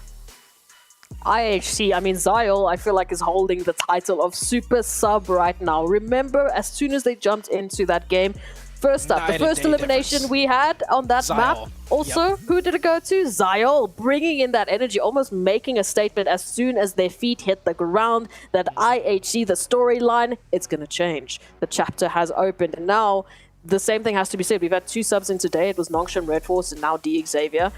We need that performance to match. We need that energy to move on back in. Playing path quite heavily favoring the western side. A lot of teams splitting out to the east. Not too bad though. It's better to probably stretch to the east than stretch to the north from a southern playing path, because a lot of road access ways all run from east to west, and which means a lot more car vehicle spawns for teams to work with to try and stretch further to the east, unlike, the opposite way around. We saw the circle pop up. The circle will be actually favoring more of the eastern side. Los Leones dead center of that new zone pretty much. Taking a look at the mini-map. No hard hot drop contestations, but once again, with the playing path being so far west, we might see some scattered split drop fights or rotational fights. Yeah, moving on in from that western side, I wouldn't be surprised if that's going to happen. Again, we had that ridiculous murmur on the first point of the day. Actually, it follows through as to what happened yesterday. Yesterday's first murmur was ridiculous. It was ridiculous. The second murmur was a little bit, it was skewed. It was definitely still providing these teams with a lot of rotation options, but it was a little bit more normal. It provided the teams a little bit more spacing. And in those maps, what it came down to were the first teams to, again, same as Los Higos, making position, making that call, making that opportunity and that early rotation to put yourself into the best possible footing. Again, not a lot of information this early on into a zone, but I would like to see a few more teams taking a hold of that eastern side. I mean, we had the flight path. We know what the zone is going to be pulling. They have that information. Let's make use of that eastern side. We're riding with Snipes here, driving in FPP mode. I almost feel like it's better to drive in FPP mode because then you're forced to keep your eyes on the road, right? Whereas in third person, you can, there's trees. Yeah, you can not keep your eyes on the road. You are coming up for these players and their driving skills, Zute. You are the guardian of the drive today. You're like, listen, if you're crashing, get out. Next driver, like either go FPP or like stop. Just use your passenger to your advantage here. But again, just for a reminder, if any players watch this back, if you drive bad, Zute is coming for you. Oh, I've had my fair share of mishaps with driving, especially on the competitive stages. It's honestly the worst feeling there is. But it happens. It happens to the best of them. And I don't think I've seen a single tournament yet where there hasn't been any driving mistakes caught on camera. So it's a part of the game. Even if you're the observers best. are watching. Yeah, the observers are watching. And even if you play this game 24/7, those trees, they literally do sometimes spawn out of nowhere, I gotta say. And the observers they're just waiting for those moments. They're waiting for that reel for the funny moments. They're waiting to catch those points. The observers are like, we're gonna plot down a tree right here and right now. It's like, I swear that tree was not there before.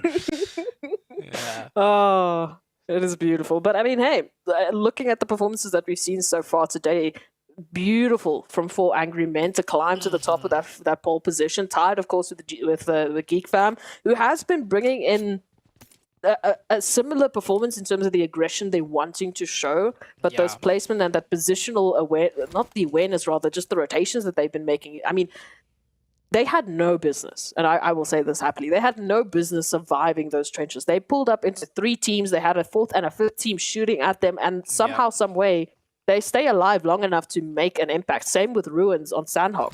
I mean, Snipes was literally getting shot from every possible direction, and yet they still make that impact at the very least with the eliminations. Yeah, it's just, I feel like if Geek Fam, like I said, if the circles shift in a way where it's just slightly more favorable for them to entry in on, that's the game where they pick up a lot of placement points plus elimination points. When the circles shift in a way that's a little bit trickier to deal with, I mean, they'll still make it work. A very strong, resilient team, but I just don't feel, the only thing they're missing if we want to do a direct comparison, right, with 4AM that just overtook them is they don't have those clinical, surgical rotations, but that's just not their playstyle. We saw, 4AM make some really long stretch of rotations on both Erangel games and the Sandhawk game. That's more so in their playbook, and that either, rewards them really big, or sometimes they'll lose players on rotation. That's the risk that runs with it. Geek Fam, they don't lose players on rotation because they just take it slow from the edge. Nice knock, though, from the FaZe team. It's a long-range knock, but VK, Vivo Keyed here, caught in between 2 different teams that could get very dicey for them as Game Lord's committing to the push-up here. Vivo Keyed fighting on both fronts now. CeeLo and Diego now trying to hold the line here, gonna find that initial knock, gonna find that initial damage, but it is Victor from Game Lords to actually confirm that knock. And now Game Lords trying to scramble Diego, returning the favor. And again, this is a good hold, but it's a little bit too split up from Vivo Keyed. They, again, as you mentioned, they had a second team to worry about, so I don't blame them that their focus was split between either FaZe or Game Lord. Running that 2-2 split, they're losing out to the numbers advantage. The flank players need to create a better buffer zone, which was not done. Now they're getting shot in from behind, pushed in from behind. FaZe getting into the mix of things. I don't know if Game Lord realizes Vivo Keyed was in a fight with the likes of FaZe. FaZe might actually just continue to pressure this fight in. FaZe wants more. Game Lord looks like they want to back out or at least space out a little bit to get better positioning here. And that is Vivo Keyed just crunched in by both FaZe and Game Lord. It's like sharks in a shark tank right there, and they were fish food. Pretty much. You mentioned earlier about that performance from Geek Fam, and it's hilarious that we're talking about, now it's coming down to those rotations. Yesterday, we were talking the storyline that the way in which Geek Fam have been playing, their winning condition is them not having zone. Their winning condition is them having to fight into zone, being that outskirts team. And now, It's coming down to that rotation. So that stark difference in the storylines also is coming through because we are having so many other teams step up. We're having so many other teams put up obstacles that in day number one, Geek Fam didn't have to worry about. Geek Fam didn't have to think about, oh, you know, now we're having a three-part rotation on the outskirts. We're having 4 angry men running off with perfect rotations. Now it's a whole different storyline. So they do need to make those small adjustments to give them that edge once again. I completely agree with you there. Next circle shifts to the west side. This side, west side, the best side. But honestly, I love this area of the map. I mean, we just saw the fight take place between Game Lord and FaZe, but yeah, that ridge line, that mountainside, so much opportunities for teams to, you know, really mount a strong defense with good sight lines, and there's still so much left to play. It's almost looking like the end game of the Erangel, where very dynamic difference, you know, throughout the map, and each point that each team takes up has pivotal ways for them to play it, for them to maximize points and potentially get a win. It all comes down to execution once again. Every spot has its advantages and disadvantages for sure. Which team is going to make the best of it?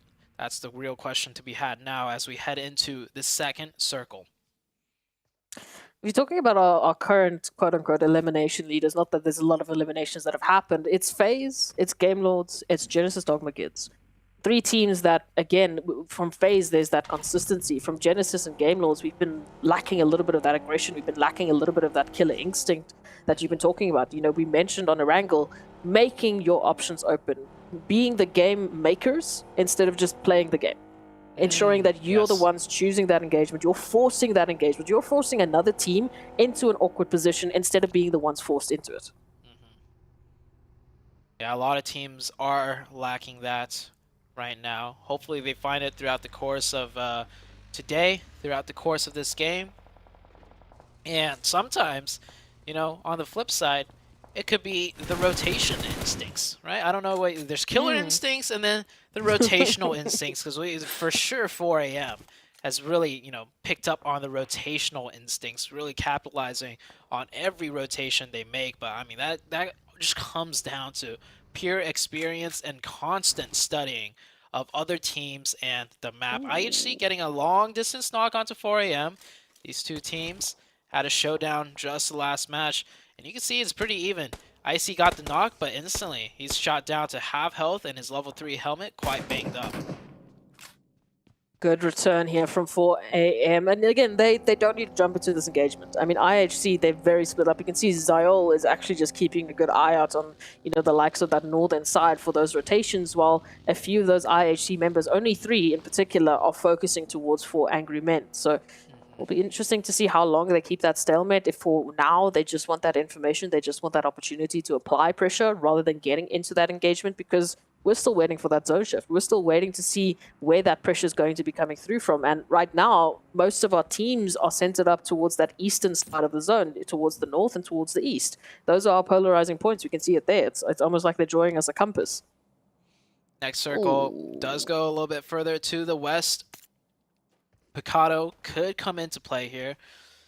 Team IHC has a nice slew of options to play for with good sight lines. 4AM is going to make another rotation, probably further up north to that compound that will isolate them down into the center. And I would say not the strongest of positions as far as play options out of it. But with this being so late in the game and with it being quite central, they might just be able to make good use of that spot. Teams that have to rotate in that we're watching out for: Geek Fam on the edge. We had Tem Entertainment GD Gids right here pressing into Nosham Red and Red Force, and they get a nice little pre-nade onto one of the players. It looks like Genesis Dogma Gids is going to actually stop here and go for the engagement. Nosham Red Force, so definitely getting the better end of this fight.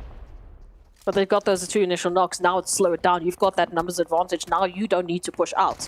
If anything, you can just constantly apply the pressure. Look at that. Booms having to take a run away. That gives them an open finisher. That gives them an open opportunity to take another engagement. But what they are really happy for right now is that they've picked up those 2 eliminations without dropping a player. That's going to be huge for them moving on into the next engagement. Whereas for Falcons, it's not looking great. Yeah, Falcons going for the gas station, end up losing How many they end up losing 3 players. Falcon down to just 1 out of Yusuf. Man, this Falcons team, very, very disappointing performance, I would have to say, as far as like what they've been able to do before. So 53 points only. Only 1 player left alive, not even in a strong central position. He's probably not going to get the next zone, and if he does, he's not going to be able to get many elimination points being a solo player. IHC, meanwhile, just chilling on the western side. Anytime you see IHC on the edge of zone, it's always in a good spot that gives them play options for further zone shifts. And FaZe Clan, FaZe just continuously laying out pressure 360 around, all from this vantage point that they're holding. I'm liking it though. Already, we talked about it. They picked up those 2 initial eliminations. Oh, might be on the cusp of not just the 3rd, but they've already been looking at their 4th, as Yuhai is just down to a sliver of HP. And it's forcing the likes of a team like Geek Fam to rethink their options, to rethink their position. All of a sudden now they're being pressured, looking at a potential regroup, running that 2-2 split that Geek Fam are working with now. If anything, the 2 of Rude and Yuhai, they are isolated. They are in a little bit of trouble, especially when we start to think about Train to Kill. Moving on into their position, you can see already the first member of Train to Kill. They're getting closer. Yeah, it's actually very strong for FaZe to take those shots. Like, the player's keeping his head down. You're not going to get any damage in, but what that does essentially is it doesn't allow Geek Fam to peek up to look for info, to put pressure onto Train to Kill.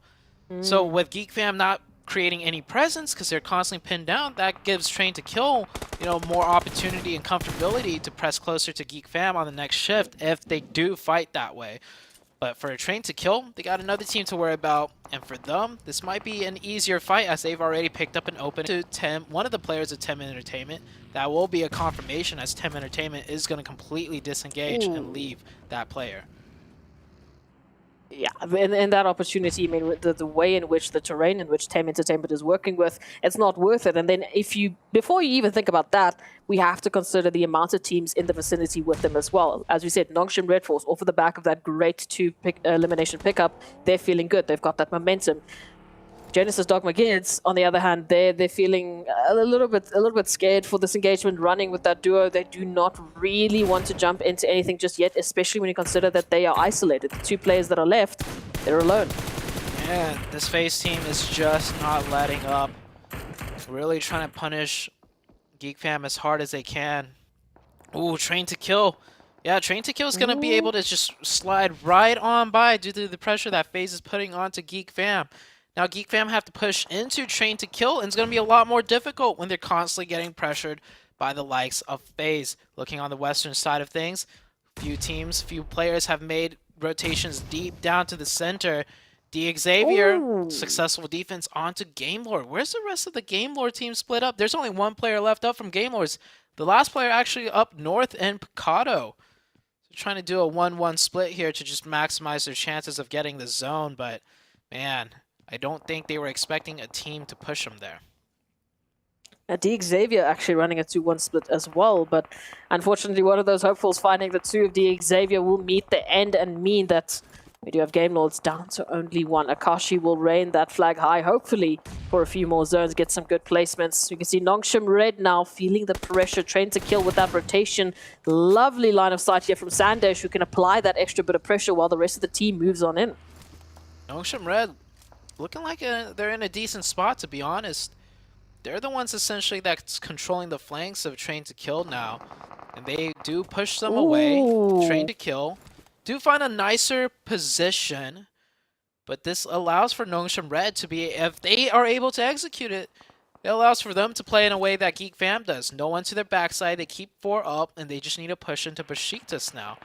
So let's see if they are able to execute this properly. A team that's been struggling all week long so far. Now they're going to face a tough challenge in the form of Besiktas.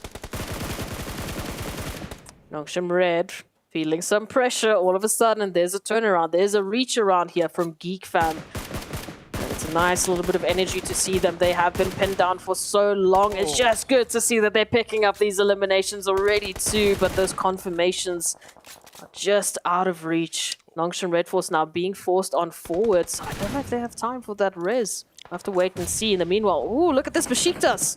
The double tap there onto Nongshim Red Force. Nongshim Red Force between Geek Fam or Besiktas. Pick your poison. Yeah, pick one, don't pick both. That's what it looks like they're doing. When that first player got knocked, the second player just stood behind that bus, like, hoping, praying that he doesn't get knocked too. He should have been aware. If my teammate got knocked in the back, they have angles onto me, so Nongshim Red Force, just push forward. Don't just sit still and take both poisons, like you said. Anyhow, it looks like GK making it into the late game. Some better rotations out of them, but Besiktas, man, on a warpath, fighting their flanks and fighting the front side. They're going to be looking to take care of Nongshim Red Force and then taking care of the likes of GK. GK's already hurt. And wait a second, it looks like Train to Kill getting some knocks onto the Geek Fam team. I thought that was Besiktas getting more damage into multitudes of teams here. Well, they definitely have the option here, but Mika coming through from Geek Fam, trying to hold the line as the solo member and just getting absolutely shot. You can beeline as much as you want, zigzag all you want, but you've got two teams trained on your position. Now Nongshim Red Force, they initially wanted to go for that push, but that elimination from Geek Fam is going to provide them potentially a secondary option. This is still risky though, right in front of like, what, 3-4 teams? Oh. I think Nongshim Red Force is going to go down there. Yep. Last player of Nongshim Red Force does indeed get eliminated. Furious Gaming has pushed into the likes of GK and looking very successful. Down to 1v1. Swings out again, and Hope will be the last hope. Can he get the revives before Besiktas pushes in? Has Besiktas been keeping track of the elimination feed? They got one confirmed onto the likes of GK, and then they saw GK getting into a fight with Furious Gaming. I'm surprised Besiktas isn't pushing off that. Besiktas has how many players up? Taking a quick look at this. Besiktas has all four players up. All four. Yeah, they could take all four. They could have taken this position, denied the full reset, and given them pretty much full access to anywhere where the circle shifts. But without taking this spot, GK is gonna constantly be a little bit of a roadblock. And now Besiktas is coming in. It's a little bit too late. They could still win this one out though. But you can see here, yeah, they were completely unaware of what was happening earlier and a little bit too chaotic for them to keep track of. A team with better, quote-unquote, killer instincts, right, would have noticed that in the elimination feed, would have noticed a good chance of third party and taken this whole spot over by now. I mean, I'm just hearing Seven shouting, you have all four of your players up and you're not going in for the eliminations? Exactly. What is happening? What are you doing? Why are we so passive? Come on, we need that energy, especially just when you consider the simple fact. At the very least, if you're just going for eliminations, that's great. If you get the team wipe, you open up options for yourself in this final zone. You open up space, which you desperately need, especially since most of the teams are stacked towards the southeastern side. So we will see what Besiktas will be able to do. They're running that 2-2 split 2, of which very close to GK Esports, who now hold position in the zone. They're going to be able to actually contain Besiktas out of it if Besiktas are taking a direct line of sight in. New zone has shifted out. What was said earlier about 4 a.m. does play out true for them. They picked a very central spot into Circle 3. They are essentially surrounded now, but they get the subsequent zone shift, so they just have to hold that position down like a fortress. IHC, meanwhile, they can choose what they want to do. Go north, go south. They have full sight lines of everything. It's not going to be easy per se getting into this zone, but at least they have all their options laid out before them.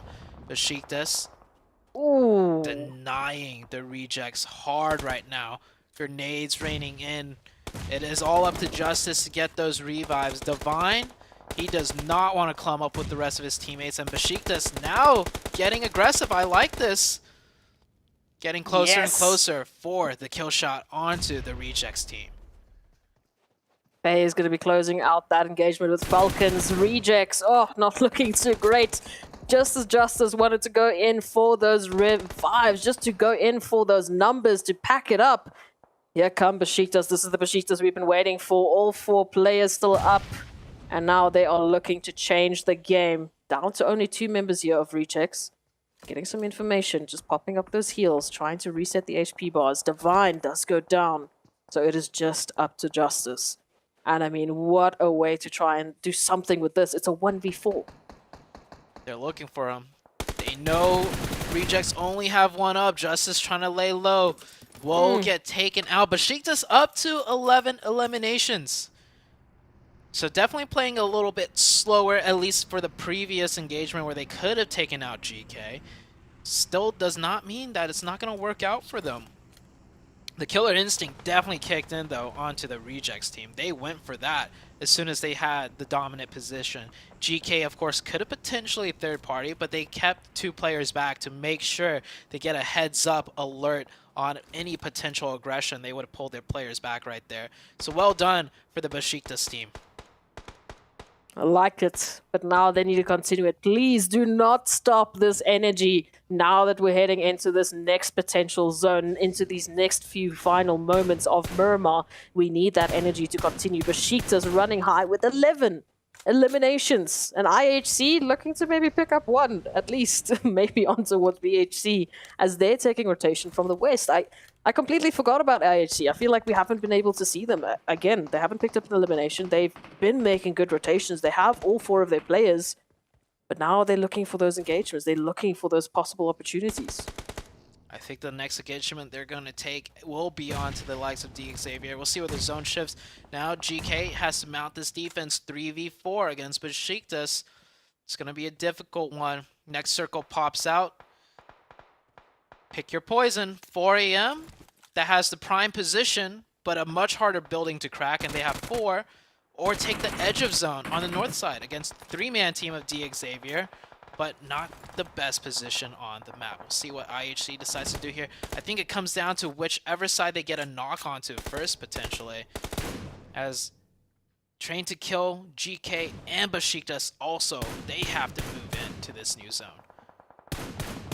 Besiktas still having a couple of bullets just flying past their faces. I see maybe making 1 or 2 connections. They're Xavier with 5 eliminations. And I mean, looking at their current position over towards that northern side with a little bit of cover to work with, maybe they can make something happen here. It would be fantastic to see them rolling up high. But for Angry Men, now that Geek Fam are out, they can really solidify that pole position. They can really start to build that gap between themselves. And they're currently center zone. I mean, this is as bravado of a play I can see, but IHC might be here to stop the bravado. Uh-oh. I was saying, whichever side they get a knock on first, it might be the committal. And, Besiktas forced to go down into the open, use whatever rocks, trees that they can as cover. Meanwhile, GK on the north side will swing north. So Besiktas swinging south, GK swinging north. Which team will come out on top? Both teams have a very tough zone entry to breach. FaZe holding down this northern side at this deep dip. And they're doing well for themselves. 4 AM resets up to 4 players. It does not look like a full committal out of the likes of IHC will play out. IHC does lose 1 player in the process too.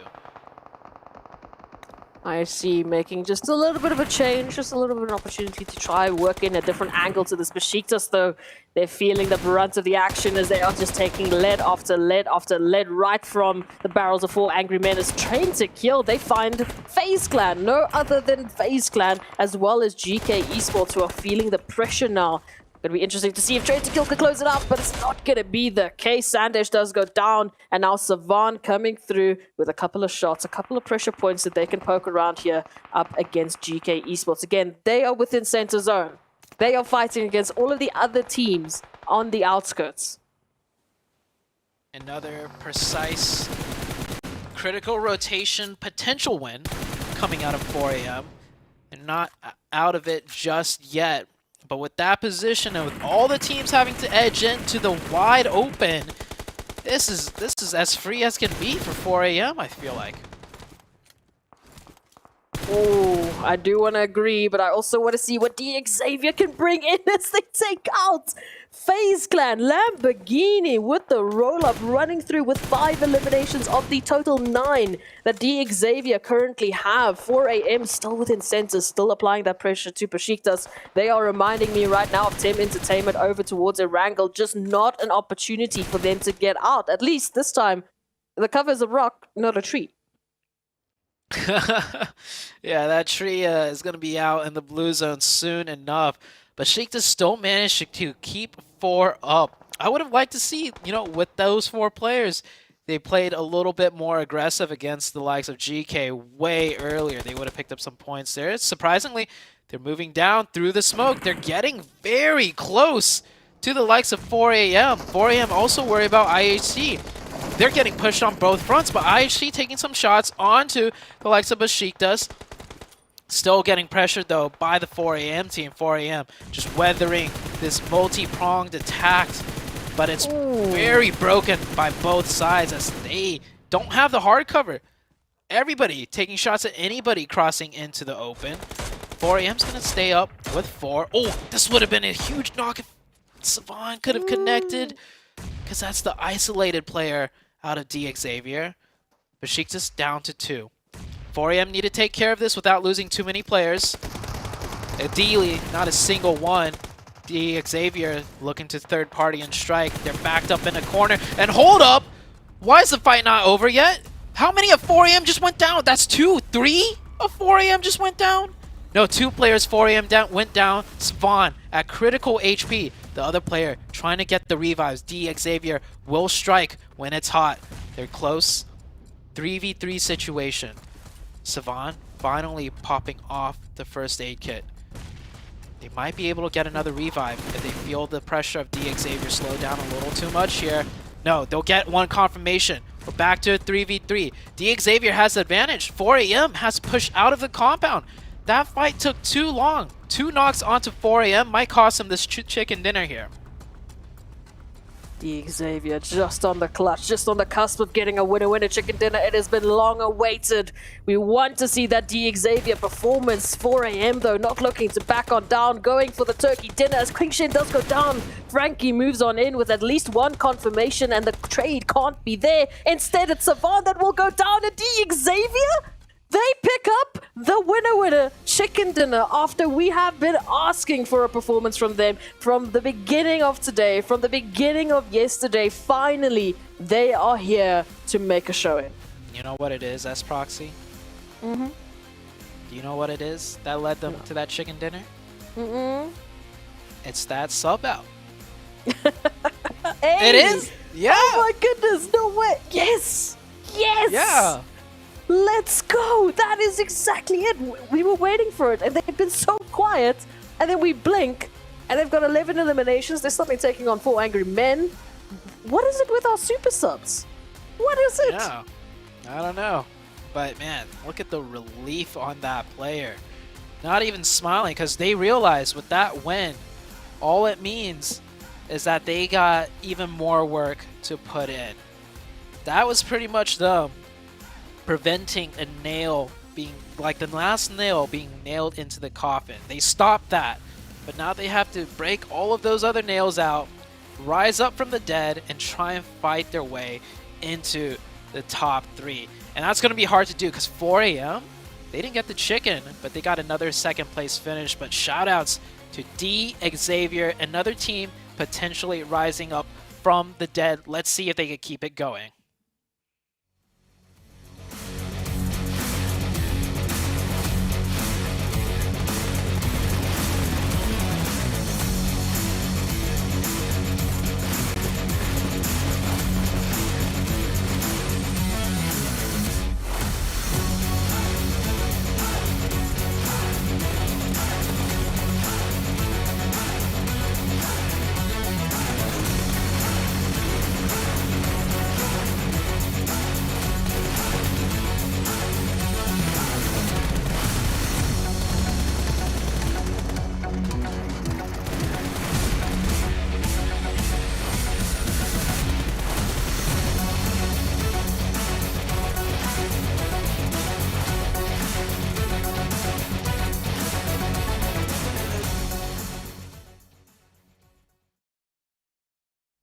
Xavier pull out a must-have chicken dinner. We could just see it in the player's face. Even though you just busted out a win, 8 eliminations by yourself, you could just see the stress, the relief. Because, man, this squad had a heck of a hole dug for them, but this definitely put quite a bit of dirt in there.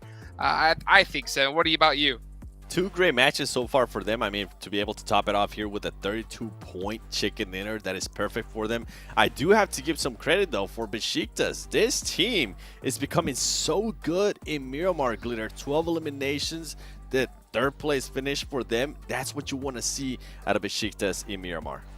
They have just been so much stronger today, but so has DX. We're getting a head-to-head now between Lambor and Peace.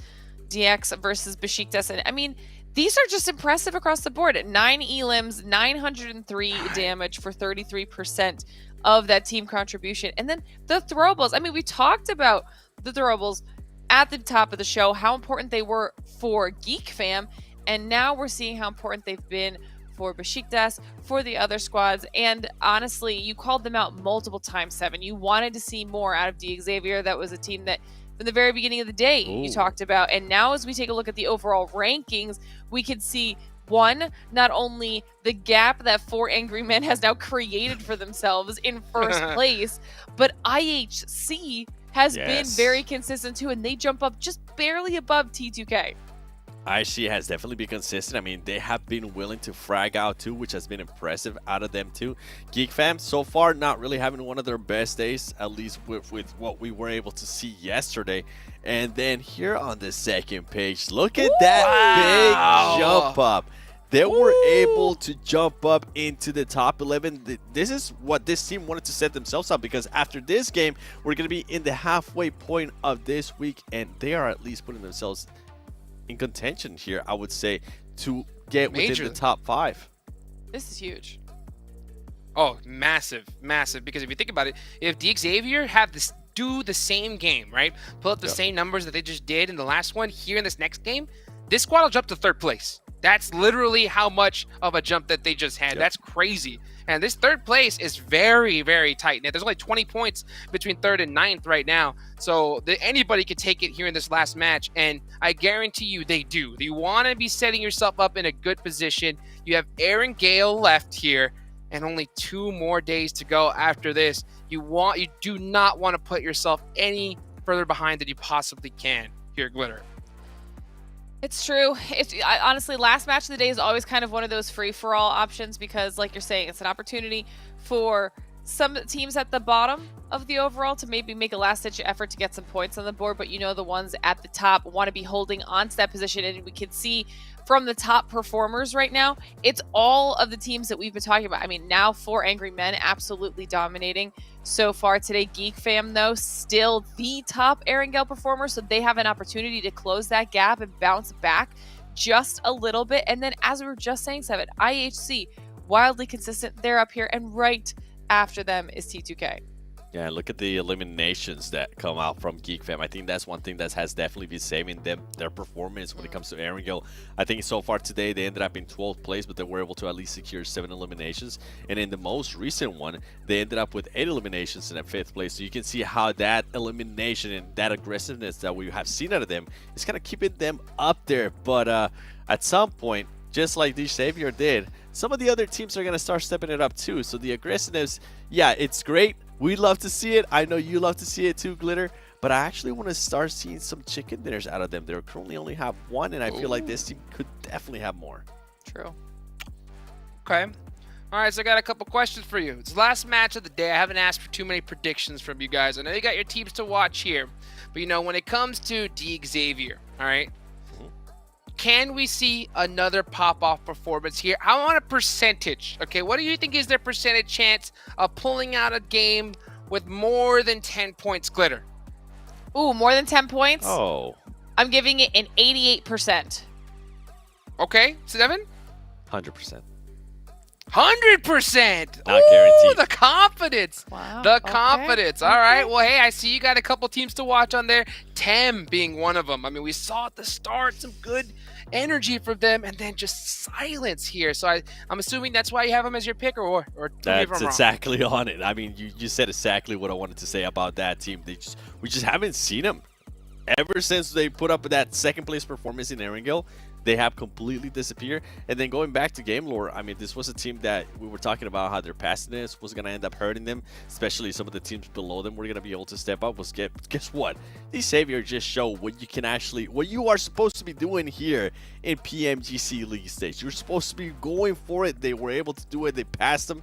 Game lore needs to start switching the strategies. Glitter. Okay, so you're looking for some of the teams that have been struggling to bounce back, and I am on the flip side of that. I'm looking at the teams that have been doing well. I want them to close out the day strong so that they can head into day 3 with some momentum under their belt. So I'm looking at For Angry Men, I'm looking at Besiktas, and I'm looking at D Xavier. Okay, you asked for that percentage, Jukes. I gave it 88%. Yes. I need them to make me look smart now. For real. Okay. 100%. All right, come on. D Xavier, pull up or shut up. It's the last game here of the day, and we are about to be at the halfway point of this tournament. 1 match left. You do not want to be in a tough position. GK is another one that I'm going to have my eye on right here, because this is a squad that has been performing kind of wishy-washy right now. I mean, it's crazy. I mean, after the start of yesterday, I mean, they had such a massive lead. We thought that, oh man, this may be a squad that just can run away with this. But then just after that 7, it's just been pitfall after pitfall. Why do you think that is? Nothing's currently working out for them. I mean, since match, what was it, 4th, they haven't really had any performance higher than what they were able to possibly get just now, which was 6 placement points, 1 elimination. We're not seeing any eliminations out of them, which at least yesterday we got a chance to see some when they got those back-to-back chicken dinners, right? They ended up with a 5, and then they ended up with a 13. None of that is happening right now. They're currently dying down, and I think that's why they might be trying to go for those placement points. They might have been switching that solid just to get something going their way. Let me ask you this, Glitter, right? When it comes to GK, do you think that the reason why their performance is faulting is it because they're performing worse than they did at the start, or the other teams are performing better? I mean, I think it's mostly themselves. When you look at the stats, they're just not putting up the same numbers on any of the maps that they did well. So it's not like it's a map specific performance thing. It's not like it's a time of day specific thing. They're not burnt out, or maybe they are. I don't know. Maybe they can't. It's the full weekend stretch that's starting to tax them a little bit. But I think that they're very capable of bouncing back. They just need to at least get something under their belt that's a little bit better than what they've been doing, so that they can set themselves up better for tomorrow. Or if they don't, just be prepared to review those VODs. Make sure that you can make your adjustments from day to day, which is actually what we've seen a lot of the teams that struggled on day 1 doing here today. It's why they're doing better. And I also, we're seeing that here in this recap. I had also mentioned earlier about FaZe. They haven't been getting the chicken dinner, so we haven't been talking about them as consistently, but they have at least put themselves in a solid placement. They've gotten some eliminations on the board, and overall, they're at least setting themselves up for a little bit better performance than somebody like the GKs of the world. So they got to do something. These days fly by. I was going to say, with FaZe, I would like to see a little bit more of consistency in regards to placement. We see a big up and down between them. They go either 13th, and then they're able to make it within the top 5, top 6. Yeah, and then it goes back to 13. A bit more consistency. We know that you guys can get the eliminations, but just give us some better placement, please. It just seems to be that just constant balance, right? It has to be both if you want to make it in the top 3. You have to get an insane amount of elims and placements points. This isn't the PUBG Mobile of 2018 where you can just go and just sit for zones and try to get some points, you know. Here, you got to make some moves and you got to get those elims too. And it's crazy to see just a stark difference in so many of the squads, right? You see some have a whole bunch of placement points, some heavy on eliminations. And I think at the end of the day, it's those eliminations that give you that little extra bump up. But hey, you know what? We got the last match. I know you guys could hear us talk all day long, and that's what you want, but it's time to get the game, okay? So why don't we go ahead and get this last match started and send it on over one last time for today to Zute and us Proxy. Well, we're here to close out the day. From day 1 to day 2. Very different. In this roller coaster of a ride, I feel like it's only going to continue. We're starting to see shines of brightness from teams that were looking kind of like almost dead in the water. Xavier just now with that super sub coming in an immediate chicken dinner, and not an easy one by any means. They had to fight their way through towards the end through quite a few tough opponents. There was FaZe Clan, and then there was also 4AM that they had to contend with at the very end. I think it's shaping up to be the next 2 days. Things are going to still change and shake things up. Oh, we like to see it. Again, we were talking about that halfway marker, getting to that halfway point, waiting for those teams to step it up, waiting for them to showcase what they have available, and at the very least, getting that momentum rolling. Because, like Lita mentioned, these 2 days that are after today, they run fast. These maps run quick, and we've seen teams literally drop from 1st place down to 6th place. We've seen teams going up from that exact polarizing effect. So there is still an opportunity for a massive comeback. I mean, like, Hot Jukes mentioned, 30 points from 3rd to 9th. That is one potential game. We've seen teams literally put up nearly that amount of eliminations alone. And also, many teams will be getting 0 points throughout the courses of the next few games coming up. Well, we have 1 game here, but we still got like 12 more to go. Even the top teams could, run into a little bit of a whoopsie and then score a 0. So that 30 points, it is quite easily closable by anybody still. So we'll see how this last match goes. Players are getting prepped and ready. FaZe has been... I think FaZe is like one of those teams just like on the cusp of getting their chicken dinner. They've been playing so well. I feel like the entirety of today just not managing to get that final chicken dinner in, however. It's weird because we have them in that conversation. We know that they're in the vicinity, like in that last Mermaid. We know that they were in top 4, top 5. We know they're there. They're making that appearance. But it's almost similar to what we were talking about with Xavier. They've also been making it up into those top placements, and we just haven't felt that impact yet because they're not getting those winner chicken dinners. This all has been broken down already by the analysts, but they just said such nice words. I had to say it again. Yep. So now we need FaZe to make that approach. We've seen them take those engagements, especially on towards Wrangle. Let's get a little bit of that energy back. Let's see that real FaZe performance come through. Actually, I'm taking a look at the leaderboards. A team that I want to get the chicken dinner more than any team is actually IHC. And it's not because, they was shit in the first place, but looking at the first page leaderboards, from first place down, okay, 3 chicken dinners for 4 Angry Men, 1 for Geek Fam, 0 for IHC, and then immediately following behind IHC in terms of chicken dinners, 1, 2, 1, 1, 1. Everyone on the front page has had at least 1 chicken dinner besides IHC. That... I mean, we were talking about Geek Fam yesterday. They were also managing to bring in such a beautiful performance without getting that winner chicken dinner. So it's about that consistency, man. Bringing in those placements, bringing in those fantastic, eliminations. Even if they're not getting you to that winner chicken dinner, if it's helping you make that stand, if it's helping you get to that 2nd, that 3rd, that 4th place, you're getting those points. And they've been active at the very least. They have been a consistent mention. There has been a few slow moments for them. There has been a few times we were like, okay, where's our IHC? We just got used to you being all fantastic and all amazing. Bring it back. But they did. And now the question stands for the rest of the teams. Who else is going to be joining the fray? Who else is going to be picking it up? Train to Kill. They've fallen out of the top 3. We need them to catch up to IHC now. It's only 1 point, but still.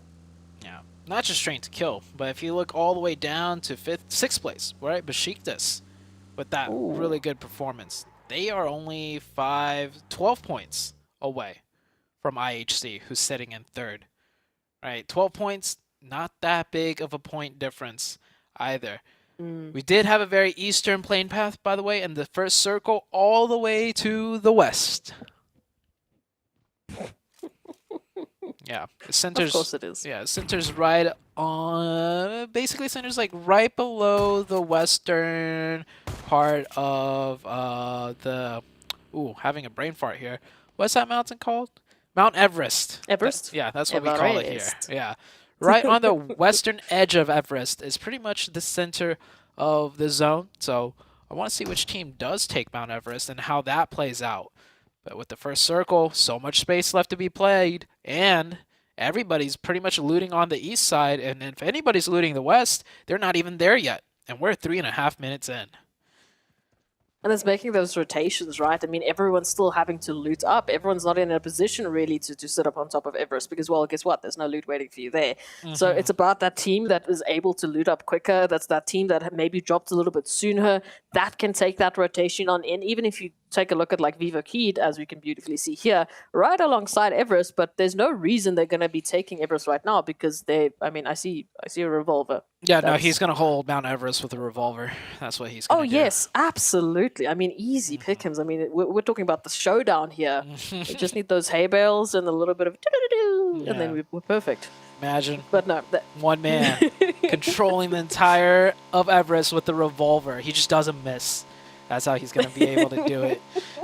Furious Gaming with a very, very fast rotation here. I think this team is done looting, and they're going for their first rotation of the match. I feel like they're rotating in deep to the west and looting somewhere, and then working from, the west side in, rather than, looting up and then constantly working from the east end, where a majority of teams are going to be working from. Xavier also with a quick rotation, but of course they got to loot Pachinki, a place with a lot more loot. It should be better looted than the likes of Furious Gaming, and they'll also be ahead of Furious Gaming since they start off in Pachinki. Furious Gaming more further east of that. So a lot of teams prioritizing a very fast rotation given the polar opposites of the plane path and the zone. Furious Gaming. A little bit close up to Everest. I don't know if they're going to be stopping here or, like you said, just moving on a little bit more towards the west, maybe heading into Georgia Pool, potentially for a little bit of looting opportunities. Just sticking to the ridgeline for the time being very aware of what could be happening in the vicinity.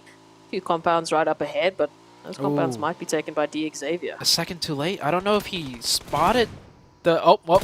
even if he knows didn't... now. Oh, no! No! He swings out the bike. Too much momentum. And Fernan will go down. It doesn't happen too often, but it is a mechanic. It does happen. These players do need to be aware of that and not get off the vehicle so quickly. Furious Gaming, with such a fast rotation, they wanted this compound. They weren't going to hold Everest. They wanted a couple, they wanted some more loot, and that was a perfect compound to do it in. But we saw Xavier leaving Pachinki just as fast, and they will beat Furious Gaming to that spot. Such minute timings can change the course of a team's entire performance for a map, and that was a crucial moment right there. And fortunately for Furious Gaming, they drew the short end of the stick. I am seeing a few marks there on towards Everest. We are waiting for that question. Who's going to be one of the first teams to actually take it? And it looks like Rejects. They're still in the vehicles, though. Doesn't seem like they've planted their flag, but they are in the vicinity. Might be holding on to that one.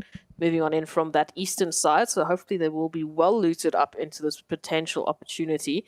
We have a few more teams heading to the northern side of the zone. As we can see, Tem Entertainment and Train to Kill are getting closer and closer to shooting range.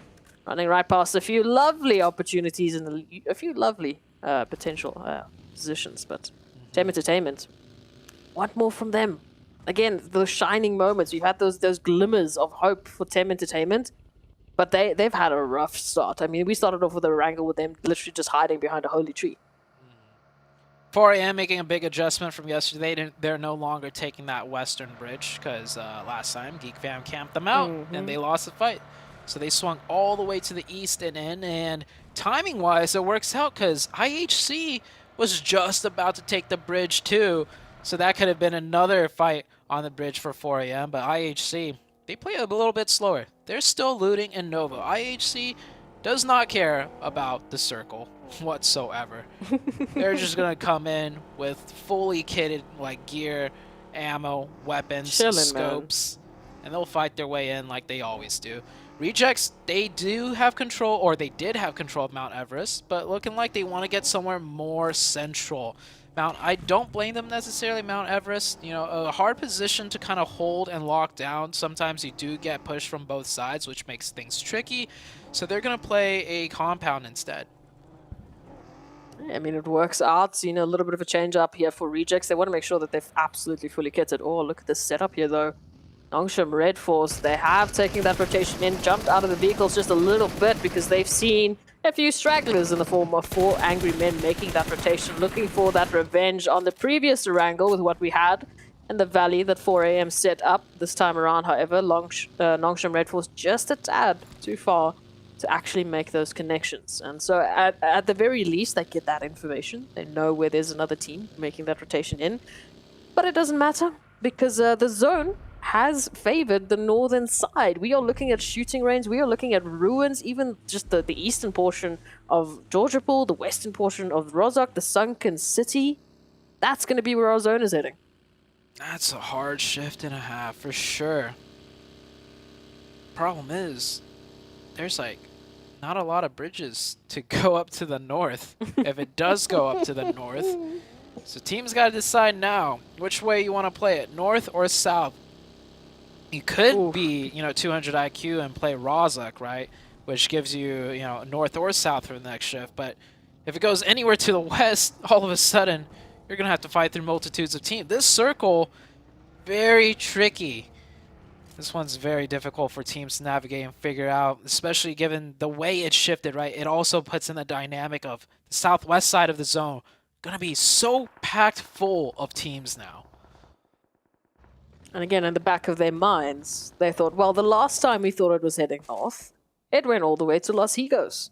So, what do we do now? How do we take this one now? I mean, west, north, east, south, every single cardinal position is a potential, and every single cardinal position is a gamble for these teams to make. So Xavier now picking up a little bit of action here over towards Georgiapol.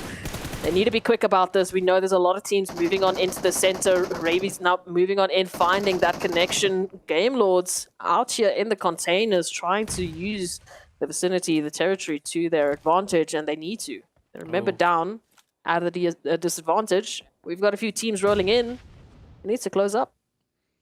1-for-1 trade there. Oh, Rejects find themselves back onto Mount Everest, controlling the eastern side, which is probably the better position given the circle. But they are fighting against Geek Fam. This team, Geek Fam, they've been not as consistent as day one, I would have to say for sure, running into a bit more trouble. But I don't feel like that's because of Geek Fam's performance. That's more so because the other team's performance has increased since day one. And so now Geek Fam are kind of falling behind. It looked like they did pressure out the side of the Rejects team, or maybe they disengaged a little bit. 4am, meanwhile, on the southern side. We will get to see how 4am plays now without those precise, crucial rotations. They're going to have to be working and fighting their way in, which is the 4am playstyle of old. Let's see if they still got it. They're going to start off against GD Gids, getting one knock. Looking like it might be a confirmed elimination as well. 4am just circling on around, so not an immediate investment from them just yet, but they know what's at stake for them. They know what a journey they have to take, maybe even scouting out a potential a little bit somewhere else. There's the IHC making that rotation on in, finding Nongshim Red Force, saying hello, how do you do? Sending through a few lead packages, not making the connections just yet, but the damage that IHC has been taking from that blue zone, you can see the HP bars, they're just below half.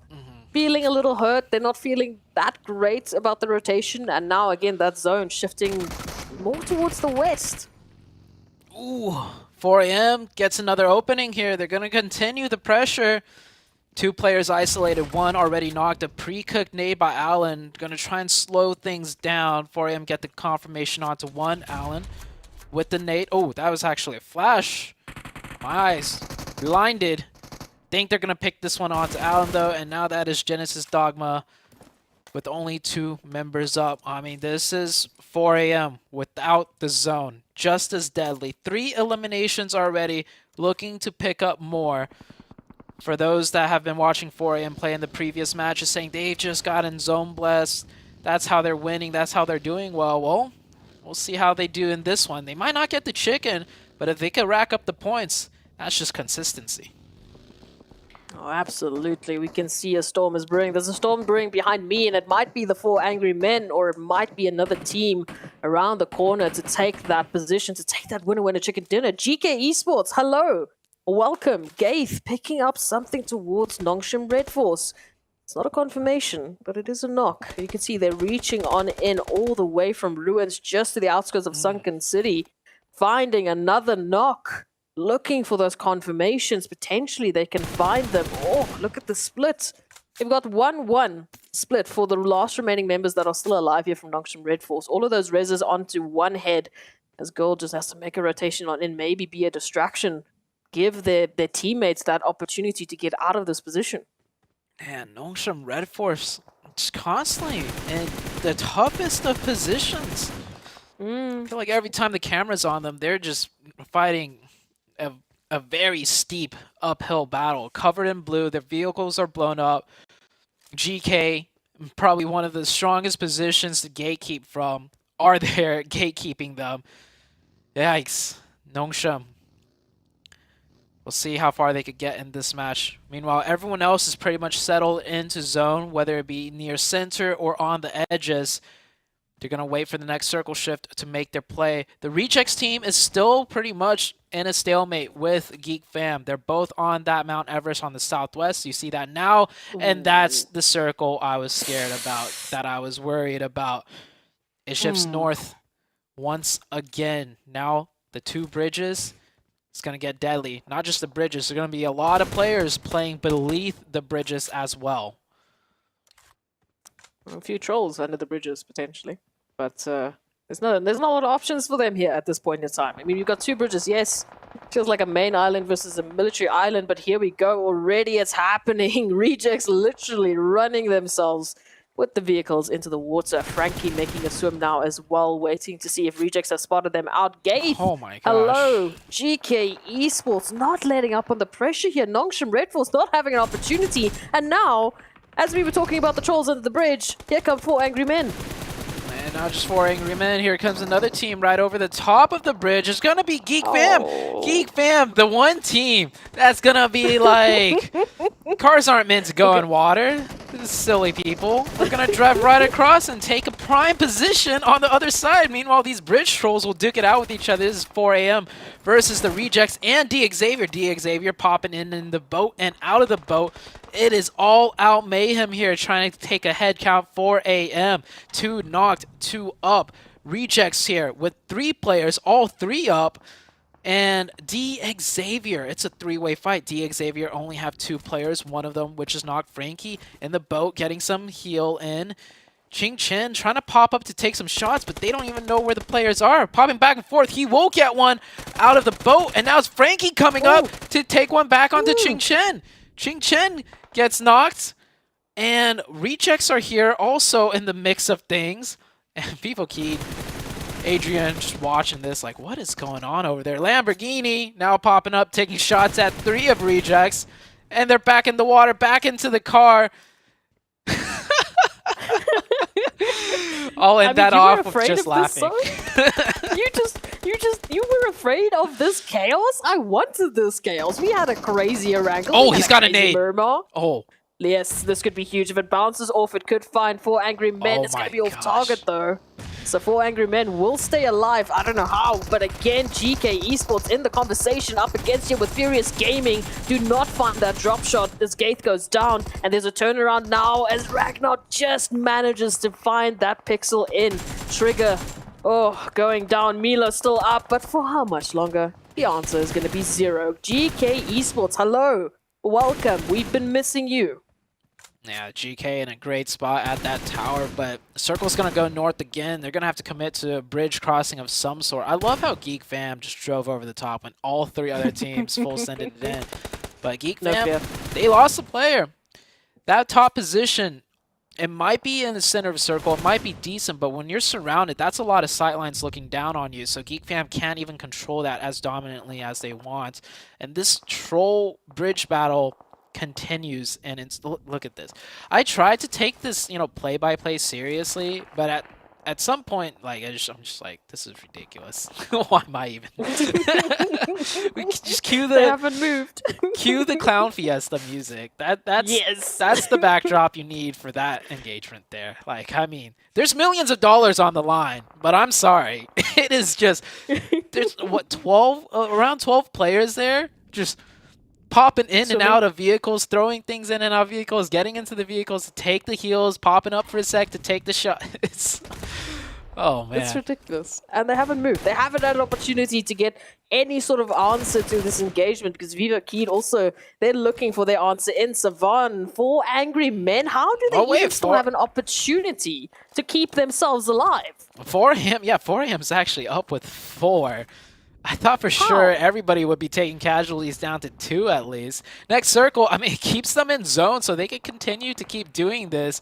They do have to watch out for Game Lords, though. Game Lords might decide to join them. Meanwhile, in the midst of all this just Clown Fiesta chaos, we have IHC working methodically from the north, doing good old PUBG Mobile action. Still 0 eliminations, but they're in a good position to strike in.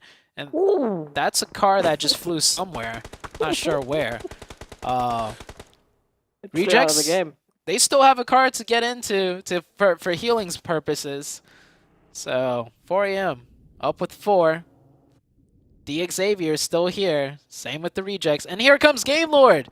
They will do the smart thing, though, and not just drive in. Or actually, maybe the smart thing was to drive in. Actually, they could stay there for a little bit. Tim Entertainment not in the zone. They'll be relieved of that pressure pretty soon. Oh, Game Lords, though, this is the problem, right? As soon as they make that rotation, either they find themselves up against Tem Entertainment or they find themselves up against Vivo Keed, who we can't forget are still downriver from their position. They have a beautiful line of sight as to what's been happening here. They just haven't made that move because, well, they're out of zone. They don't want to draw attention to themselves, but they're still in contention. They know exactly all of these shenanigans that are happening under the bridge. I'm just trying to, like, figure out how I'm gonna go about casting the next couple minutes of this fight down here, because it's only gonna get more chaotic. Because Vivo Keed is here now, joining in. Game Lords is here, joining in, and it's just Train to kill. Oh, I think 4AM might be done here. 4AM down to 1, and Nade comes in. I think it's all up to Good Shout. Good Shout does get into a vehicle to go for the heal. And Rejects are going to come in. That nade is good. There's still actually one more up for 4AM. 4AM finally taken out by Vivo Keed. And now it's the Rejects and D Xavier. The team with 4 will go out, will bow out. Finally, one team eliminated from being the Bridge Trolls. Frankie's still here, man. You can't count them out. D Xavier, Rejects, they've been holding onto this bridge. Now they can say longer than the 4 angry men. They are the OGs under this bridge, and they are not looking to let go anytime soon. Genesis Dogma Gids making a rotation under a bridge of their own, but Tem Entertainment might have spotted them out. Vivo Keed, oh, it's a beautiful nade onto Frankie. D Xavier down to only 1, whereas Rejects, they're still up with 2, potentially even 3. They could get that res. This is going to come down to the wire for all of these teams because, again, that zone is the determining factor. It has shifted off. That bridge, not in zone. Yeah, it goes north once again. IHC on the northern side with 4. Train to kill, playing from the compound. Will be able to keep 4 up. Tem Entertainment, weathering the storm on the south side, will also have 4. There's actually quite a few players left alive for a zone this small. We have 35 remaining, 12 teams still fighting for their points here. Talk about a final zone. We've got, unfortunately, Frankie now going down. D Xavier, their numbers are dwindling down to only 1 swimming member. I wouldn't say moving, but here it comes. Tem Entertainment putting in the fire, finding Genesis Dogma Gids. IHC finally picking up those eliminations. They're looking for that first one. Bevy down in the water now, having to swim up to catch up to Genesis Dogma Gids, as all of Tem's members are in the water. Yeah, Tem having to swim it through. Tem down to 2. They're making progress, however. They do get one right there. Genesis Dogma still trying to come in from behind. Meanwhile, on the other side of the bridge, a nade flies through, does connect onto one of the rejects players. The Vine is knocked. Duello swimming towards that car. He spots off another member, IHC. No confirmed points just yet, but Train to Kill is hurt heavily. However, Besiktas on the other side of things, pressuring down IHC from completely finishing out the fight with Train to Kill. And as that battle ensues, the bridge contention is still there. Hold on, one player of D Xavier right in front of you, Ray J. D Xavier, he misses the shots. And oh, he's not down yet. He's still alive with 1 HP. He's going to swim around and try and go for the flank to get the pincer in onto the Rejects team, because the Rejects team are getting pushed by Vivo Keed as well. Ray J is good for 1. He's good for, no, almost good for 2. And the third party from across the side, Tem Entertainment taking shots. We still have GK swimming in the middle of all that chaos. And IHC still doing IHC things. Besiktas, this is the time to strike. Oh, the re-knock, though, is good. Once Besiktas gets this revive, if they're feeling the confidence, they can maybe swing around and take IHC's position. Next zone will shift, though, before anything or any of that could happen. So that will change how things play out for the Besiktas team, potentially. Oh, GK Esports still just down to only Satan. D Xavier in the midst of all of that chaos did go down eventually. Unfortunately, 1 HP is not a lot to work with. Vivo Key, they have been quiet. They've been moving up of the river. One of the only teams that are still living from this crazy bridge contention, and it doesn't look like they have a lot of time left either. CeeLo down to a sliver of HP. CeeLo might be going down alongside the rest of their team, but here it is. Besiktas, one of the teams that have got such a good amount of numbers. The only other team with 3 players is FaZe, and look at where FaZe currently find themselves. Yeah, FaZe has been working that Shack position for the entirety of all this chaos. That one Shack hardcover playing in huge. Geek with a tricky little 1-1 split. They'll be able to get cross angles the second a team passes by them. But down to 2, I don't think they're going to strike. Oh, Darude actually goes down. Ooh. So Geek Fam now down to a solo. I don't think he's going to do anything. Just going to try and play extremely quiet. Let everyone else duke it out. IHC has managed to push across and take out the one team.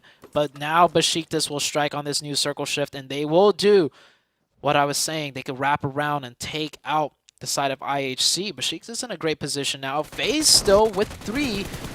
Teams have to watch out for them because they managed to keep 3 up using that Shack to very, very optimal progress. Besiktas, they get that confirmation onto Vivo Keed. We're down to only 4 remaining teams, but Lycan, that nade will head on through. The only problem with that Shack is it gives you your targets, your enemies, quite an easy target to go through. Just send in the nades. They're going to be connecting one way or another. Ventorez up with his teammate now, trying to keep the FaZe name running high. Tony K looking for an opportunity as Besiktas make their move in from the ridgeline. They have an opportunity over towards GeekFam, to FaZe, and to Tem Entertainment, but I don't know if they're aware of Snipes. Oh, Snipes in such a good spot as a solo player to just continue to stay alive. I don't think Besiktas realizes it's a 3v1v1. There's only solos left. However, if one player gets a knock onto Besiktas and then Snipes springs up and takes down another, it brings it down to a 1v1. Besiktas, though, looking very confident, looking very strong. They got to be a little bit careful here, though. They do leave their flank player that's covering the wider range of angles alone by himself. This gives a chance for Snipes to make a move, to make a knock, and get the thirst. Playing it so quiet and slow, yeah. Snipes definitely knows that Besiktas player is there, but Snipes is not going to give away his position. There's the knock. That's one player Besiktas knocks. Will Snipes make his play now? I think he's going to wait one more zone, however. The stalemate will continue. Ventorez, low and quiet. Snipes gets back down, deciding to play quiet. It's going to be a very tense final zone for all of these teams involved. We're actually down to 3. I didn't catch it. So it's Ventorez and Snipes versus the likes of Besiktas now. Besiktas getting that closure onto Tem Entertainment, and unfortunately for Snipes, they don't have that information, but for Besiktas, they have the numbers advantage. If they can leverage that, if they can catch out these solos, they can close this one out as the only team that we can call a team right now. It is just them versus the solos. And Ventorius and Snipes not in a position to really work off of one another, especially now that Besiktas has moved into the southern position. Surely they spot out Ventorius here. I don't think Ventorius is even fully in the grass. Besiktas playing it careful though. There we go. Yeah, Ventorius was not even fully in the grass there. So all Peace needed to do is peek on out a little bit more. What could have been a potential loss for Besiktas there when one of their players got knocked will turn into a pretty dominant chicken dinner, I'd say. Snipes, no zone to work with, 1v3 against 3 players on the high ground, all holding a wider range of angles. Snipes is actually going to do the smart thing, and deny the point completely.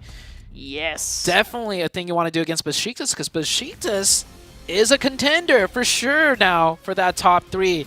And any extra point that you can stop from them, like for them to attain, it's going to work out better, especially for the likes of Geek Fam, who are trying to hold that top 3. Besiktas, we were just reveling in the fantastic individual prowess that they showcased yesterday. That clutch on Murmur left us shaking.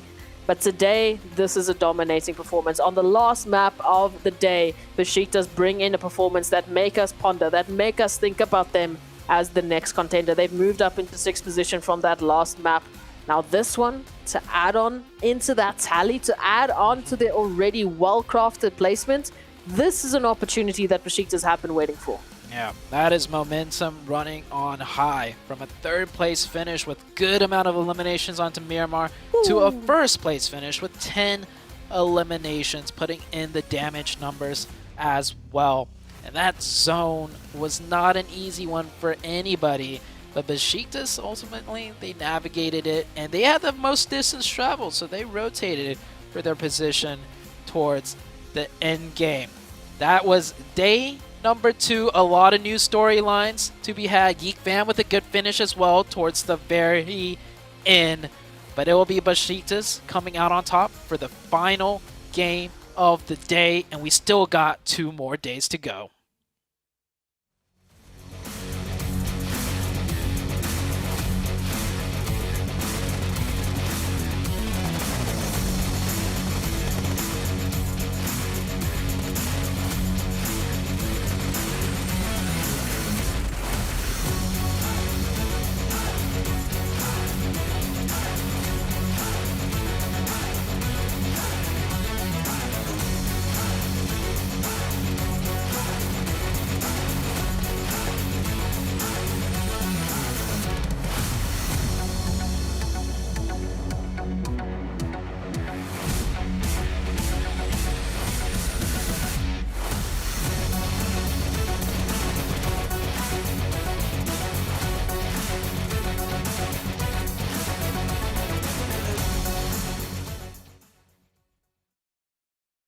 And Besiktas, right at the end of the day, bounced back in a major way. 25 total points right here in the last match as we hit the halfway mark here in this tournament here. Tem Entertainment also putting some nice points on the board. Geek Fam coming out strong as the last one here for the day. I mean, Seven, what are your thoughts here as we wrap up day number 2 here for Group Yellow?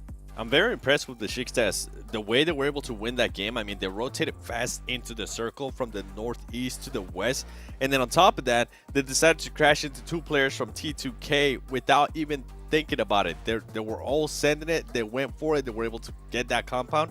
And another thing that I actually enjoyed was that they left Ceci behind, scouting for IHC. So wonderful plays there out of Besiktas. And I felt like this is what we wanted to see out of them, Glitter, because they had such a great performance today.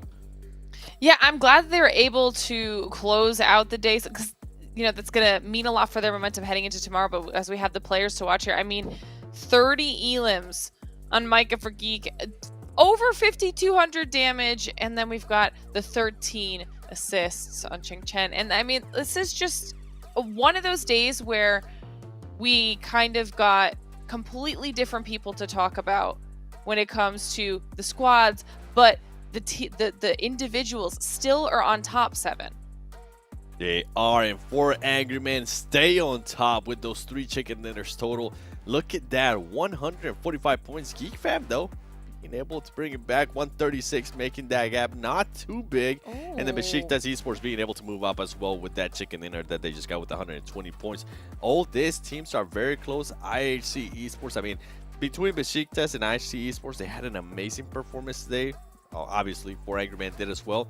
And GK, I feel like GK Esports, I kind of don't want to keep on burning them, but I mean, it's just going to keep happening. This team has not woken up since yesterday, Glitter.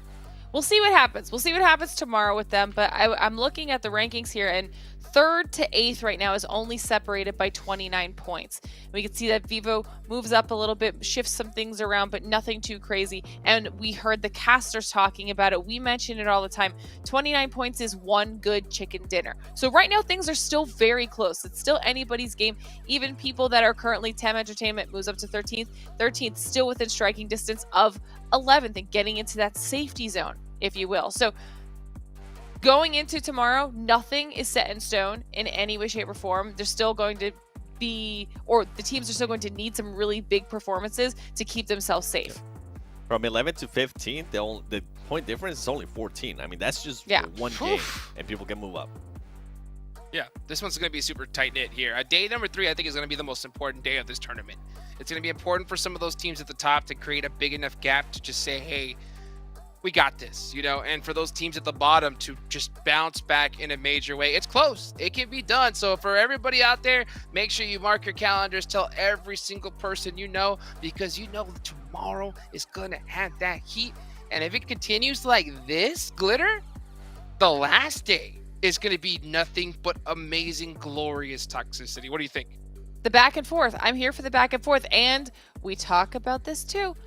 No team wants to be the team that's relying on the final 6 matches to make or break their chances in continuing on in this tournament. So tomorrow will arguably be that much more important because that's the last remaining safety net you have. You have to do something big tomorrow, create a little bit of a cushion, and set yourself up well for that last day because it will be insanity, like you're saying, Jukes.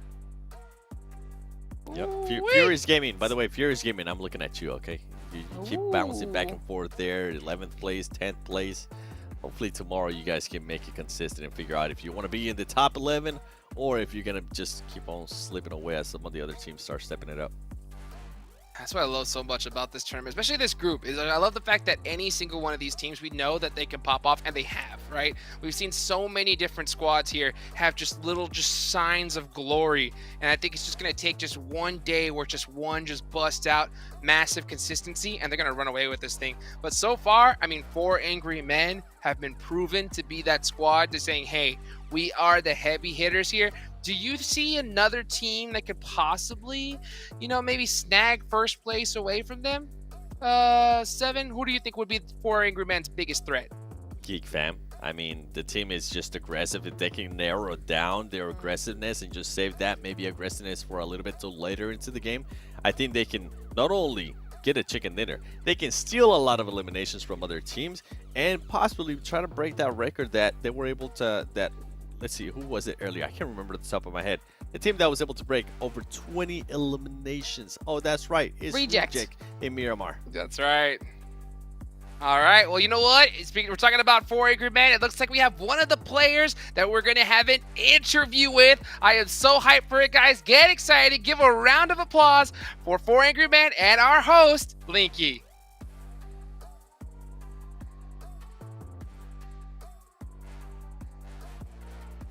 Maybe? Yeah. Yes. Maybe? Soon? The suspense.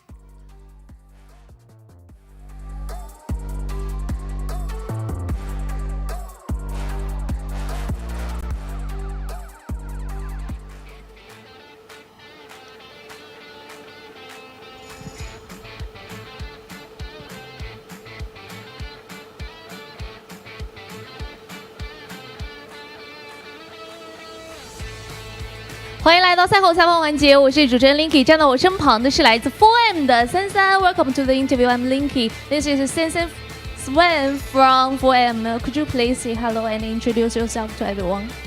大家好，我是来自 4M 的33。确实，再次欢迎一下33。首先要恭喜一下 4M 今天连吃2击，现在的分数是位居第一。那么昨天经历了一个高开低走，想必应该是做了一些调整。今天连吃2击，今天做了一些哪些调整呢？ So our first question is about we have met some obstacles in Sparkle yesterday, but today we have shown a very good performance. So we are wondering about what he has done to make a better performance. 今天主要就是打法上还有心态上进行了一些改变，然后可能在打法上会更激进一点，然后打得会更找回自己的感觉一点。 终于也是找回了自己的感觉啊，延续了昨天第1局的这种激进的打法。其实仔细看来的话，今天的雨林地图是吃到了第1击，在昨天的雨林地图，听说失利影响到了你们自己的一个心态和状态。那么还有一句话，就从哪里跌倒从哪里爬起。今天是进行了一个究极的大绕运营，从这个绕了一圈，从西侧进入，当时的一个运营思路是怎样的？跟大家分享一下。So Swan has told us that he has made some practical method in order to make a better performance, in order to find his own unique ways to perform in this game. And the host question is about, so after he had made some obstacles in the sand hook yesterday, but today has showed a very well performance comparing with yesterday. So what he has achieved in this process? 就是本来雨林图的战术就是。 可能会盲扎会往里挤，就是找圈点会多一点。但今天的话，因为圈型的一个原因，可能会偏向运营一点，然后就找了一个人可能少一点的地方进圈。Okay, so just like he has some more rounds thought or some spot to find out, and then he changed some ways, and also he finds some special ways to get in the entrance, which there were few people there. 是大家也都一直知道，我们的 4M 是一路走来非常的不容易，尤其是拿到季赛这样一个门票，是经过了一个究极的追分之旅，也是同样在今天进行了一个大追分，现在是积分第一。那么明天就不一样了，明天会产生一个抗压的状态，并且是把这种分数逐渐的去和后面的队伍扩大。明天该怎么打 ？So next question about, so we have escalating the remarks for the several months before, but right now he has enjoyed a very good performance and ranks today. So tomorrow, like what he will do to maintain this kind of momentum to get a good remarks. 明天其实还好，没有太大压力，因为我们队伍一直的心态跟选手大家的想法都是，大家以一个 冲锋者还有一个追分者的姿态去迎接每一场比赛。对，是的，用一个冲锋者的姿态啊。其实我们回忆到上一次这个参加世界赛是在2020年，那么时隔2年，再一次回到了世界赛的舞台，感觉怎么样 ？So what for Swan has told us that so for tomorrow's game he has no pressure at all. He will use his unique method to compete for the next competition. And also the host question about, like, it has been 2 years since he last competed in this competition. So what kind of the method and mind he will do to perform and prepare for tomorrow's game? 还好，其实因为2年没打，然后这一次回来打季赛也换了队友嘛，然后也换了很多，就是战队里的东西、战术啊、打法之类的，就感觉还是熟悉的感觉吧，就是各种情况。Swan's reply is about, first, he is very familiar with this game, and second, he will use some practical method along with the teamwork of his teammates, and also he felt no pressure at all. He will maintain his good performance. 确实是非常的不容易。那么，请海外的很多的网友、很多粉丝一路的非常支持我们 4M， 也是支持33。那么最后有什么话想要对他们说？ So the last question for him is about, there are many people and fans around the world who support him since Swan. So what will he say to his fans around the world? 尽力吧，然后雅加达见。 He will try his best, and also we will meet you in Jakarta in Indonesia in the future. 尽力就好，我们也是非常的感谢33接受我采访，也是希望 4M 能够在今明2天有更好的一个成绩，继续加油。Okay, so lastly, thanks for his competition and for his perform for tonight. So thanks for your coming. 好的，那么以上就是采访的全部内容了。我们把画面给到解说席。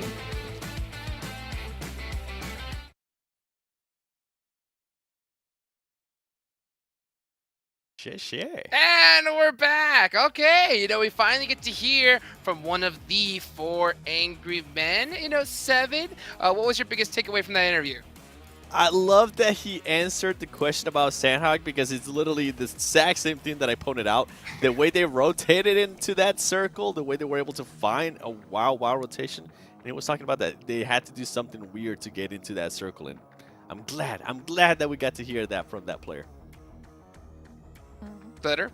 Well, for me, honestly, it was the mindset. We talk about this a lot. He was unruffled, okay? He said they're going to change whatever they need to change, but not worry about it. He was very confident in his individual ability and his team's ability, which is massive to not only have that trust in your squad, but know that even if you've got a few hiccups along the way, it won't affect the next day's worth of games.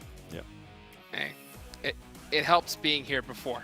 That is for sure. That squad knows what they're doing, and they're proving it here on the battleground. Any final thoughts here before we go into tomorrow? Seven. Geek fam, I'm going to be looking at you. I want to see that placement become a little bit better and for them to continue the aggressiveness, but I just want to see better placement. Okay. Glitter? Okay. You know what? I'm gonna do the same thing except for Besiktas. I want to see what you did today. Whatever you turned on today, keep that going for tomorrow because I think that they could potentially really be in the running. Yes. And I want to go with the Falcons. Come on, Falcons. Go up tomorrow. Get it done. I'm your host, Hot Jukes. I'm here with the 7WG Glitter Explosion. We will catch you guys tomorrow. Tell your friends, and we'll see you then.